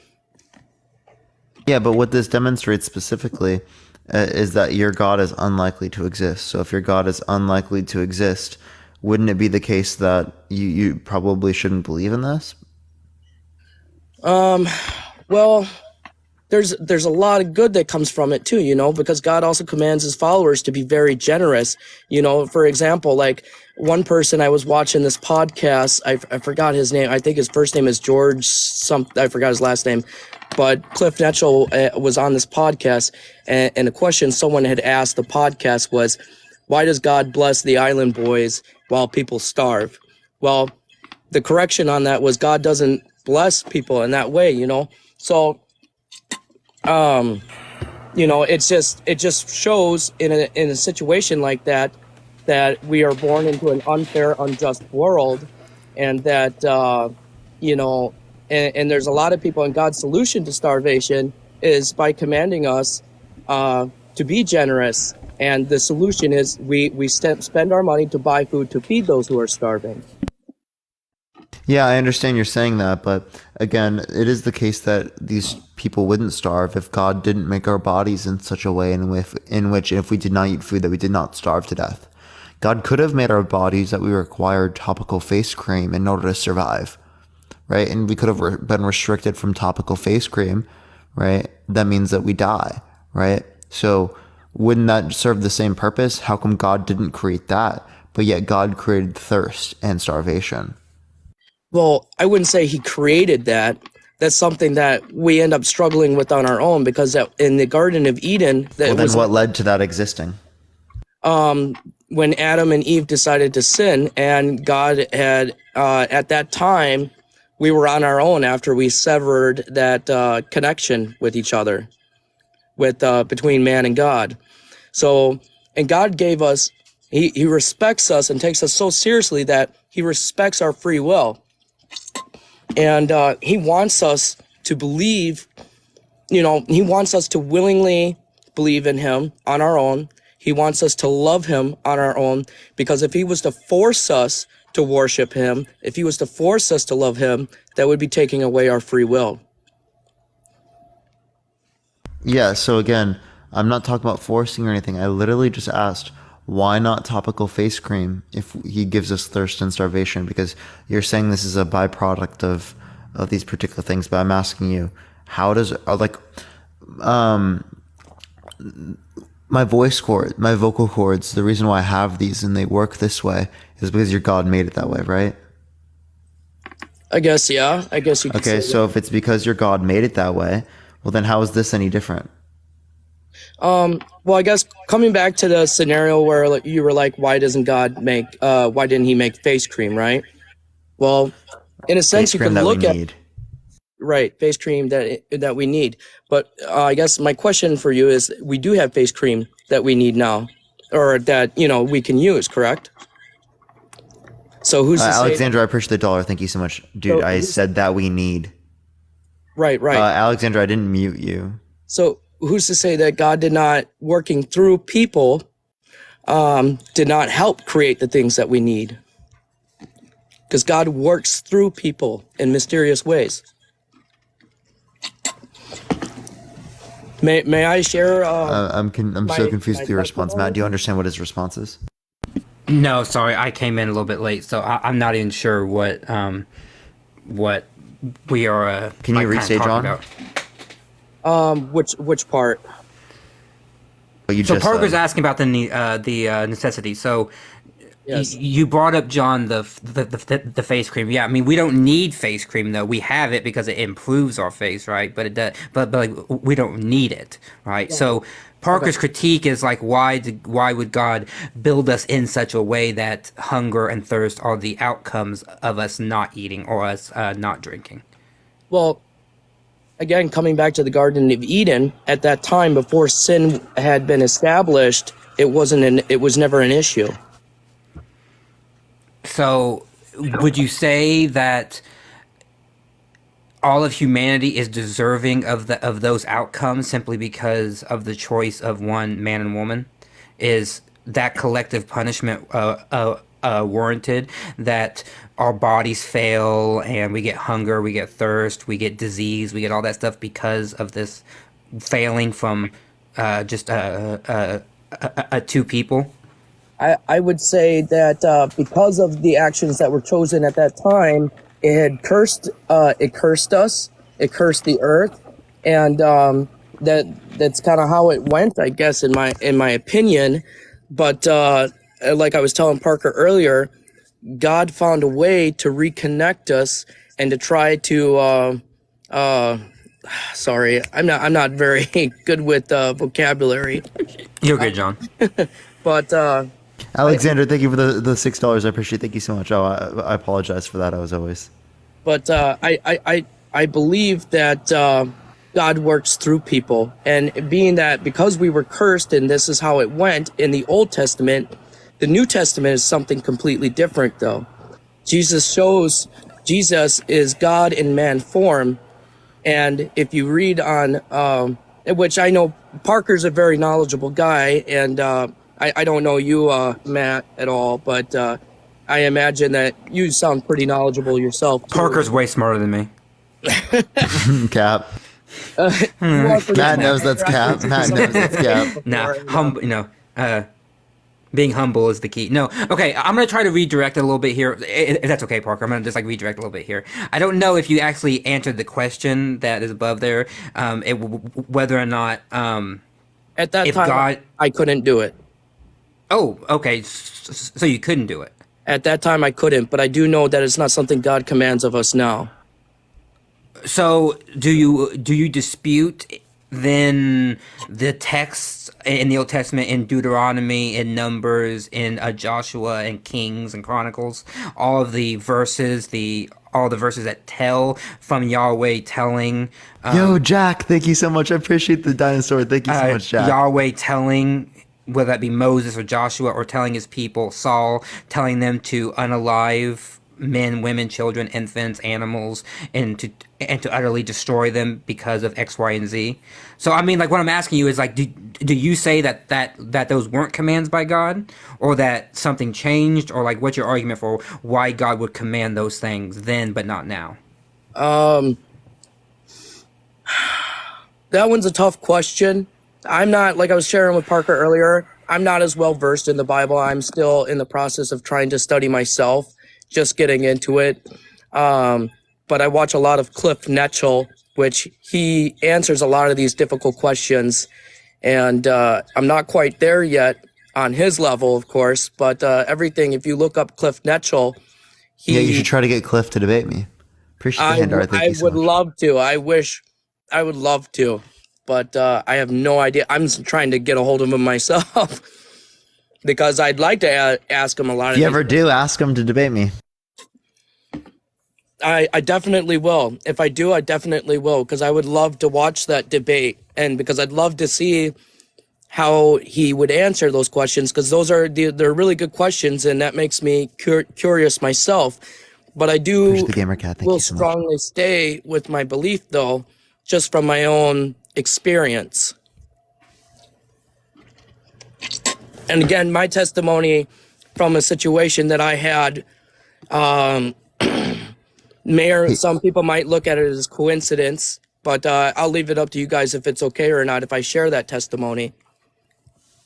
I don't think testimony is going to change anything, to be totally honest with you. That's okay. That's perfectly okay. For some people, it might reach. Can I bring us back to the topic? Yeah. Bit? I apologize. So you don't think that God kills infants, or appreciate the boxing gloves? Thank you so much. You think that God would command us? I don't think so. Not in the New Testament. Not today. I don't think so, because God also, I mean, in the Christian community, a lot We of gave us you a don't verse, believe in though. we don't believe in abortion We gave you a verse, though. from the Old Testament. Yeah. That's the same God, right? It is the same God, So, which I don't fully understand. and he all was of always that. perfect, right? Jesus was. Yes, he was. So if he was always perfect, then this action was perfect. Jesus, though, didn't support any of that. Well, this is Jesus. The Father is Jesus, right? Yes. So if the Father is Jesus, well, then the Father commanded, or Jesus commanded them to kill infants. But Jesus also, if you look at everything that he did while his time was on earth, he was against a lot of that. He Again, he commanded. love and So are you then saying that the Old Testament contradicts the New? I believe that it does contradict the new a little bit. Yes. Okay, then some ways. then there's a contradiction in your Bible. That's an issue. I don't necessarily disagree with that, but again, I'm not well versed enough to fully understand myself. So I might not be exactly the perfect candidate for the debate, but I just I don't know. I kind of wanted to jump up here because I like to debate and learn a little bit, and I know you're very knowledgeable, and I'm sure you've read the Bible through and through. Sure. So I apologize if I don't have the best debate here, but No, you're fine. Don't worry, Matt. I don't even see them. I see them. I'll add them. Oh, you can add them after. I can add them later. Yeah, For sure. I can add them. All right.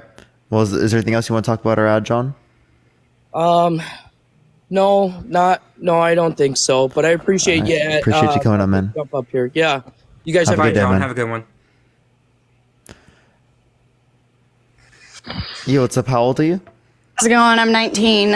For sure. Do you believe the Christian God exists? I do. And do you think that if God commanded you to kill infants, you would do it?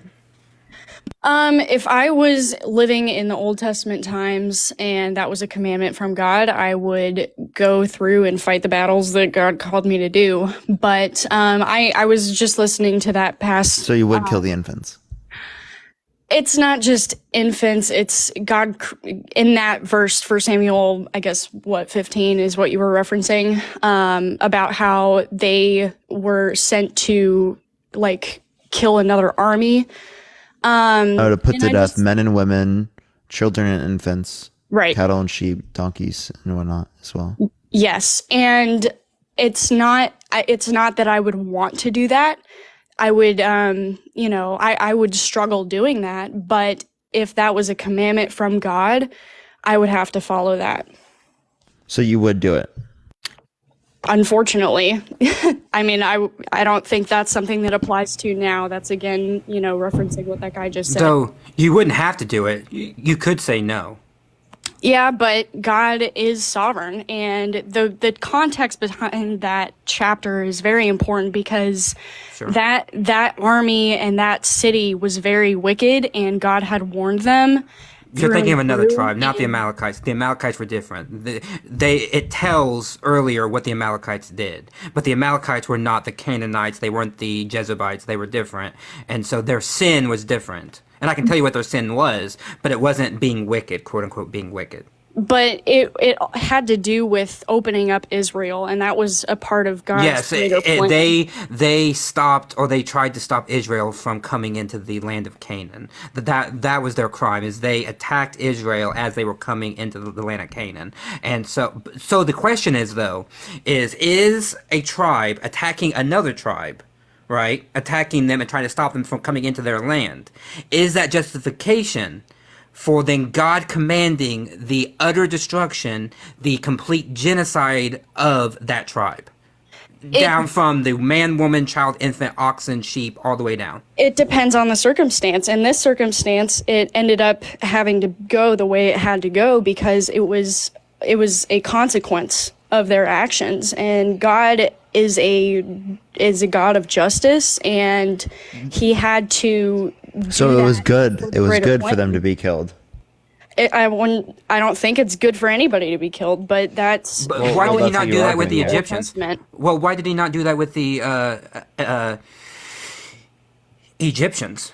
The Egyptians enslaved the Hebrews for 300 years, and God let it go. And then once he actually wanted the Hebrews to go, and they wouldn't do it, he just brought about some plagues. He killed the firstborn, but he didn't wipe them out. He didn't utterly destroy them. Well, In fact, yeah, he let them still that's- live. That's right, but they still had consequences. They still had those plagues. Yes, to but deal with. Still lots but and don't lots you of people think? had to die? But don't you think that enslaving the entire Israelite community for 300 years is worse than simply trying to stop the Israelites from coming into your land?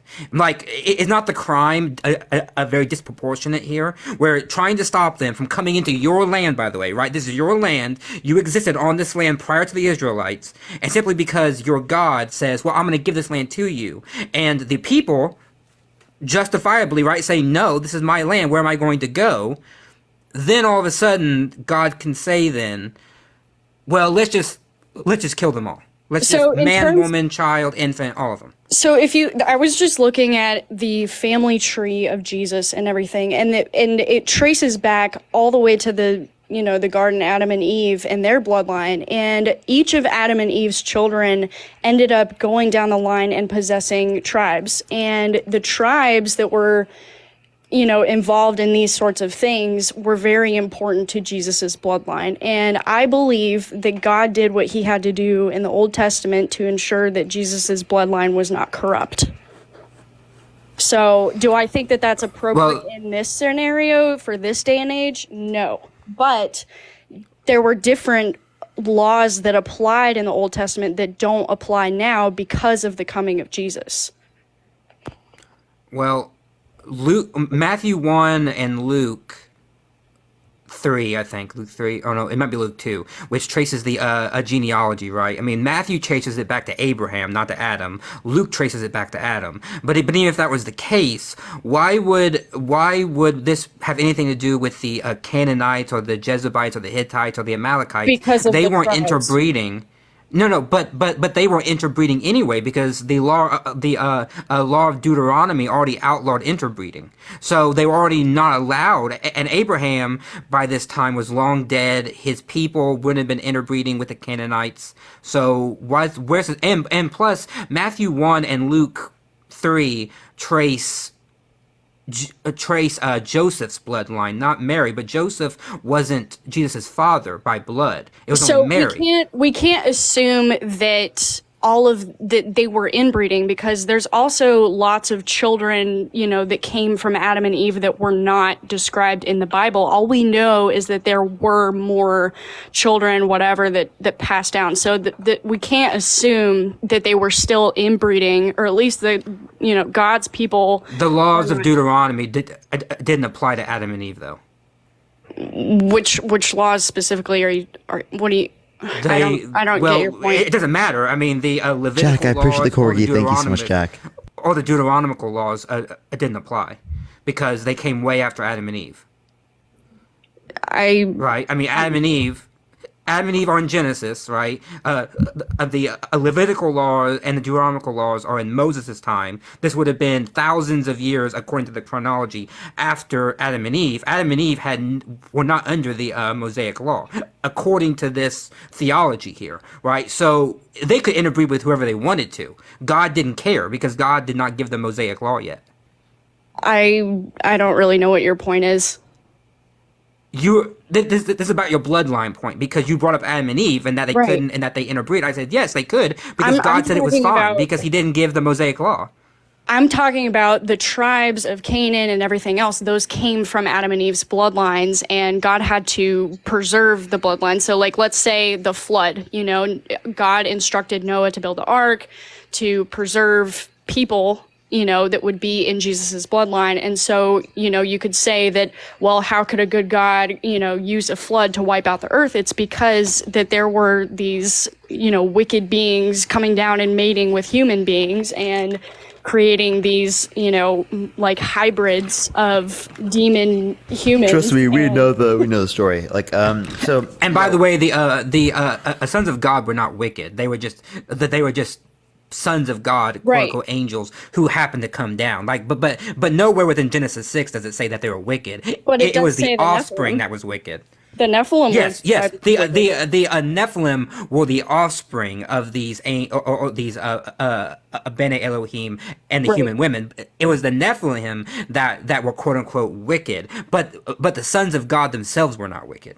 Right. Well, my point is with your question is I believe that God had to do what he had to do in the Old Testament in order to ensure that Jesus's bloodline was not going to be corrupt.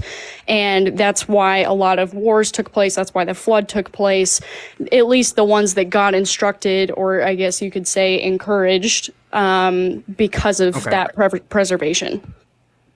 Okay, but then why does Matthew and Luke trace it through Joseph and not Mary? Because Joseph was Joseph one of the- wasn't. because Joseph Yes, but was one Joseph of- didn't give. But Joseph wasn't Jesus' father. He didn't give no blood. He didn't give no DNA. Right. Right. Joseph. Mary did. Joseph. Well, you're getting the wrong Josephs mixed up. There were two Josephs. There were 12 brothers. You know, like, did you ever hear the story of Joseph with like the multicolored coat and everything, and how his Oh brothers? no! I'm talking about sold Joseph, children? the father of Jesus. I'm talking about the Joseph of Matthew and Luke, which you're Sure. quoting. You're quoting Matthew and Luke. I'm talking about that Joseph. Right. Yeah. But Matthew and Luke trace the genealogy of Joseph. Cora, I appreciate the subscription. husband Thank of, you so much. The husband of Mary. They don't trace Mary. Mary's the one that gave the DNA, gave the bloodline, not Joseph. That's right, but So- Mary would. There's a YouTube video explaining the whole genealogies. Mary comes in, and she's supposed to be, I think, an ancestor of Ruth, I believe. It's not. ancestor It's of not. Ruth. Yes. Yes, that can be that can be inferred, but where in the genealogy, when they're tracing it to Joseph, Matthew and Luke explicitly say that they're tracing it from Joseph.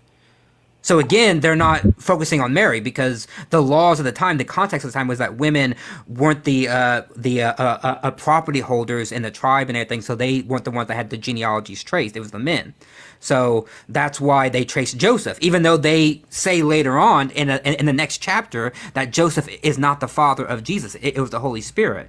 So, you know, Okay. again, that's where your bloodline point. This all traces back to your bloodline point, right? About why this was happening. Your bloodline point doesn't make sense because Matthew and Luke don't trace Joseph. Don't trace Mary. They trace Joseph, Right, who gave no blood to Jesus. They didn't have to necessarily trace Joseph or Mary back because Mary was already depicted as an ancestor of Ruth and some other texts in the Old Testament. That's kind of what I'm Well, saying. I'm not sure So- about that. Mary is only mentioned in the Gospels, and so we have to go by what the Gospels say. Okay. And I'm not sure that the Gospels trace Mary's genealogy at all. Because only Matthew and Luke have a genealogy, and Matthew and Luke, as far as I know, don't mention anything about Mary's genealogy. Well, I do believe that the Old Testament and New Testament both kind of foreshadow each other in some areas. So, I mean, I can go back and read that's up on that. that's a theological concern, right? But I'm Right. saying what the text clearly says. The text of Matthew and Luke clearly say it's from Joseph, not Mary. They are not concerned with Mary's genealogy, and so again, your bloodline point doesn't make sense to me because even if it did, it still wouldn't make sense why God would allow the killing of an entire tribe or an entire people. Well, Because he already had laws that says don't interbreed. In order to get from the Old Testament to the New Testament, some of those battles and stuff that had to happen happened because of the preservation of Jesus, but it doesn't really matter about the bloodlines after Jesus's birth because Jesus was born, he died. That was like the whole point of it anyway, is what I'm trying to say. Yes, but again, okay, Parker, go ahead. I'll leave. Well, I mean, I don't want to cut you off. I just want to tie us back into something else. I don't even know what we're talking about at this point. Like, I'm actually completely lost. This is way above it. Yeah, I got very. Like, I don't even know why we're talking about this. To be totally honest with you, like, I feel like this is kind of unnecessary. So, like, let's go into like the back to the point. You said that you'd think it's justified, right, to kill infants, given the fact that God commanded you to do so. Correctly? I think that God was a God of justice in the Old Testament, and I think that people had consequences, and God had to deal with those consequences differently than after Jesus because Jesus had not died on the cross before that. So the these way, like sacrifices and stuff, like people had to slaughter animals and turn in sacrifice for their sins because Jesus had not come yet. So there were a lot of things that applied in the Old Testament that changed for the New Testament. So why did a perfect God change his moral prescriptions? A perfect God didn't change his moral prescriptions. Jesus It did. You just said it came. changed. So God cannot be a part of sin. And Jesus was basically the bridge between humanity and God so that God could have relationship with humanity again, because again, the way of dealing with sins were changed when Jesus came. I don't think that. Yeah, see, that's the problem, though. God changed the rules. That's what we're saying. God changed the rules. God No, had he sent rules his for the son. Old Testament. He didn't change. Yes, the yes, rules. exactly. He changed the rules. He changed the conditions, right? He sent his son at a time when the Old Testament had already happened. He already condemned or allowed tons of people to die, to suffer, and everything. And then he decided at a certain time, I'm going to change the conditions, and I'm going to do that by sending my son But that to die. That wouldn't make any sense, because that would mean that no people of the Old Testament ever went to heaven. That doesn't make any sense. That was the early church belief, by the way. That was the early church belief. That for pagans and the people of the Catholicism. Old Testament, only the prophets went to heaven, but all the people before didn't go to heaven. They went to hell. That's not biblically accurate, because it said, that Elijah went to heaven. God carried Elijah to heaven. I said the prophets. In a chariot. I said the prophets. Remember, I said the prophets went to heaven. Moses, Adam, Abraham, Isaiah, that they all went to heaven. There's also stories. But everybody else didn't. There were Old Testament stories of these people, going to heaven as well. I can't agree with that. Okay, so again, my point that I wanted to specifically reference is that you consider it good for God to command to kill these infants, right? I don't consider it good, but I think that it was justified because God is sovereign and He is a just God. Yeah, and but it's not justified now for the same types of conditions. And that's because Jesus's moral prescriptions changed. I know you're saying that He came onto the earth, right? That still is a part of the process of the moral prescriptions changing. I think only God is allowed to play God. I think God is. I don't think that's answering my question. I think God is able to make whatever decision He wants to because He's God. So anything is justified. So if God asked you to eat babies every Wednesday, would you do it? I don't think God would go against that kind of logic. Now you're questioning it. You said everything God says is good. Now I gave you something that God says. You don't consider it good. No, I didn't say it was good. I said whatever God wants to do is justified because He's God. Yeah, if God wanted to do this, would it be justified? I don't think God would want to do that based off of how we know His nature. If God wanted to do this, would it be justified? If God decided to do something because He's God, then He's justified because He's God. So again, if He wanted to get you to eat babies every Wednesday, then it would be justified for Him to do that? I can't answer that because that goes against His nature. How do you determine His nature? Through the Bible and how He describes Himself and how others describe Him, and through following Jesus, because wouldn't you say that's an imperfect partly description of His preferences because it's through the context of human beings? No, I wouldn't. But aren't human beings imperfect at relaying this information? Yeah, but the Bible is a divinely inspired book. Yeah, but again, it's still going to be the case that there's an imperfect medium. People are the imperfect medium. Well, that's why we cross-reference the Bible, because if humans are imperfect, then that's why we go to the Bible, we cross-reference verses, and we make sure it lines Yeah, but up. again, that's all imperfect. So the point is why did God want the Bible to be imperfect? The Bible is not imperfect. It is, because it went through an imperfect medium. It was made by humans. What's the proof behind that? Otherwise, you're saying humans made a book that's perfect. I don't think that the Bible was purely made off of human consciousness. I think that the Bible was divinely inspired by God. Yeah, so again, you think that God can influence free will then? God gave humans free will, but that doesn't mean, what is a prophet then? What is the Here, let me point ask of you a this prophet? question, right? Would it be justified for God to kill Hitler prior to the Holocaust? Sure. I mean, God, Why? again, So God wants to God do. didn't think the Holocaust was bad enough. Didn't Hitler die anyway? Like, I don't know what After tens of millions of people After died. how many? Yeah, I'll say after how many like people died.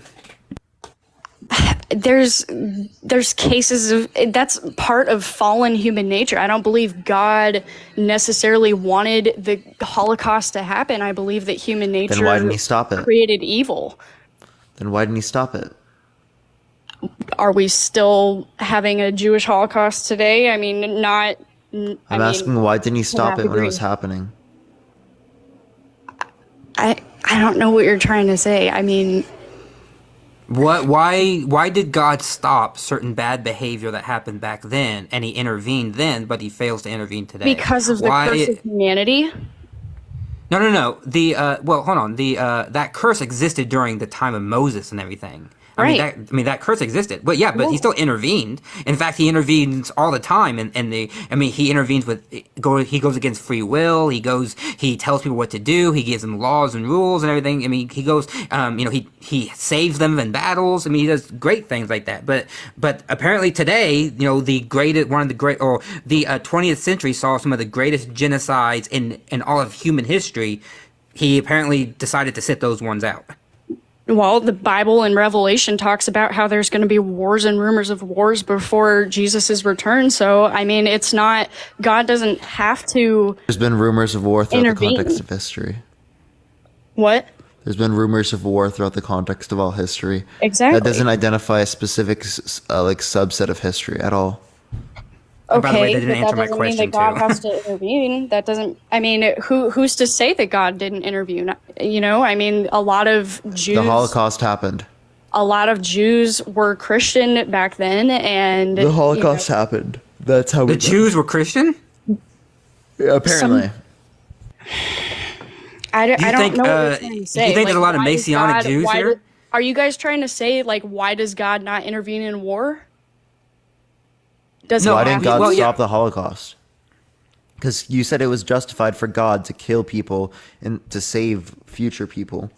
So Because why it's isn't it depicted in justified for God to Revelation. kill Hitler to save future people? Or to get Because him to he- get accepted into art school? Because he doesn't have to. He's not obligated to, because humans are immoral. He's not humans are obligated Then evil. why to was he preserve human obligated? life?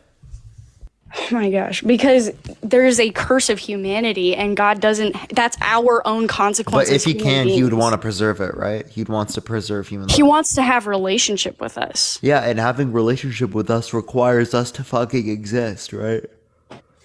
Sure, but Yeah. that So if doesn't we mean get that he has to intervene in war. massacred, how are we supposed to have a relationship with him? Because we believe in his son Jesus. It doesn't mean that he has to in that intervene scenario, and they weren't stop allowed to wars. because they were killed.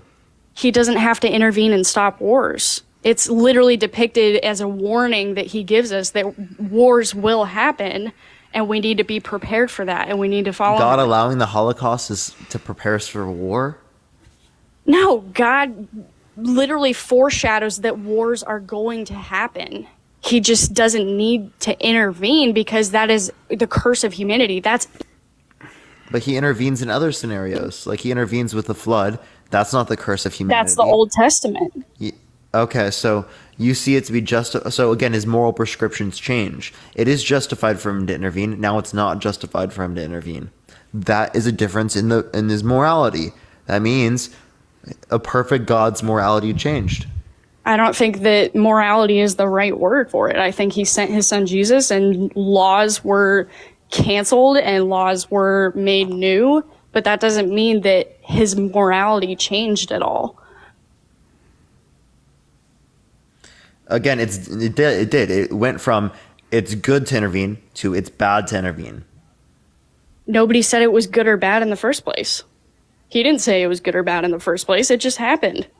But he gave us warnings. He You gave us believe everything foretelling. God does is good. So him ethnically cleansing God is everyone is sovereign. good.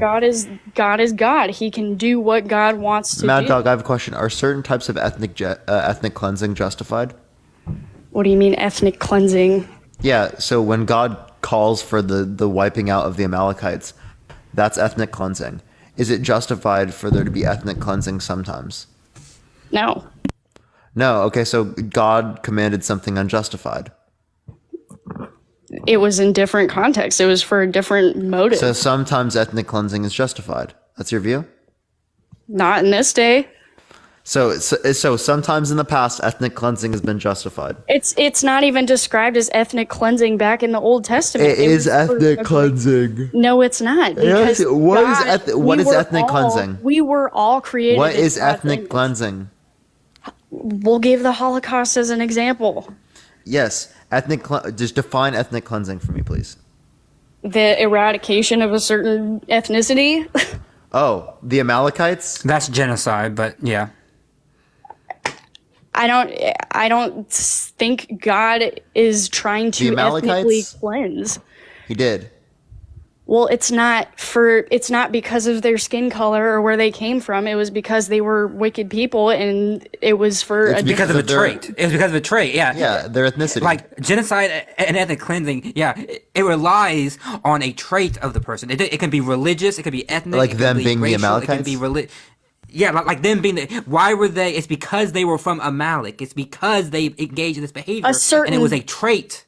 It was a certain tribe that was not of God's bloodline that was trying to corrupt the bloodline of Jesus. That's exactly what my point was. That still doesn't. But does that justify them that tribe, then the entire tribe, to be systematically wiped out, and not wiped out, by the way, by God snapping its fingers and being like, "Poof, Thanos, you're gone." Instead, he has soldiers with swords and knives, unalive men, women, children, infants, oxen, and cattle. Right now, you guys are misunderstanding the whole point of that. It's not, you can't say that God wants the eradication of certain people groups. You can't make him out to be a racist because that's not what his plan was. That's not the purpose of why he did what he did. No, you're It's just not- saying that certain types of ethnic cleansing are justified. That's all you're saying.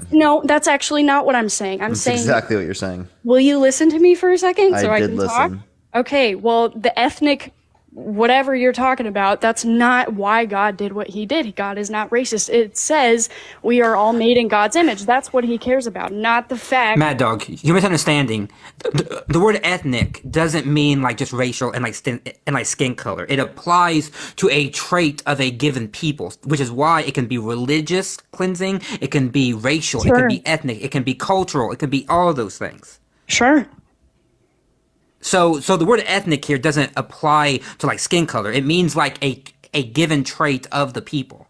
A tribe Right. that was corrupting the original bloodline of Jesus, and that's why God did what he did, was to preserve that bloodline. But we're That kind of saying sounds like what the that Nazis said about the Aryan race. Yeah. Oh, actually, that's exactly what the Nazi said. That's exactly what they said. Yeah, okay. No, I know, Mad Dog. I'm sorry, but that's exactly what they said. They said, I mean, come on, Mad Dog. You have to agree that like Hitler literally said that exact thing. That people, right? That they're tainting Like the literally bloodline and- verbatim said the exact like thing. verbatim. And you're on here Jesus justifying didn't the exist- same shit. If Jesus didn't exist, then we wouldn't have relationship with God. That's a little different. Wait, That's a lot different. No, we're saying the phrase you use and the phrase Okay, you use. It's but that's been not the repeated many purpose of it. times, and often once somebody says that phrase, people tend to be unalived afterwards. Well, a lot of evil tries to recreate godly scenarios and make them all twisted and corrupt. So, sure.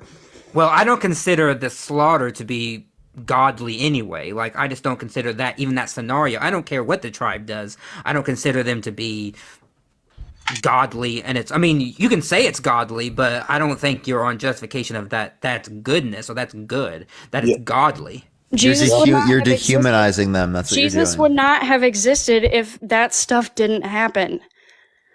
Yo, if I could say something real quick. So when God does an action, it wouldn't be like what you guys are talking about. It wouldn't be considered ethnic cleansing. It would be considered justice. Exactly. In the same way, when a judge orders the death penalty, we don't consider that the M word, right? I do. I do. I consider it to be. I consider the N-word. Yeah. Well, the consistency in the justice field, it wouldn't be considered the M word. Actually, no. There are many legal he's using the scholars who same think it is the argument N-word. that Hitler uses, right? Because I deem this Yeah. particular category or this particular group, right, to be justified to kill all of them, right? Well, then it's just going to be the case that it's not ethnic cleansing, it's not genocide, right? But all you're saying here is that certain types of ethnic cleansing are justified because it is ethnic cleansing, absolutely, because it's dependent upon the characteristic of them being a part of the Amalekites. Okay, that's ethnic cleansing by definition. You're just saying it's justified. Okay, right? And I'm against capital punishment because it leads to innocent people dying. I think it's the wrong verbiage. I think it's the wrong word of what you're trying to say. I don't think that it's Is the perfect word. You're just saying certain types of ethnic cleansing are justified. That's what you're saying. You I can don't walk believe around that. as much as you want to. That is literally what you're saying. And that I God- believe is It fundamentally meets crazy. our definitions. It does meet our definition. Even evangelical scholars look at Temper Logman, look at Michael Kraser. Very evangelical scholars, even they have to contend that it meets the phrases of genocide and ethnic cleansing. It just does. Our definition of what constitutes a genocide, what constitutes an ethnically cleansed people, I'm sorry, but it matches. That's why books have been written on this about how they try to say that it wasn't wrong or anything because it matches. So then why wouldn't God just destroy all people who didn't agree with him right now? Didn't he do that with Noah's flood? I'm talking about the flood. I'm talking about right now. That's my point. No, that's my point. My point is that something changed. It just so happens that God operated just in ancient times and he stopped in modern times. Like he just decided I'm taking a break. He just I'm gonna take a break. I know I'm tired or something. He just decided to stop. But it just so happens that in the ancient times he took actions all the time. He was working 24/7. Well, hold on. So one, if you guys are talking about the Amalekites, it was not a ethnic cleansing because the Amalekites still. Donald, thank you for the cash app on $5. Thank you so much. The Amalekites were still interacting with the Israelites. When you read a verse, you got to understand the ancient idioms that they use, where it says we wiped them out completely. Oh yeah. Let's read these ancient idioms.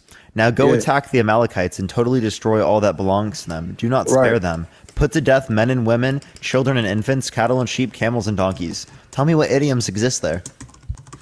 If you read the entire narrative, you'll see that even after I think it was Saul or David, he says, we wiped them out completely.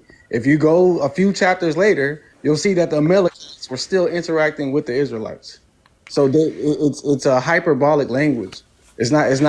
Well, so God didn't actually Parker. mean to say put them to death. God didn't mean that. He just said it for fun. He's like, I just No, Parker. What to J. war. Rob is doing They is went that to he's war. saying he's giving an explanation for why later on in the book the Amalekites are still there, right? He's saying this is the reason why they're still there. That's his explanation, right? I have my own explanation. It's because it never happened. That's why. Because the conquest of Canaan and all this never happened. That's why they were still there, which is why. So we have to ask ourselves about the history. Let's critique the history here because we had a whole conversation about history, right? Whose historical facts are on the side? Is it the facts of that the conquest of Canaan? What evidence do we have of it, or versus not? Right? We know from archaeology and from history that the conquest of Canaan and Moses and his journey through the desert. Or you could say the people disobeyed God. We don't know. Oh, that's even better. So even the best archaeologists, historian, they will tell you we have maybe 1% of all antiquity, right? So all we're doing is trying to put small pieces to a giant puzzle back together when trying to reconstruct history, right? So if anybody's telling you that this definitely didn't happen, they're just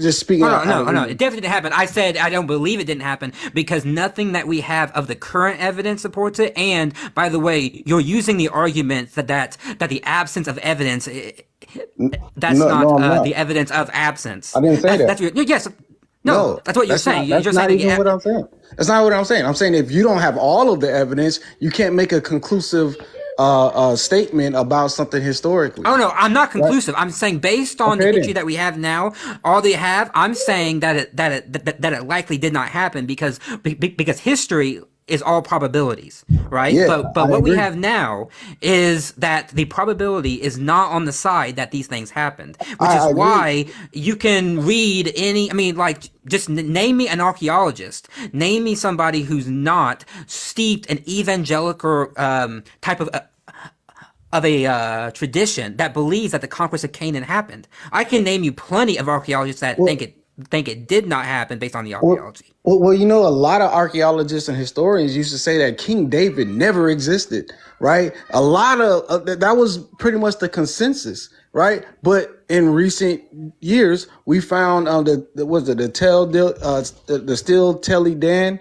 I forgot exactly how to pronounce it. Yeah, no, I know what you're talking about. No, yes, I agree with you, right? You know what I'm saying? Whether or not David himself existed, he likely probably did, but whether or not David existed is not really a point to be made. It's more so that the house of David existed, right? There was a tradition built around it. I agree with you that stele that we have says that there was once a house of David, and likely David did exist, right? But saying that a person named David existed is a long cry away from saying that an entire conquest, as described in the books of Deuteronomy and Joshua, happened.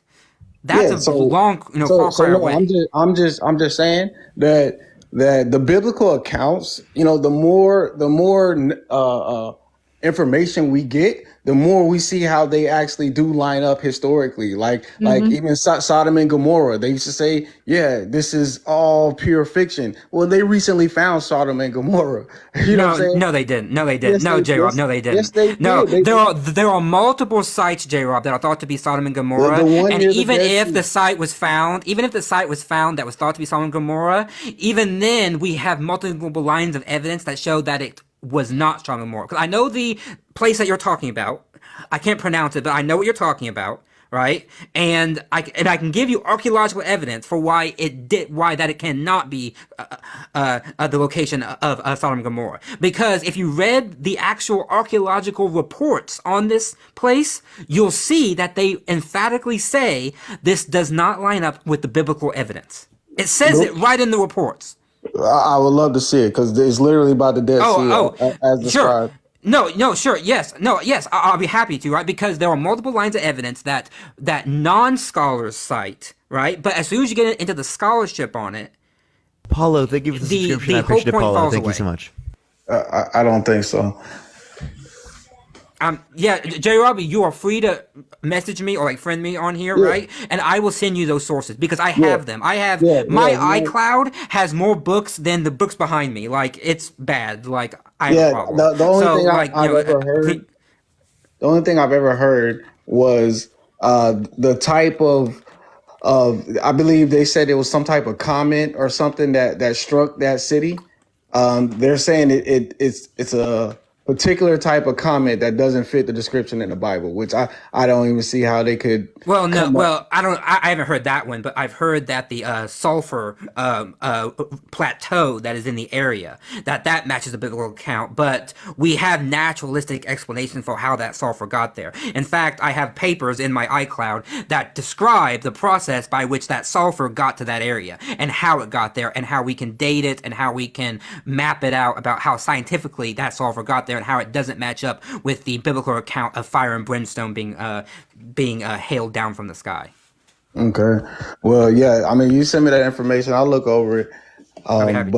But at the end of the day, we found the Moabite stone that also confirms many different battles and things. I'm not disagreeing with you. Yep. Are described in the Bible. I feel like we're getting off of what we're trying to argue here.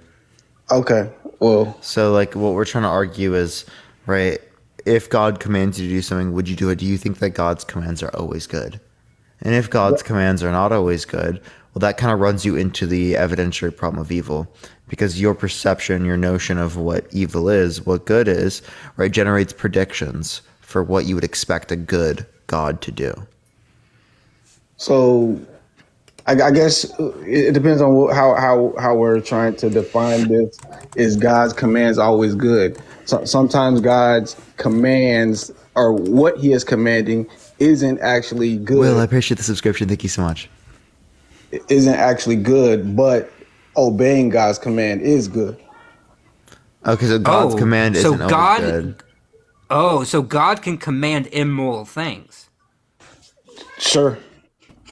Oh, okay, then that would be contradictory. Oh, It's not contradictory. that's a problem. Yeah, because No, then he's it's not not. good. No. So God, He can command something that in it of itself is not good, but He commands it for a good reason. So it No, is good. that would then contradict his innate. No, that would goodness. then mean it's good. Huh? That would then mean it's good. Yeah, that's why I said it would be good. So to it is obey His good. command. That's what I'm saying. That's what I'm saying. It would be good to obey His commandment. No, but Well, like then it's also arbitrary then.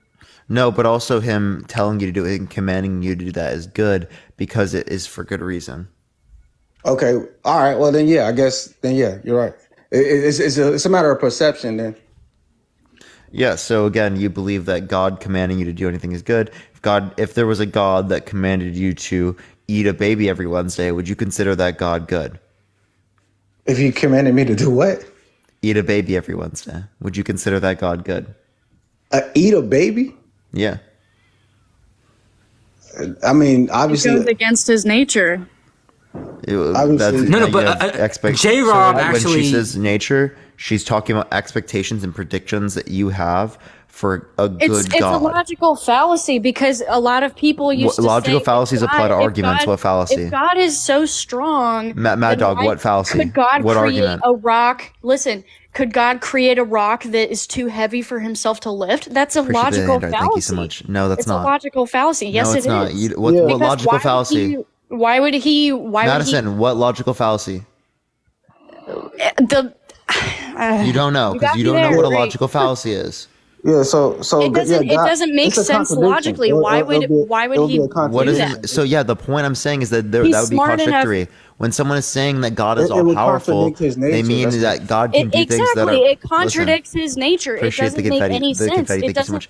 Because It doesn't you believe make any logical sense necessity logically exists. Why right? God would do that? It doesn't Yeah. make sense because it doesn't go. It Yeah, because goes we have against his nature. predictions of what's going to align with the context of logic. Okay, now you're saying that we have predictions that align with what we consider good and evil. And if there are predictions that align with what we consider good and evil, that's going to run right into the evidential problem of evil. Because then again, would it be expected for a good God to allow a world with genocide, or allow a world with the Holocaust, or allow the world with all these different types of things when they could have achieved these goals without these things?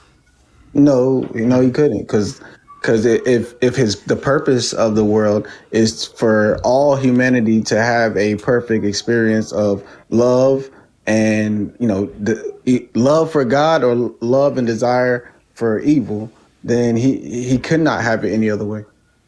Yo, J-Rob, Seth, you thank just you so admitted. much, bro. Can we get Oh. a W for Seth? I'm not letting you respond to this, but W Seth in the comment section. Thank you for the $50 on Venmo. W Seth in the comment section Seth. right now. Holy shit. Thank you so Seth. much, man. Is his name Seth? Seth, Oh, their name is Seth. W Thank you Seth, so man. much, Seth. W Seth, Seth. W Seth. Thank you so much, man. Fucking W's. W Seth. But see, the problem here, J. Rob, is that you just admitted that God can command an immoral thing. But the question I have is, who is it immoral to? If the command is then good, that God commands it, where's that? How do we define what is immoral then? Because then it's arbitrary, right? God can command almost anything, and it can be good or bad simply Where do based on what God morals- commands. Where do morals come from? What is moral perfection? What is good? No, well, in by terms well, of hold God? on. Well, no, by your logic, that's what I'm asking J. Rob. Is it by? Is it what? If we're judging off morals, it- then we have to know where do morals come from?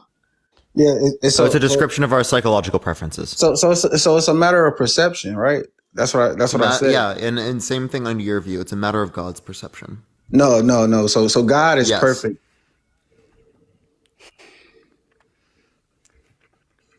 You're paused out of the app, J-Rob. We can't hear you. Just letting you know. In the meantime, everyone, tap that screen. Let's get to 500,000 likes. Everyone, by the way, I got about another. Tap, let me see how much longer I have. I have 50 minutes An or so hour or left on so. live, y'all. Or 50 minutes.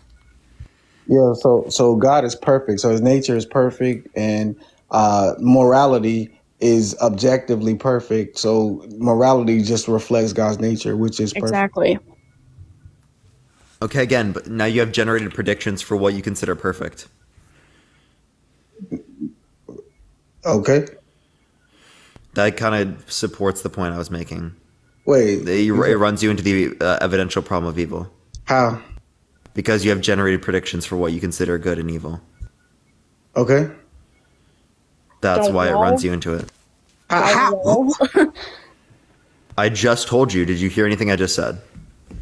You You have just generated predictions for what you consider good and evil.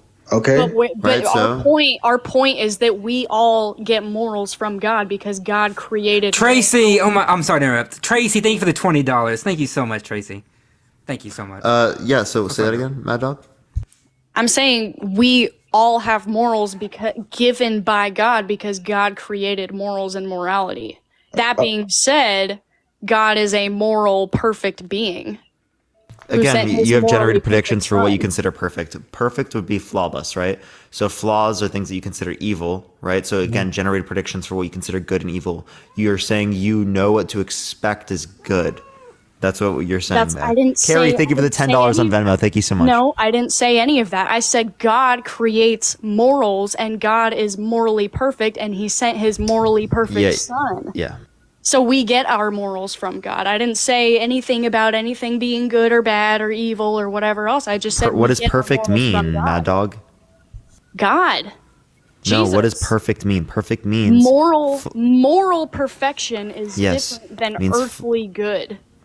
So it means, again, okay, so what you're talking about isn't then allowing you to determine what you consider good or bad. Here, actually, let me ask you this way. How do you know that, that, say, an experience that someone has with God, right, is actually God rather than it being the devil?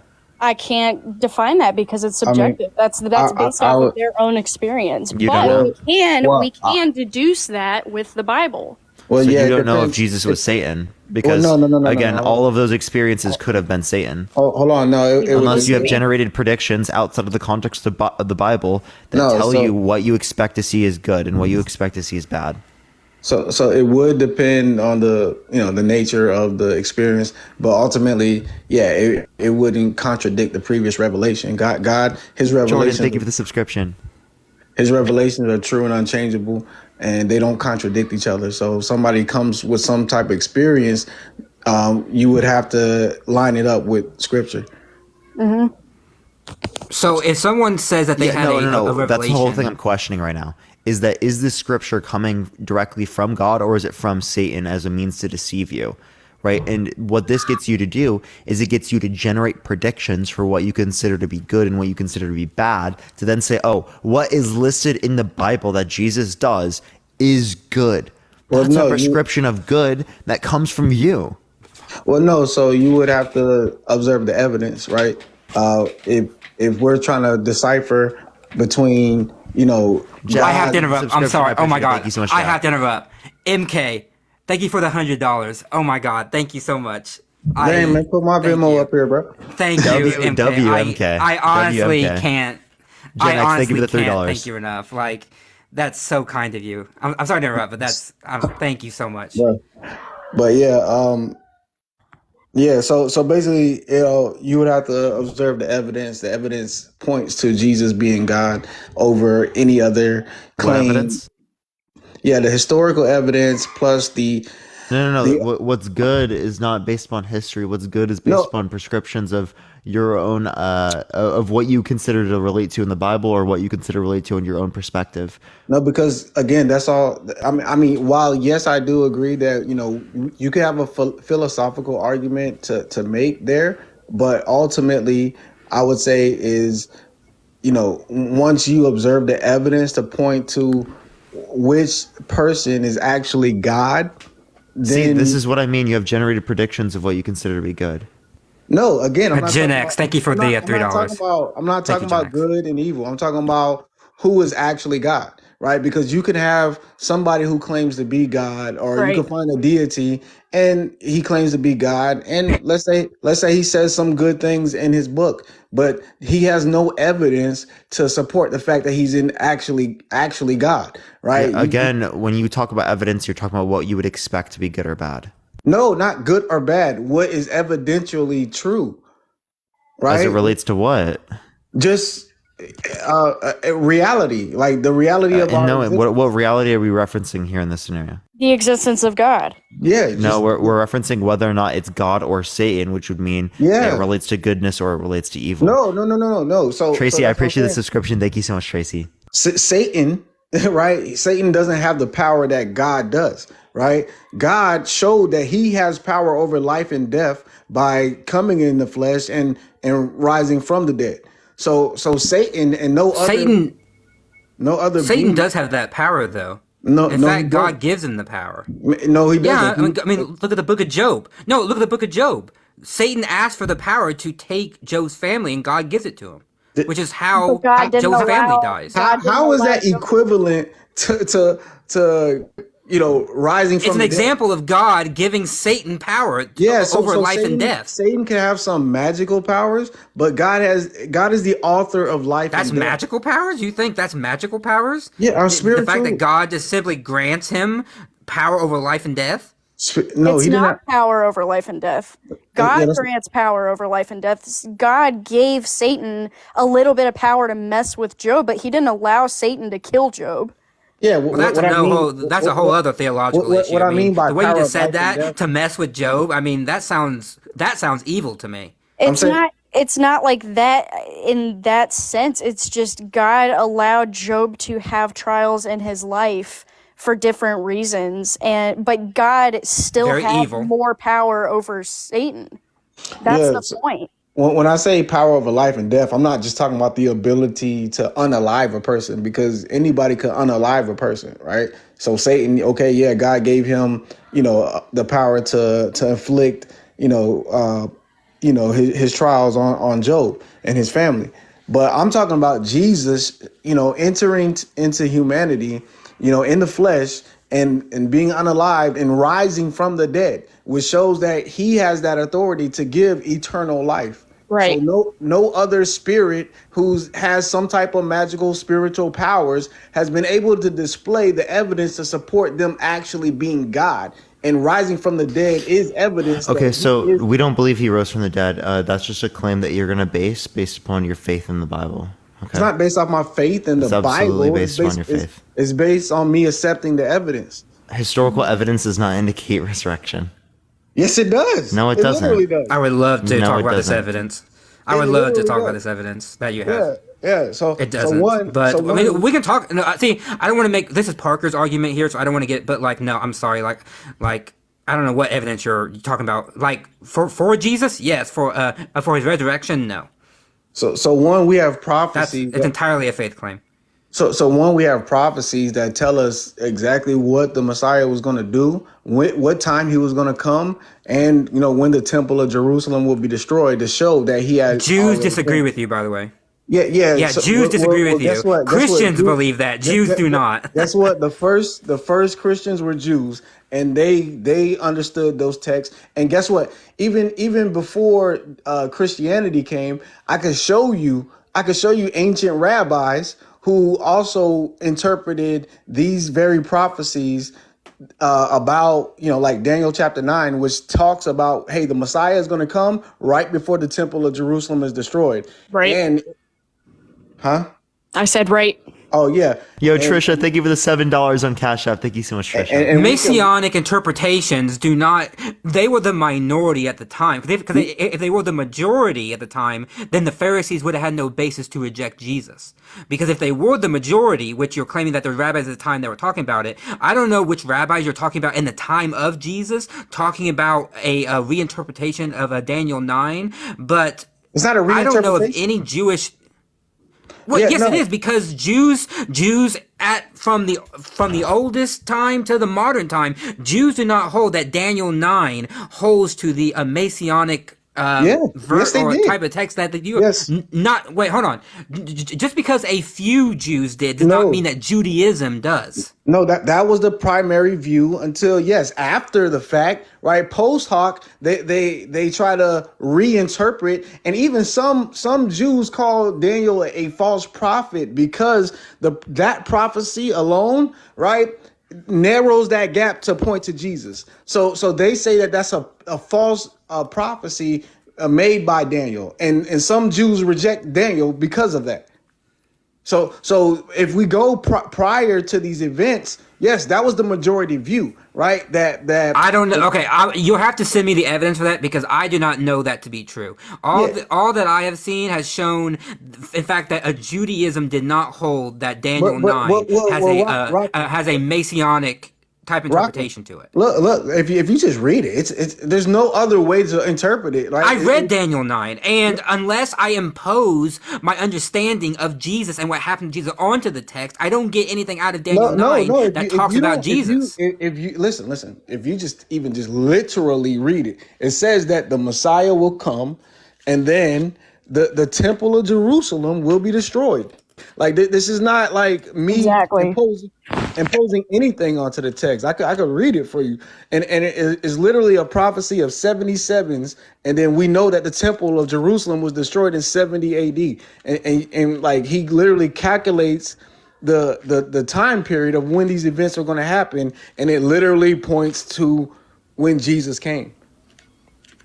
So like I could say yes, you can send me whatever you want to send me, and I'll do my regular critique of it and everything. That's fine. I don't read Daniel 9 in that way. If you want to read it in that theological context, fine, but historically I don't read it in that way, and we can talk about Daniel 9 at some other time because I don't want to get into like the vast hermeneutics of Daniel 9 here. So, but I'm happy at some other time to like discuss Daniel 9. I'm just saying, but Daniel 9 is not convincing evidence for the historical evidence of the risen Jesus Christ. Well, like Daniel 9 is not the evidence here, right? Well, again, I'm pointing to the fact that yes, Daniel 9, like word for word, it tells you that, hey, the Messiah is going to come. He's going to be unalived. And then shortly after that, the temple of Jerusalem is going to be destroyed. That's not me reinterpreting it. That's exactly what it says. Right. And then, so when we look historically, we see that, okay, yeah, Jesus did come. Right. And many people believe that he was he fulfilled prophecies. Right. And even Jews. Right. So the Jews that reject him, if you read the Talmud, they say that they call him a sorcerer, right? Why would they call him a Mike, sorcerer? thank you for the $6.66. Thank you so much, Mike. The Jews within the Talmud, they call Jesus a sorcerer. The only reason they would call him a sorcerer is because he did supernatural things, right? Yep. They don't call people sorcerers who don't do supernatural things. So that's evidence, even though these are people who rejected Jesus. These aren't Christians. These are people who rejected Jesus, but still affirming that he did miracles. So hold on. There are many people in antiquity who could do magic, quote unquote magic, right? The Jews, calling Jesus a magician or calling him a sorcerer, right? Just that's a way of saying that the miracles that he supposedly did was through magic, like some of these other people that do magic tricks, right? It was almost like an insult, right? He's a magician, right? He wasn't a true prophet. He was he wasn't a true Messiah because he was a magician, right? And by the way, the Talmud was written 100 years or so after Jesus, and then well, that's the first part, and then the second part was written in 500 AD, almost 400 years after Jesus. So they don't have any first-hand record accounts of Jesus anyway. They're just going on what people are saying about Jesus. Same reason why Josephus and Suetonius and Tacitus all talk about Jesus. They all mention his quote-unquote miracles, but they don't believe it. They're just saying what other people say about Jesus. No, so people like Josephus, yeah, obviously he wasn't an eyewitness, but yes, he was a historian, right? He's not reporting just what people are saying. He's quoting what has been highly attested to in that time period.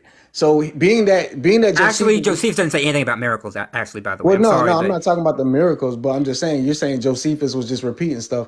But Josephus is evidence for the historical Jesus, which is right, he's one of the reasons why I believe Jesus did exist, right? right, But he's not evidence for a risen Christ. He's not evidence right. for the miracles Okay, of Christ. that's cool. That's cool. I think one data point that I would point to with Josephus, uh, is kind of in regards to miracles, is him talking about James, because James didn't believe Jesus was the Messiah initially. In fact, in the Gospels, it says that James thought Jesus was, or basically insinuated that James thought Jesus was a madman, right? And then we see later on, James became a Christian, right? Just like Paul, he became a Christian because of he saw Jesus risen from the dead, and being that Josephus is affirming that James became a Christian, the internal data within the Bible kind of alludes to the fact that James had to see something supernatural in order for him to become a Christian,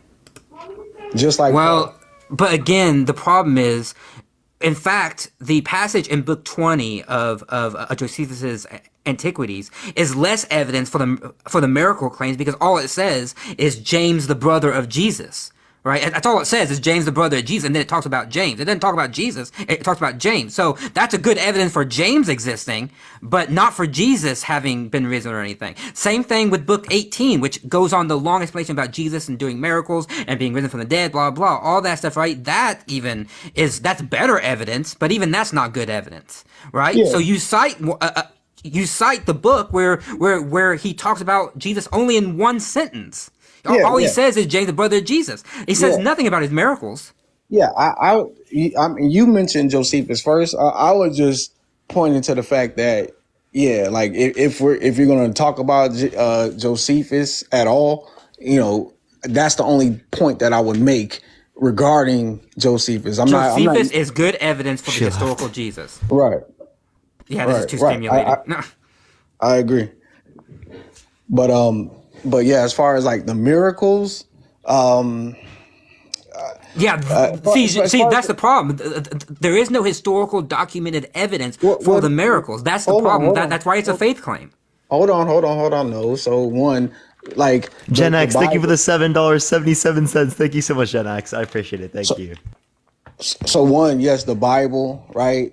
Being that it was written so early, right? It affirms that the earliest people who could have,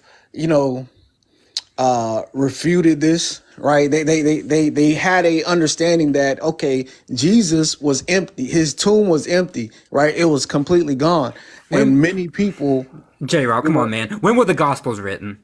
Like, we know approximately the date. So I have the earlier dating of all of the Gospels. So you follow someone like Richard Bachman or a Jonathan Bernier. But hold on. But even if I'm to take, the accepted date, the consensus date. The average dating that we get. Trisha, thank you for the $7.77. Thank you so much, Trisha. That Mark, if I was just to take Mark, right? Mark, even with the average dating is before 70 AD. No, that's not true.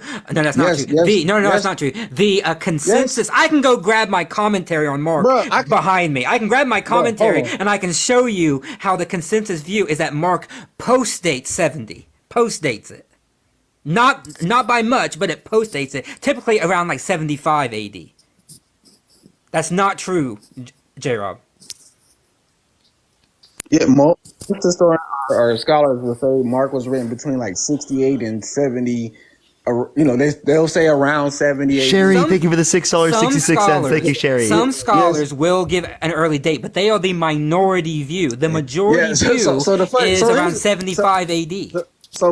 Real quick, Parker, do you know why they try to, why they make Mark after 70 AD? I do, but. No, why? So the primary reason why they put Mark after 70 AD is because it contains a prophecy of the fall of the temple. Jesus prophesied the temple of Jerusalem being destroyed. And because he made that prophecy, they say, oh well, That's not the only line of evidence, by the way. there's no possible way prophecies could actually be real. That's not the only line of evidence. So they dated after 70 AD. That's not the only line of evidence It's they have. just That's pure one of the copism. lines of evidence. It's just pure copism. Are we still But- talking about evidence for God being real and word from the Bible? We can talk. Yeah, I mean, we can talk about anything really. I've been in for like 2 hours. I had a whole bunch of stuff I wanted to talk about.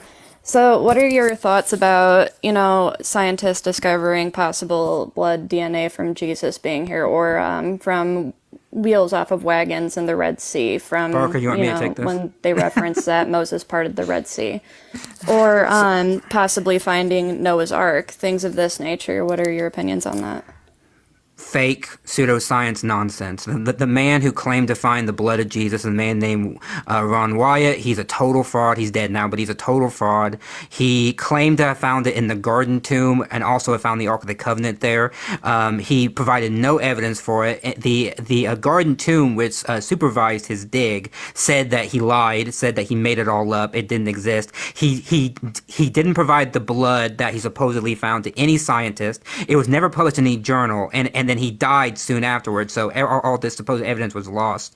So that's the first. So that's the first thing is now. Then I think you mentioned the wagon wheels and the Red Sea. There are no wagon wheels in the Red Sea. You can actually look and see that the image that was showing that actually wasn't a wheel of a wagon, because wood would not survive the conditions in the Red Sea, and so it was actually something else. I don't remember exactly what it was, but it wasn't a wheel of a wagon. It was something else. I think it was coral. Actually, I think that's what it was. It was But they coral. were metal. Those wheels were metal. Metal No, would no. survive. No, that would the be metal what coral would be able to spires. form around. The metal spires would survive, but the image that she's talking about show wood or show supposed wood, but that's not what it is. Well, it's I'm actually also of the coral. belief, scientifically, wood would not be able to survive in that state at all. But I'm mainly speaking on metal from what they would have used for wheels as well. Well, but it wouldn't. But it wasn't even metal though. That's the problem. Is that picture that you're referencing that was surfaced was found out to be coral. It was a natural formation that looked. Jules, like thank you for the you're amazing. I appreciate it. Thank you so wheel, much. From a chariot, but we have no evidence from the Red Sea or the Reed Sea, as it actually is told in Exodus, that there was any mass drowning of chariots in that area. And people have looked, and they haven't found anything. So one picture that is actually coral is not evidence at all. And what about giant remains? Fake too. The fake. I'm sorry, but if giant remains actually existed, it would have been shown to the world, because the world at the time that these were found was majority Christian, and they would have interpreted it that way, and they would have published it in journals that were predominantly Christian anyway, and they would have displayed it in museums run by Christians at the time, and they never happened. All we get are images of supposed giant fossils, and then they just disappear. Then they're gone, and even the people don't even talk about it. They are fake images. These are fake images. I'm sorry, but they're fake images. That's one of the things that I actually study as an academic. As I study, when you say they're real quick, when you say they're fake, are you saying that they are AI generated? They are manipulated. Well, possibly AI, but not just AI. Prior to AI, people can manipulate images in a variety of ways, and people can sometimes attribute a real photo of a bone that looks big and say it's something else. For example, she brought up a Noah's Ark. There's a real geological formation at the mountains of Ararat that people claim to be Noah's Ark, and they claim things about it, but we have tons of data telling us what that formation actually is, right? And it's definitely not Noah's Ark. Wait, I don't know about that one. Yo, Rachel, thank you so much for the $25 on Cash App. Thank I you feel so like much, that Rachel. one I can agree appreciate to it. W disagree Rachel in the on. chat. Some scams What on about more recent things? Well, I guess not more recent than that. This one actually did have some news coverage, though. What about, so in Revelations, God talks about the Euphrates River drying, and it has begun to dry.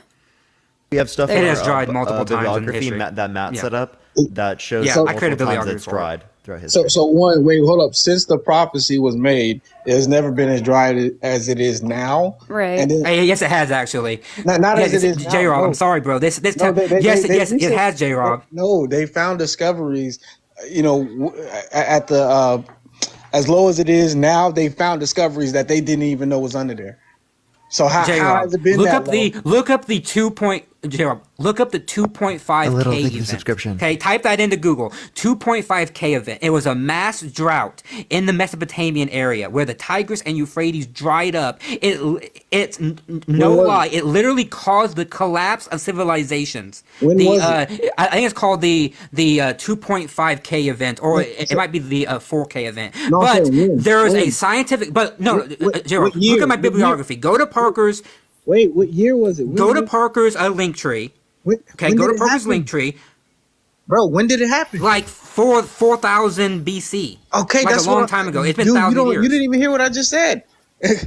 Like I said, that since the prophecy was made, it has never been that dry. It's never been as dry as it is now. No. That's not true either. Go to my bibliography in Parker's link tree. I have linked scientific articles that have measured the average depth of the Euphrates River for hundreds and hundreds of years, and you will see in the past that the current drought that is happening now is not as bad as the droughts of the past. In fact, the Euphrates River right now, there was a recent analysis that was published showing that the river is actually starting to fill back up. Bro, Why? Because the dams located in Turkey are being opened again. That's why it's going dry, is because Turkey controls the point of water flow, and Turkey is turning down the water, and now they're turning it back up. Look, you gonna have to show us a data point that shows that since the prophecy. I just said, go to my bibliography. Hold on, I have all the data there for you. I understand that. Hold on, right? Because the first thing you mentioned was 4,000 amount of years ago, whatever, and that's way before the prophecy was made. So yeah, I would have to see. Okay, again, I'm just telling you that in the past. Real quick, and it's still drying up. So just because, even if that were the case, right? Even if it's been this low, which I don't think it has been, it's still drying up. And if you listen to what Matt just said, you would not just say told that. you, J-Rob, it's not drying up anymore. You did not just hear him say Parker. that a recent thing just indicated that it's not drying up anymore, and then you also just continue to say that after. Did you hear what he said?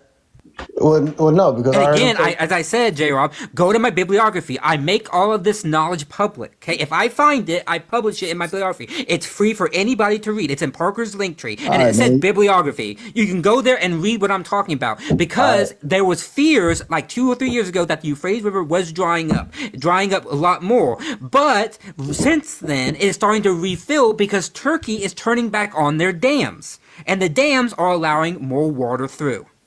I'll have to see that. And I'll just give you one more real quick, because all of these things are happening at the same time. So the thing is, there's multiple prophecies that literally tell us that we are. These are so vague and apply to multiple points in history. If you read the chapter of Revelation and you go through all of the prophetic events that we're living through, God has said that it would be like birth pains. And look at how many historical events that we've been living through. I can't tell you how many times I go through Facebook seeing people say, I'm tired of living through historical event after historical event. This is the beginning. Do you think now is historical? Try living 100 years ago, 200 years ago, 300 years ago. Real quick, because you guys say that they're all vague. If you look up the prophecy about the Dead Sea coming to life, right? It is very specific that the Dead Sea, if you're familiar with the Dead Sea, it's full of salt. It's the lowest point on earth, and is the highest salt. It's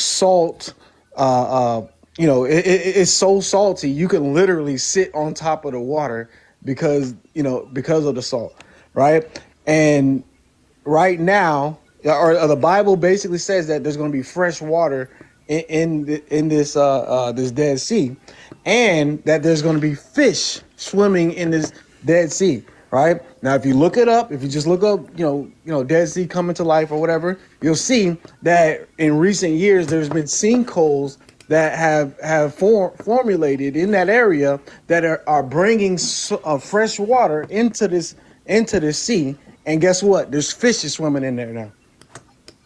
So that's a clear prophecy. Hold on. The introduction of fresh water into a saline body of water is not new. How do you think the Dead Sea first got filled? How do you think it happened firstly? I said the Dead Sea. Yes. Right? How do you think the Dead Sea first got filled? Where do you think the water came from? Dude, what don't you understand? When they're making a prophecy, they're making a prophecy based off the current conditions. And since at that point in time, the Dead Sea has been dead, right? And for thousands of years, the Dead Sea It's not been dead. It does. See, if you take it literally, it's not dead because there's bacteria and fungi living in the Dead Sea. Dude, obviously. I know y'all just want to... Well, then it's not dead. I know, it's not dead. I know you're so desperate, bro, but just chill, right? It's easy to get heated on something you're passionate it's called about. The Dead Sea for a reason, right? It's called the Dead Sea for a reason, right? So it's specifically talking about animal life, right? And fresh water, right? That's what the prophecy is about. Fresh water and animal life, like fishes. It mentioned fishes specifically. And guess what? We there. It's happening right now. Yeah, the point we would make is that were there particular bodies of water in which they were able to observe at the time, in which there was fresh water entering it, but it was previously salt water? And the answer is yes. There have absolutely been circumstances where this is true.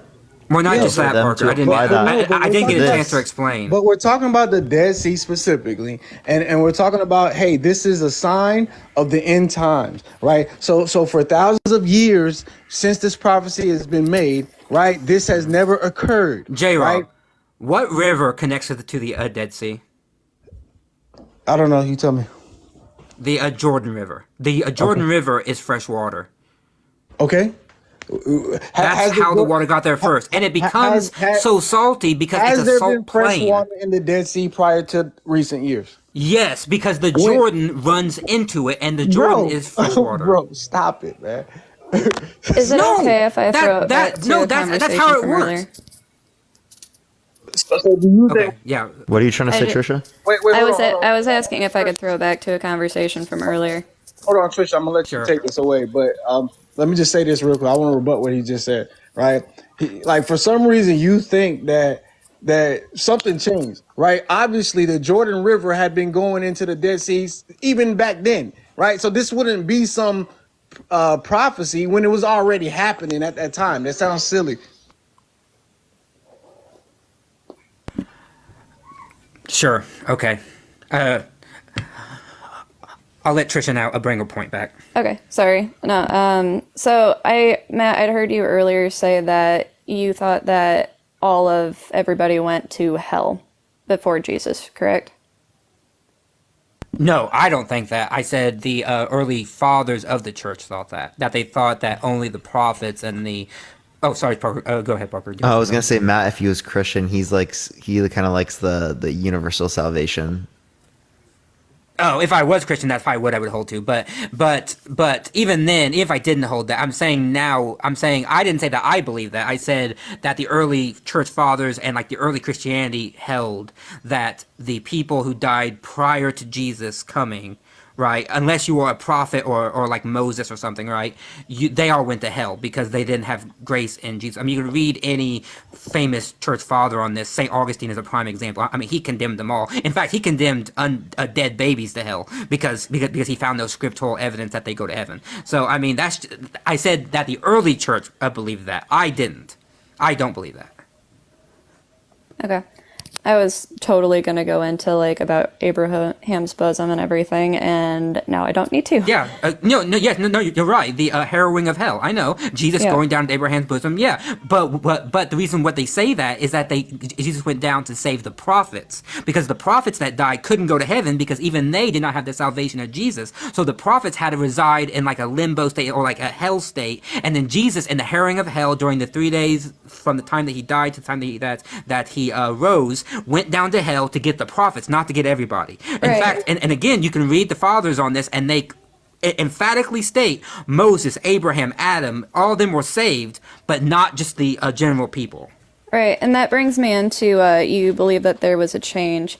Jesus was that change. Jesus' whole reason for coming to Earth in the first place was to save humanity, because all of us sin. So if you lived your life with God and you died, you still sinned, which is why you went to Abraham's bosom. You still lived your life with God, but you lived in sin. Doesn't matter how many times you sinned, you still sinned. You went to Abraham's bosom. So Jesus came, he was on earth to die for those sins so that we could be with him in heaven. A lot of Christian people turn away from the faith, or a lot of people in general don't go to the faith because they ask, well, why do good people go to hell? Well, God created free will. So people can live their lives the way they choose, right? So if you choose to live your life without God and you're a good person, God's not going to make you live the afterlife with him in heaven. So you would go to hell. You're stripped of all of those, gifts that God gave you. Like if you have a natural ability to music, you're not going to have that in hell. It's punishment for sins, but it's also life separated from God. Yes, and I would just critique that theology. I would say if I were a Christian, if I were to critique this based on like a universal salvation and stuff, I would say, why would a God who desires that all men be saved and who is all good, why could he not just forgive the sin, forgive the sin, and send everybody to heaven, even the most evil of people, even Satan himself, because in God's goodness, that's what he desires. He desires that all men, all people be saved. That's why Jesus was here. No, I'm saying I'm saying even past Jesus. I'm saying people who don't accept Jesus. I'm saying even Satan himself. I'm saying an all good God, a God who is total goodness, would desire that all become one with him, become reconciled with him, and he would do whatever it takes to make sure that happens. And if and that's goodness to me, even beyond justice, even about all things, because sin is temporary. There is no sin that is eternal. It cannot be eternal, because I cannot commit a sin that is eternal, and yet I am punished eternally. That is disproportionate to justice, which is why I say, why the concept, even though that's not biblically supported, the whole concept of like limbo and purgatory makes sense to me, because it makes sense that somebody that does not do an eternal sin would have to purge the sin from their system and then go to heaven. That's I agree with theologically, but there's no biblical backing for it. Right. But still, that I think makes sense in God's goodness. And I'm not going to pretend to understand God's ways. Any Christian that says they understand God fully is lying. We don't understand God fully. He's all powerful. He's all knowing. We're not. We're not given that adept knowledge that he has. We'll never understand why he does things the way he does. He wants us all to live good, happy lives. He loves all of us dearly. Now things happen. Bad things happen. I can't speak for what happened before. I know God is just, but sometimes things happen that I haven't personally agreed with. But it's not for me to agree with what he does. He is the Lord. Jonah, speaking to, prophets and, they follow his word. Jonah was told to go to Nineveh to get the Ninevites to repent or they would be destroyed, right? He did not go. And that's why he was stuck in the whale, the whole story. I'm sure some of us watched Veggie Tales and all of that. And Nineveh, they went on to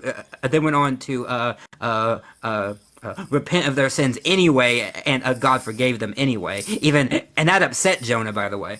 Correct, because Jonah did not like the Ninevites, and even after they had repented and weren't destroyed, Jonah still sat around and waited for God to destroy them.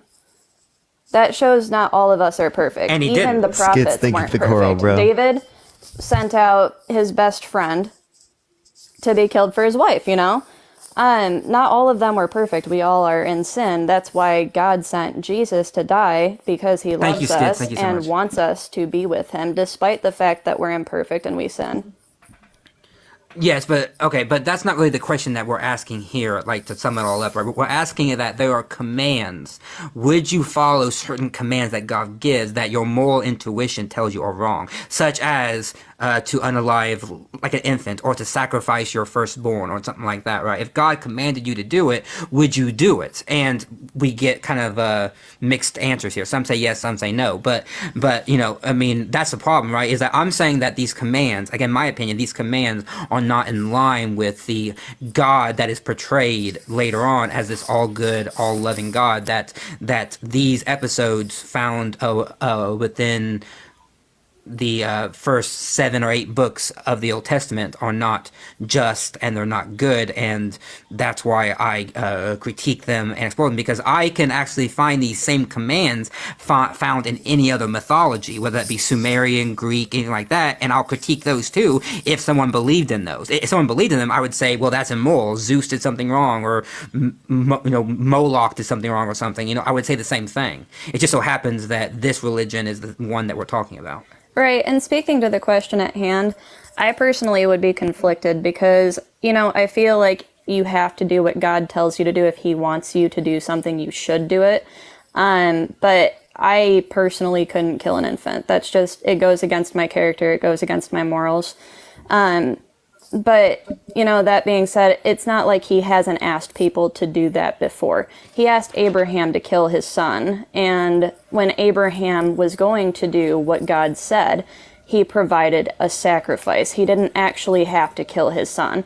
That is not who God is. However, I do know that you guys brought up the city. I can't pronounce the city's name. Not all of them were killed. So you'd seen in the chapter later on that there were ox that survived, there were lamb that survived, some people repented and actually survived that event. Yes, and that's a problem theologically for you, because the text says, do this, utterly destroy, obliterate them, and the people don't follow it and they're not punished for it. That's a problem. I mean, that's how Joshua gets around. I mean, in Joshua 6, in the story of Jericho, he's commanded to conquest and kill the Canaanites completely, utterly destroy them. And then later on in Joshua, we see that the Canaanites are still there. They're still around. Well, how do you reconcile this? Either Joshua didn't follow God's command, or my opinion, and I think this is what is historically verifiable, is that the conquest didn't happen, or at least not the way that the Bible said it did. I personally don't think everything that's ever happened has been written down, obviously, because then we'd have more. I mean, obviously, like in King James Edition, we don't have Enoch's chapter because it wasn't finished. There's things that happened that we don't see. You see people referenced like that should have been completely obliterated. Like, I believe in Sodom and Gomorrah, the city was going to be destroyed. One family was spared because they let in angels that were in disguise. They were kind, they were godly, they were spared from the city. The wife was turned to a pillar of salt. So there are people that survived these events. I don't think it's too far-fetched to believe that there were people that survived that chose to repent. Well, yes, I agree with you, but Sodom and Gomorrah is a challenging case because Lot and his wife and his family were actually not natives of Sodom and Gomorrah. Lot was a guest in Sodom and Gomorrah. He actually was an outsider. So actually, God did utterly destroy everything in Sodom and Gomorrah. He killed all of them, but he saved the non-Sodom person. He saved the one family that was not from Sodom. Correct, but in the text, he was going to destroy the city completely, but he was allowed to test that family. So he tested them with the angels well, not in test. disguise. I mean, this is also a theological problem, is that Abraham managed to whittle God down quite a bit, right? He said, well, let me find 50 people, or let me find 20 people, or like 10 people, right? I mean, in fact, God in Genesis 18 says, I want to kill them all. I want to wipe them all out. And Abraham's like, nah, that's too far. Let's start with, let me see if I can go to the city and find 50 people, or 20 people, or 10. And God says, fine, I'll let you do it, right? He changes his mind. He's like, fine, I'll let you do it. And that happens actually several other times throughout the Bible, as God changes his mind based on the prophets having a argument with him, and the prophets end up winning and they end up changing his mind. Right. So that's also a problem because God changes his moral prescriptions based on the prophets. Correct. However, he always sticks to his law. So you'll never see God deter from his law. His law is final. That is what he sticks to. When you said earlier, is it God or Satan? What you can do to differentiate between those is God is, like I said, always consistent to his word, his law. Satan is what's tempting you to live your life the way that you want, while God wants you to live your life with him. How do you know what's God and what's Satan? So if, you feel like, okay, well, I mean, yeah, so I don't want to be with my husband anymore. He's cheated on me. Well, not that. I'm phrasing that wrong. I don't want to be with my husband. I want to be with this other man. I'm still married. My husband still wants to work on things. I feel like this is right. I'm driven towards this. That's more Satan tempting you with something that you want. It's not God. God would say, no, that's not right. That's where your moral. So your gut couldn't Satan feeling. tempt you with something that you want? You want there to be some type of great reality after you die, right? You want there to be an explanation for all these things. You want Christianity to be true. So couldn't, Satan use that to like manipulate you into turning away or against God, like the real God? That's something I don't really know too much about. Because the only way that you would differentiate between Jesus, yeah, you're saying you have faith, so then you're just as likely to follow Satan as you're likely to follow God. Gen X, thank you for the $3, man. Thank you so much. You know what I mean? Again, I know what you're saying. I already addressed that. We have more evidence to point to Jesus being true than not. No. How do you know that Jesus isn't Satan? Like I said, because the evidence points that direction. Jesus is without sin that comes his from entire you. life. Hold. That comes from you having expectations for what you consider good and evil that are not dependent upon the Bible, because everything in the Bible was inspired by Jesus, right? So again, if we're assuming here that Jesus is actually Satan, right, then it would be the case that Jesus would be manipulating you using what he considers good in order to do so. So again, it's not about our perception of what's good. It's just about what's true, and the evidence points to Jesus being true. You're not understanding me at all. That's how we No, Parker, you could actually make a pretty good case, Parker, that Jesus' teaching on a divorce is actually a satanic thing because it's so bad, right? Like it's not a good command. Yeah, so it's more. Well, let's think about that for a second. So. Parker only has like 5 minutes. When we're talking with divorce, okay, so if you're with somebody who's abusive and somebody that treats you poorly, Jesus wouldn't want that for you. He doesn't want hurt for you. I just want to say again, that doesn't 4-minute want to hard work cutoff. on things. Yep, 4 minutes. Yep. Okay. If you're with somebody that doesn't want to work on things, it was even said, I believe in Ruth's chapter, that divorce is okay. But Jesus reinterpreted that, right? Within Matthew, Mark, and Luke, and both of them. Well, within Mark especially. Mark, he gives no exceptions. One cannot divorce. It's flat out. He says it. One cannot divorce. He doesn't give. But then Matthew softens it, and so does Luke, saying you can divorce, but only through porneia, I think is the word used. Porneia, or like fornication, typically thought to like the man cheats or the woman cheats, right? Then you can divorce. But Jesus only gives one thing that can allow for divorce. Other than that, let no man separate what God has brought together. Well, so Jesus gives his command. He says sacred. it. Marriage is sacred. Yes, but that's when Jesus, two people yes, become I agree one. with you, but Jesus focuses on porneia, that is the cheating, the fornication, but not on the abuse, right? He doesn't say anything about abuse. He doesn't say anything about if a woman or a man is being emotionally, physically abused. He doesn't say anything about if the man is trying to do immoral things to the wife. All he talks about is the sexual stepping out. He doesn't talk about anything else. That's it.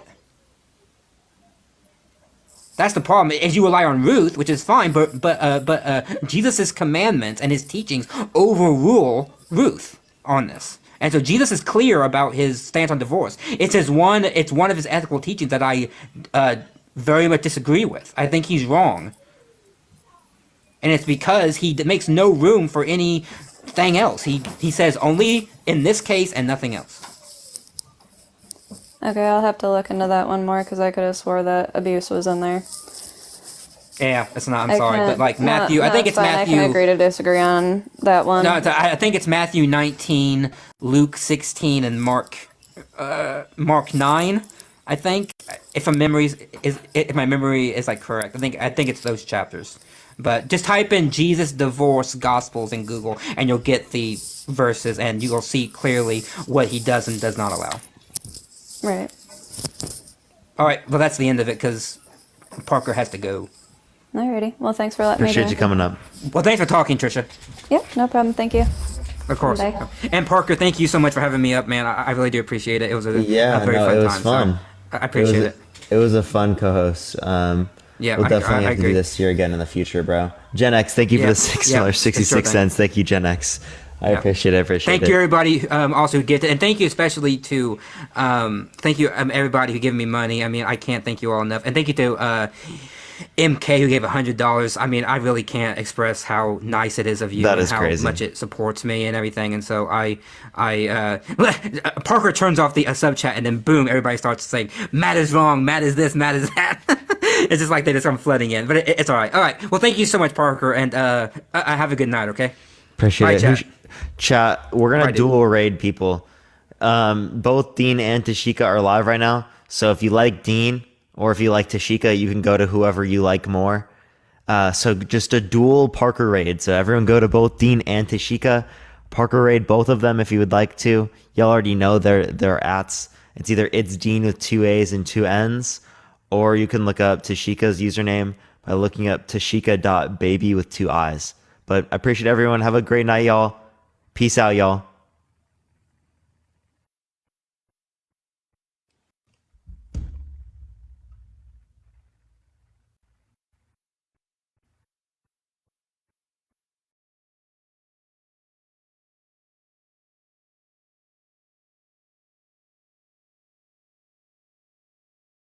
Empat yang paling besar guys, yang mau bisa langsung aja di komen di bawah ini, yang mau bisa langsung aja di show dan paham guys ya. Untuk warnanya nih guys, yang untuk warnanya di warna-warna white grey, dan yang mau bisa langsung aja di share dan payment sebelum harinya kalian kembali cuma dari harga 100 ribuan aja. Kamu dapat sepatunya icon guys, yang mau bisa langsung aja di share dan payment sebelum hari yang terakhir kembali cuma dari harga 100 ribuan aja. Kamu dapat sepatunya icon guys ya di warna-warna white grey kombinasi dengan warna-warna pink nih guys ya, bisa langsung aja di share dan payment sebelum harganya tunai kembali cuman dari berapa, cuman dari 100 ribuan aja. Kamu dapat sepatunya icon guys, yang mau bisa langsung aja di CO dan di payment guys, yang mau bisa langsung aja di check out mumpung lagi ada flash sale nih guys ya. Mumpung lagi ada flash sale, bisa langsung aja di CO dan payment sebelum harganya naik kembali cuma dari 100 ribuan aja. Kamu dapat sepatunya icon guys, yang mau bisa langsung aja di komen di bawah guys ya, mumpung lagi ada flash sale guys ya. Dan bagian belakangnya itu kombinasi dengan warna-warna white grey, dan untuk di size normal, di size 36 dan 44 yang paling besar nih guys, yang mau bisa langsung aja di komen di bawah guys ya. Kakak mau mencari sebuah sepuluhan di langsung nomor berapa nih guys ya, dan yang mau bisa langsung aja di share dan payment sebelum harganya tunai kembali cuman dari 100 ribuan aja. Kamu dapat sepatunya icon nih guys, yang mau bisa langsung aja di CO dan di payment biasa. Oke guys ya. Oke, yang mau bisa langsung aja di share dan payment sebelum harganya tunai kembali cuman dari 100 ribuan aja. Kamu dapat sepatunya icon guys, yang mau bisa langsung aja di komen di bawah guys, yang mau bisa langsung aja di komen di bawah guys ya kak. Kak Karen itu daerah mana sayang? Jadi nggak ada seminggu sih, mungkin kalau luar Jawa itu lebih lebih lama dikit ya kak. Jadi kalau misal Jawa Barat, Jawa Timur itu paling 4-5 hari ini tuh sudah nyampe nih guys ya, tergantung jarak tempuh di alamat anda nih guys gitu. Oh ke Karawang mungkin 3-4 hari aja sudah nyampe kakak ya. Jadi kalau misal luar Jawa itu nyampainya mungkin ya 5-6 ya kakak ya. Ini kakak langsung bisa cek aja estimasi kak, sekarang kan sudah bisa dicek. Kan gini kak, caranya gini, cek estimasi itu caranya gini. Kamu check out, misalnya kamu CO di etalase nomor 1, di CO dulu. dilihat tanggalnya kak, tapi jangan beli sekarang dulu guys gitu kak, maksudnya dicek dulu aja gitu kakak ya. Itu sudah muncul tanggalnya kakak ya gitu, jadi kamu bisa ngira-ngira sendiri kakak ya. Misal datangnya tanggal 20 sampai 25 atau 20 sampai 22. Jadi kamu bisa kira-kira sendiri ya. Gitu kakak ya, sudah paham ya guys. Untuk warnanya ini sesuatu joggingnya tuh ada warna white black ya. Ada juga white grey, ada juga grey white, terus ada warna pink white, terus warna army, warna coklat dan warna viratnya ayo guys ya. Aduh banyak banget deh ya pastinya. Dan di size normal kakak. Untuk di size kita tuh di size normal, di size 36 dan 44 yang paling besar. Yang mau bisa langsung aja di check out.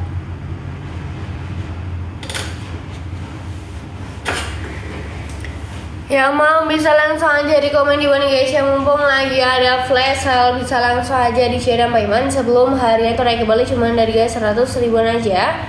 Kamu dapat sepatunya icon guys. Yang mau bisa langsung aja di CO dan di payment bestie.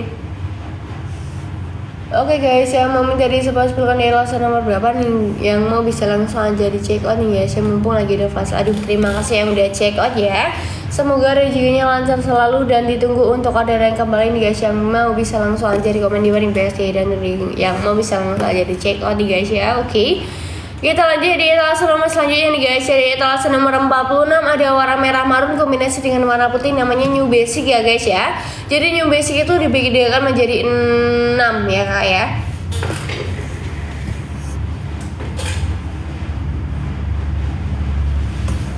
New Basic itu ada 6 warna kakak ya. Jadi ada warna merah marun, warna army, terus warna-warna black white, warna full white, full black, terus warna navy juga ada di bastinya ya. Oke guys, yang mau minta di sahabat sebelum di luar nomor berapa nih guys, yang mumpung lagi ada flash sale, yang mau bisa langsung aja di komen di bawah guys ya, dalam bagian belakangnya. Itu kombinasi dengan warna ini guys ya, dengan warna-warna oranye dan sudah ada cuttingan bagian belakang ini guys, yang mau bisa langsung aja di share dan payment sebelum harganya tuh naik kembali cuma dari guys 100 ribu aja. Kamu dapat sepatunya guys, yang mau bisa langsung aja di check out dan ke bagian belakangnya. Itu kombinasi dengan warna-warna oranye dan sudah ada cuttingan bagian belakang ini guys, yang mau bisa langsung aja di share dan payment sebelum harganya itu naik kembali cuma dari guys 100 ribu aja. Kamu dapat sepatunya icon guys ya, dan bagian tali sepatunya kita itu di warna-warna putih dan ini sesuai di gambar dan sesuai di etalase guys, yang mau bisa langsung aja di komen di bawah guys ya, dan bagian logonya kita sudah dijahit luar dalam cari aman banget dan tidak mudah ngelopek, dan warnanya di warna-warna ini guys ya, dengan di warna-warna blue blue sih, warna-warna oranye dan sudah ada cuttingan bagian belakangnya nih guys, yang mau bisa langsung aja di share dan payment sebelum harian naik kembali cuma dari guys 100 ribu aja. Kamu dapat sepatunya icon guys, yang mau bisa langsung aja di share dan payment sebelum harian naik kembali cuma dari guys 100 ribu aja. Kamu dapat sepatunya icon guys, yang mau bisa langsung aja di komen di bawah guys, yang mau bisa langsung aja di komen di bawah BSD ya. Bahkan dan di size normal kayak ada juga di warna-warna grey atau warna-warna putih, bisa langsung aja dicek di etalase kita ada, itu ada 98 item, yang mana tuh beberapa itemnya tuh lagi ada flash sale guys ya, bisa langsung aja di CO dan di payment sebelum harganya tuh naik kembali cuma dari guys 100 ribu aja. Kamu dapat sepatunya icon nih guys, yang mau bisa langsung aja dicek dan di payment biasa ya. Oke, kita lanjut ya di etalase nomor selanjutnya nih guys.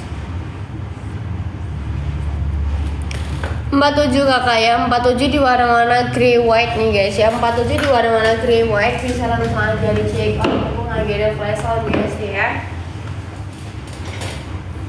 47 di warna-warna grey white nih biasa, yang mau bisa langsung aja di share payment, yang mau bisa langsung aja di komen di bawah di warna-warna grey white nya guys ya, dan bagian belakangnya itu kombinasi dengan warna-warna oranye dan sudah ada cuttingan bagian belakangnya deh guys ya, dan bagian logo itu sudah dijahit luar dalam cari aman pengantin dia mudah ngelopek, dan tuh warnanya di warna-warna grey white, dan itu desainnya di size normal, di size 36 dan 44 yang paling besar guys, yang mau bisa langsung aja di CO dan di payment biasa, yang mau bisa langsung aja di CO dan payment sebelum harian itu naik kembali cuma dari guys 100 ribu aja. Kamu dapat sepatunya icon guys, yang mau bisa langsung aja di CO dan payment biasa, yang mau bisa langsung aja di check out guys ya. 47 Mau minta di sama 9 itu asal nomor berapa nih guys ya? Mumpung lagi ada flash sale nih guys ya. Mumpung lagi ada flash sale yang mau bisa langsung aja di check out.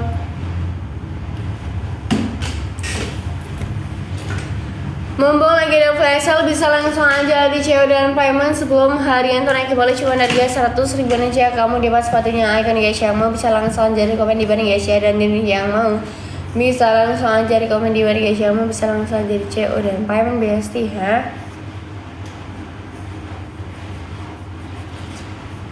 Kakak mau minta di sobat 10 kan ya nomor berapa nih guys yang mau bisa langsung aja di CO dan di payment sebelum harinya itu naik kembali cuma di harga 100 ribuan aja. Kamu dapat sepatunya icon guys yang mau bisa langsung aja di komen di bawah guys yang mau bisa langsung aja di check out.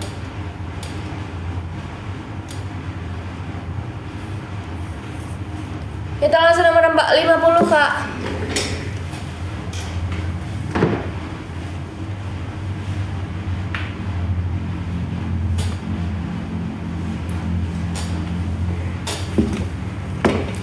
Di warna-warna grey white nih guys.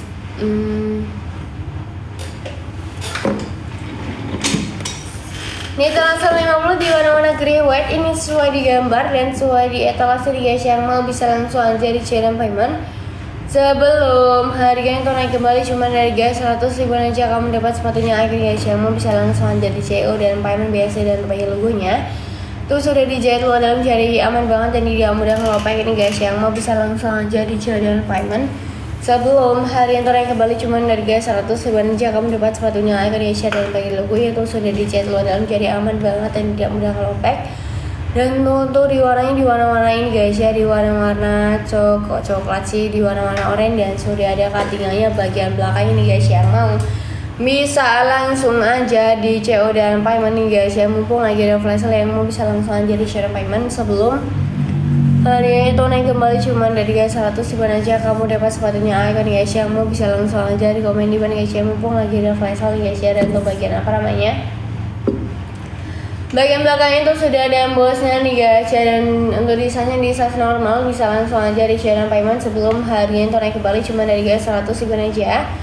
Kamu dapat sepatunya icon nih guys yang mau bisa langsung aja di share dan payment. Dan bagian apa namanya belakangnya nih sudah ada nih kayak sudah ada ventilasi udara yang bagian belakang ini guys ya. Dan yang mau bisa langsung aja di CO dan di payment sebelum hari itu naik kembali cuma dari guys 100 ribuan aja. Kamu dapat sepatunya icon nih guys yang mau bisa langsung aja di CO dan di payment sebelum hari itu naik kembali cuma dari guys 100 ribuan aja. Kamu dapat sepatunya icon guys yang mau bisa langsung aja di CO dan di payment BST yang mau bisa langsung aja di check out. Dan dari size-nya di size normal ya.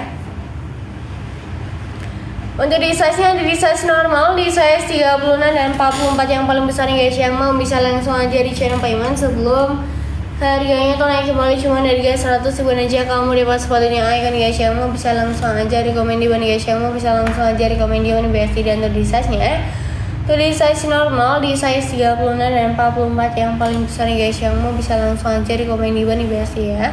Kakak ini di warna-warna kremnya tuh ada yang model yang high kakak, jadi kita ada dua versi. Jadi kalau misalnya mau kapalan sama ayang kamu atau sama bestie kamu itu juga bisa banget nih guys ya, bisa langsung aja di channel payment sebelum harganya tuh naik kembali cuma dari guys 100 ribuan aja. Kamu dapat sepatunya icon guys yang mau bisa langsung aja di CO dan di payment sebelum harganya tuh naik kembali cuma dari guys 100 ribuan aja. Kamu dapat sepatunya icon guys yang mau bisa langsung aja di CO dan payment sebelum harinya tuh naik kembali cuma dari guys 100 ribuan aja. Kamu dapat sepatunya icon guys yang mau bisa langsung aja di komen di bawah di BSD ya.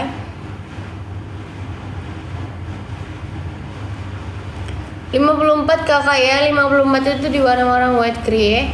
54 itu di warna-warna white grey nih guys, saya bisa langsung aja di cara payment sebelum harganya tuh naik kembali cuma dari guys 190 aja nih guys ya, di warna-warna white grey nih guys ya. Dan yang mau bisa langsung aja di CO dan di payment sebelum harganya tuh naik kembali cuma dari guys 100 ribuan aja. Kamu dapat sepatunya icon nih guys yang mau bisa langsung aja di komen di bawah guys ya. Mumpung lagi ada flash sale nih guys ya, mumpung lagi ada flash sale yang mau bisa langsung aja di komen di bawah guys ya.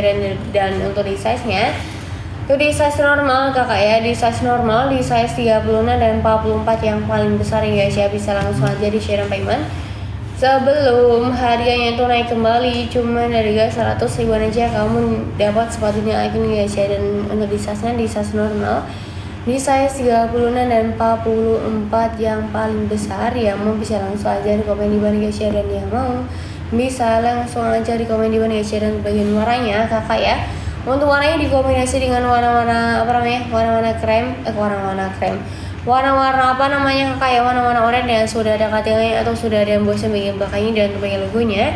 Kita pakai logo-logo warna-warna grid dan ini sudah dijahit luar dalam, cari aman banget dan tidak mudah ngelopek nih guys ya. Dan bagian sampingnya terus sudah ada ini kak, sudah ada ventilasi udara bagian sampingnya. Dan yang mau bisa langsung aja di Cerang Payment sebelum hari itu naik kembali cuma harga 100 ribuan aja.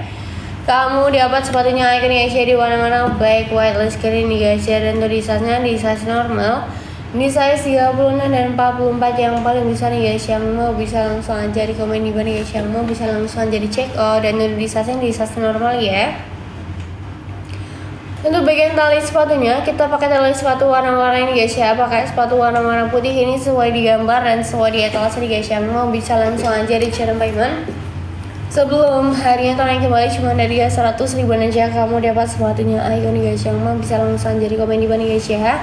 Untuk warnanya itu cocok banget di segala semua outfit karena di warna-warna black, white, less greennya Icon guys ya. Dan yang mau bisa langsung jadi CEO dan Payment BST ya.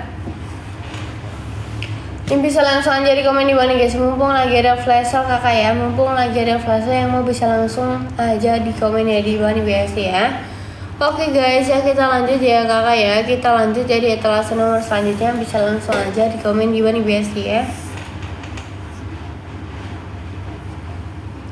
Yang mau bisa langsung aja di komen di bawah guys ya, mumpung lagi ada flash sale guys ya di etalase 56 kak, etalase 56 itu di warna ini guys ya. Etalase 56 itu di warna-warna white black, apa namanya, Phantom white black nih guys ya.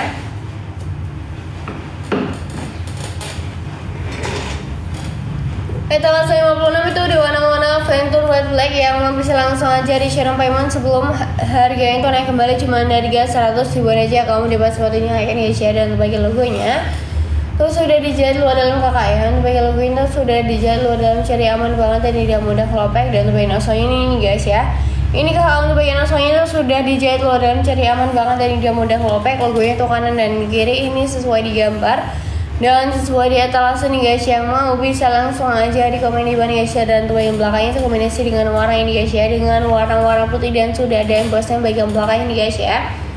Dan yang mau bisa langsung aja di komen di bawah guys, yang mau bisa langsung aja di check out nih guys ya, mumpung lagi ada flash sale. Yang mau bisa langsung aja di Cerang Payment sebelum harganya tuh naik kembali cuma dari 100 ribuan aja. Kamu dapat sepatunya Icon guys ya. Dan bagian logonya kakak ya, untuk bagian logonya tuh sudah dijahit luar dalam, jadi aman banget dan tidak mudah kelopek. Dan untuk bagian warnanya kita pakai warna putih dan ini pakai bahan anti slip. Dan untuk tingginya kakak ya, untuk tingginya 5 cm guys.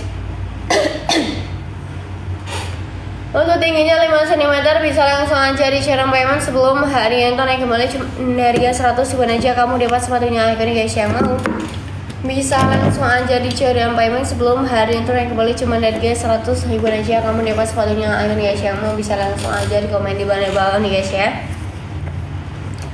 Dan yang mau bisa langsung aja di CO dan di Payment sebelum harganya itu naik kembali cuma harga 100 ribuan aja. Kamu dapat sepatunya Icon guys, yang mau bisa langsung aja di check out, mumpung lagi ada flash sale guys ya kayak. Mumpung lagi ada flash sale, yang mau bisa langsung aja di komen di bawah nih guys ya. Mumpung lagi ada flash sale, yang mau bisa langsung aja di CO dan di Payment. Oke guys, di CO dan di Payment. Oke guys ya, kita lanjut ya di etalase selanjutnya, di etalase nomor berapa? Etalase nomor 60 kakak ya. Ini cuma kakak ya, ini juga di warna-warna white gray, tapi yang ini yang original.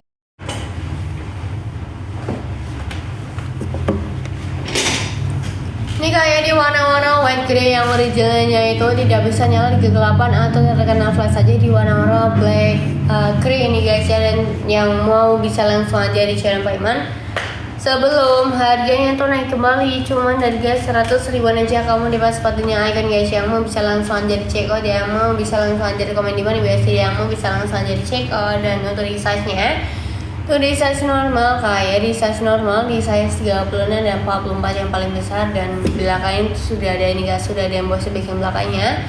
Yang mau bisa langsung aja di share Payment sebelum hari yang naik kembali cuman dari 100.000 aja kamu dapat sepatunya icon Asia dan pakai logonya.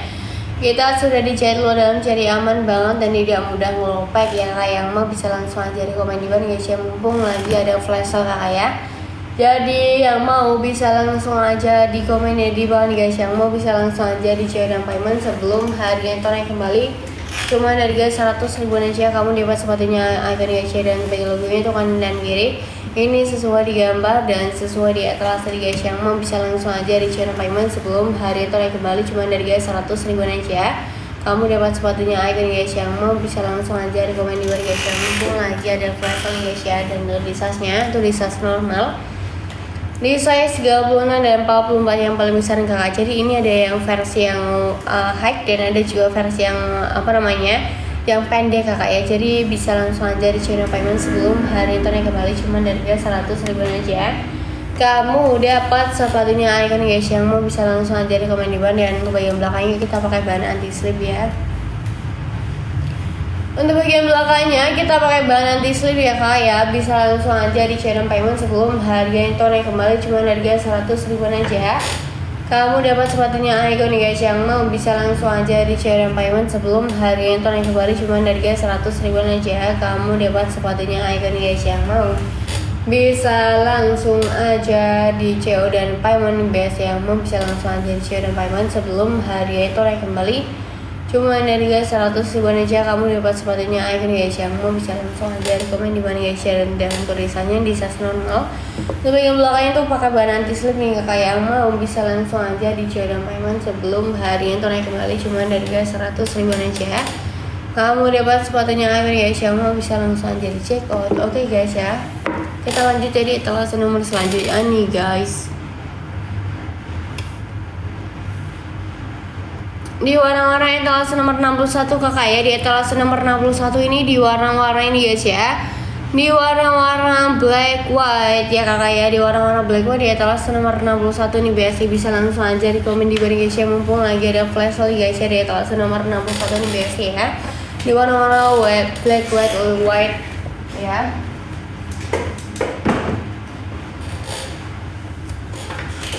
Nih guys, untuk warnanya di warna-warna black white, listnya warna-warna putih ini guys ya. Ini sesuai di gambar dan sesuai di etalase ini guys. Yang mau bisa langsung aja di komen di mana guys ya. Dan untuk warnanya di warna-warna black white dan tulisannya di size normal, di size 36 dan 44 yang paling besar. Dan untuk bagian belakangnya itu kombinasi dengan warna-warna oranye dan sudah warna-warna oranye sih, warna-warna coklat dengan bahan dengan full pentil, anti slip dan anti lace ini guys. Yang mau bisa langsung aja di CO dan di Payment sebelum harga itu naik kembali cuma harga 100.000 aja kamu dapat sepatunya icon guys. Yang mau bisa langsung aja di komen di mana guys ya, dan yang mau bisa langsung aja di CO dan di Payment guys ya, dan yang mau bisa langsung aja di komen di mana guys ya kakak. Mau mencari sobat pilihan di etalase nomor berapa nih guys, yang mumpung lagi ada flash sale. Yang mau bisa langsung aja di channel Payment sebelum harinya itu naik kembali cuma dari guys 100.000 aja kita dapat sepatunya icon guys ya. Dan bagian belakangnya itu kombinasi dengan warna-warna ini guys ya, dengan warna-warna kakak ya, dengan warna-warna coklat dengan full pentil, anti slip dan anti lace ini guys ya. Bisa langsung aja dicek dan yang mau bisa langsung aja di komen di bawah guys ya, mumpung lagi ada flash sale guys ya. Kakak mau menjadi sobat pilihan di etalase nomor berapa nih guys, yang mumpung lagi ada flash sale. Yang mau bisa langsung aja di CO dan di Payment sebelum harganya tuh naik kembali cuma dari guys 100.000 aja kamu dapat sepatunya icon nih guys. Yang mau bisa langsung aja dicek nih guys ya.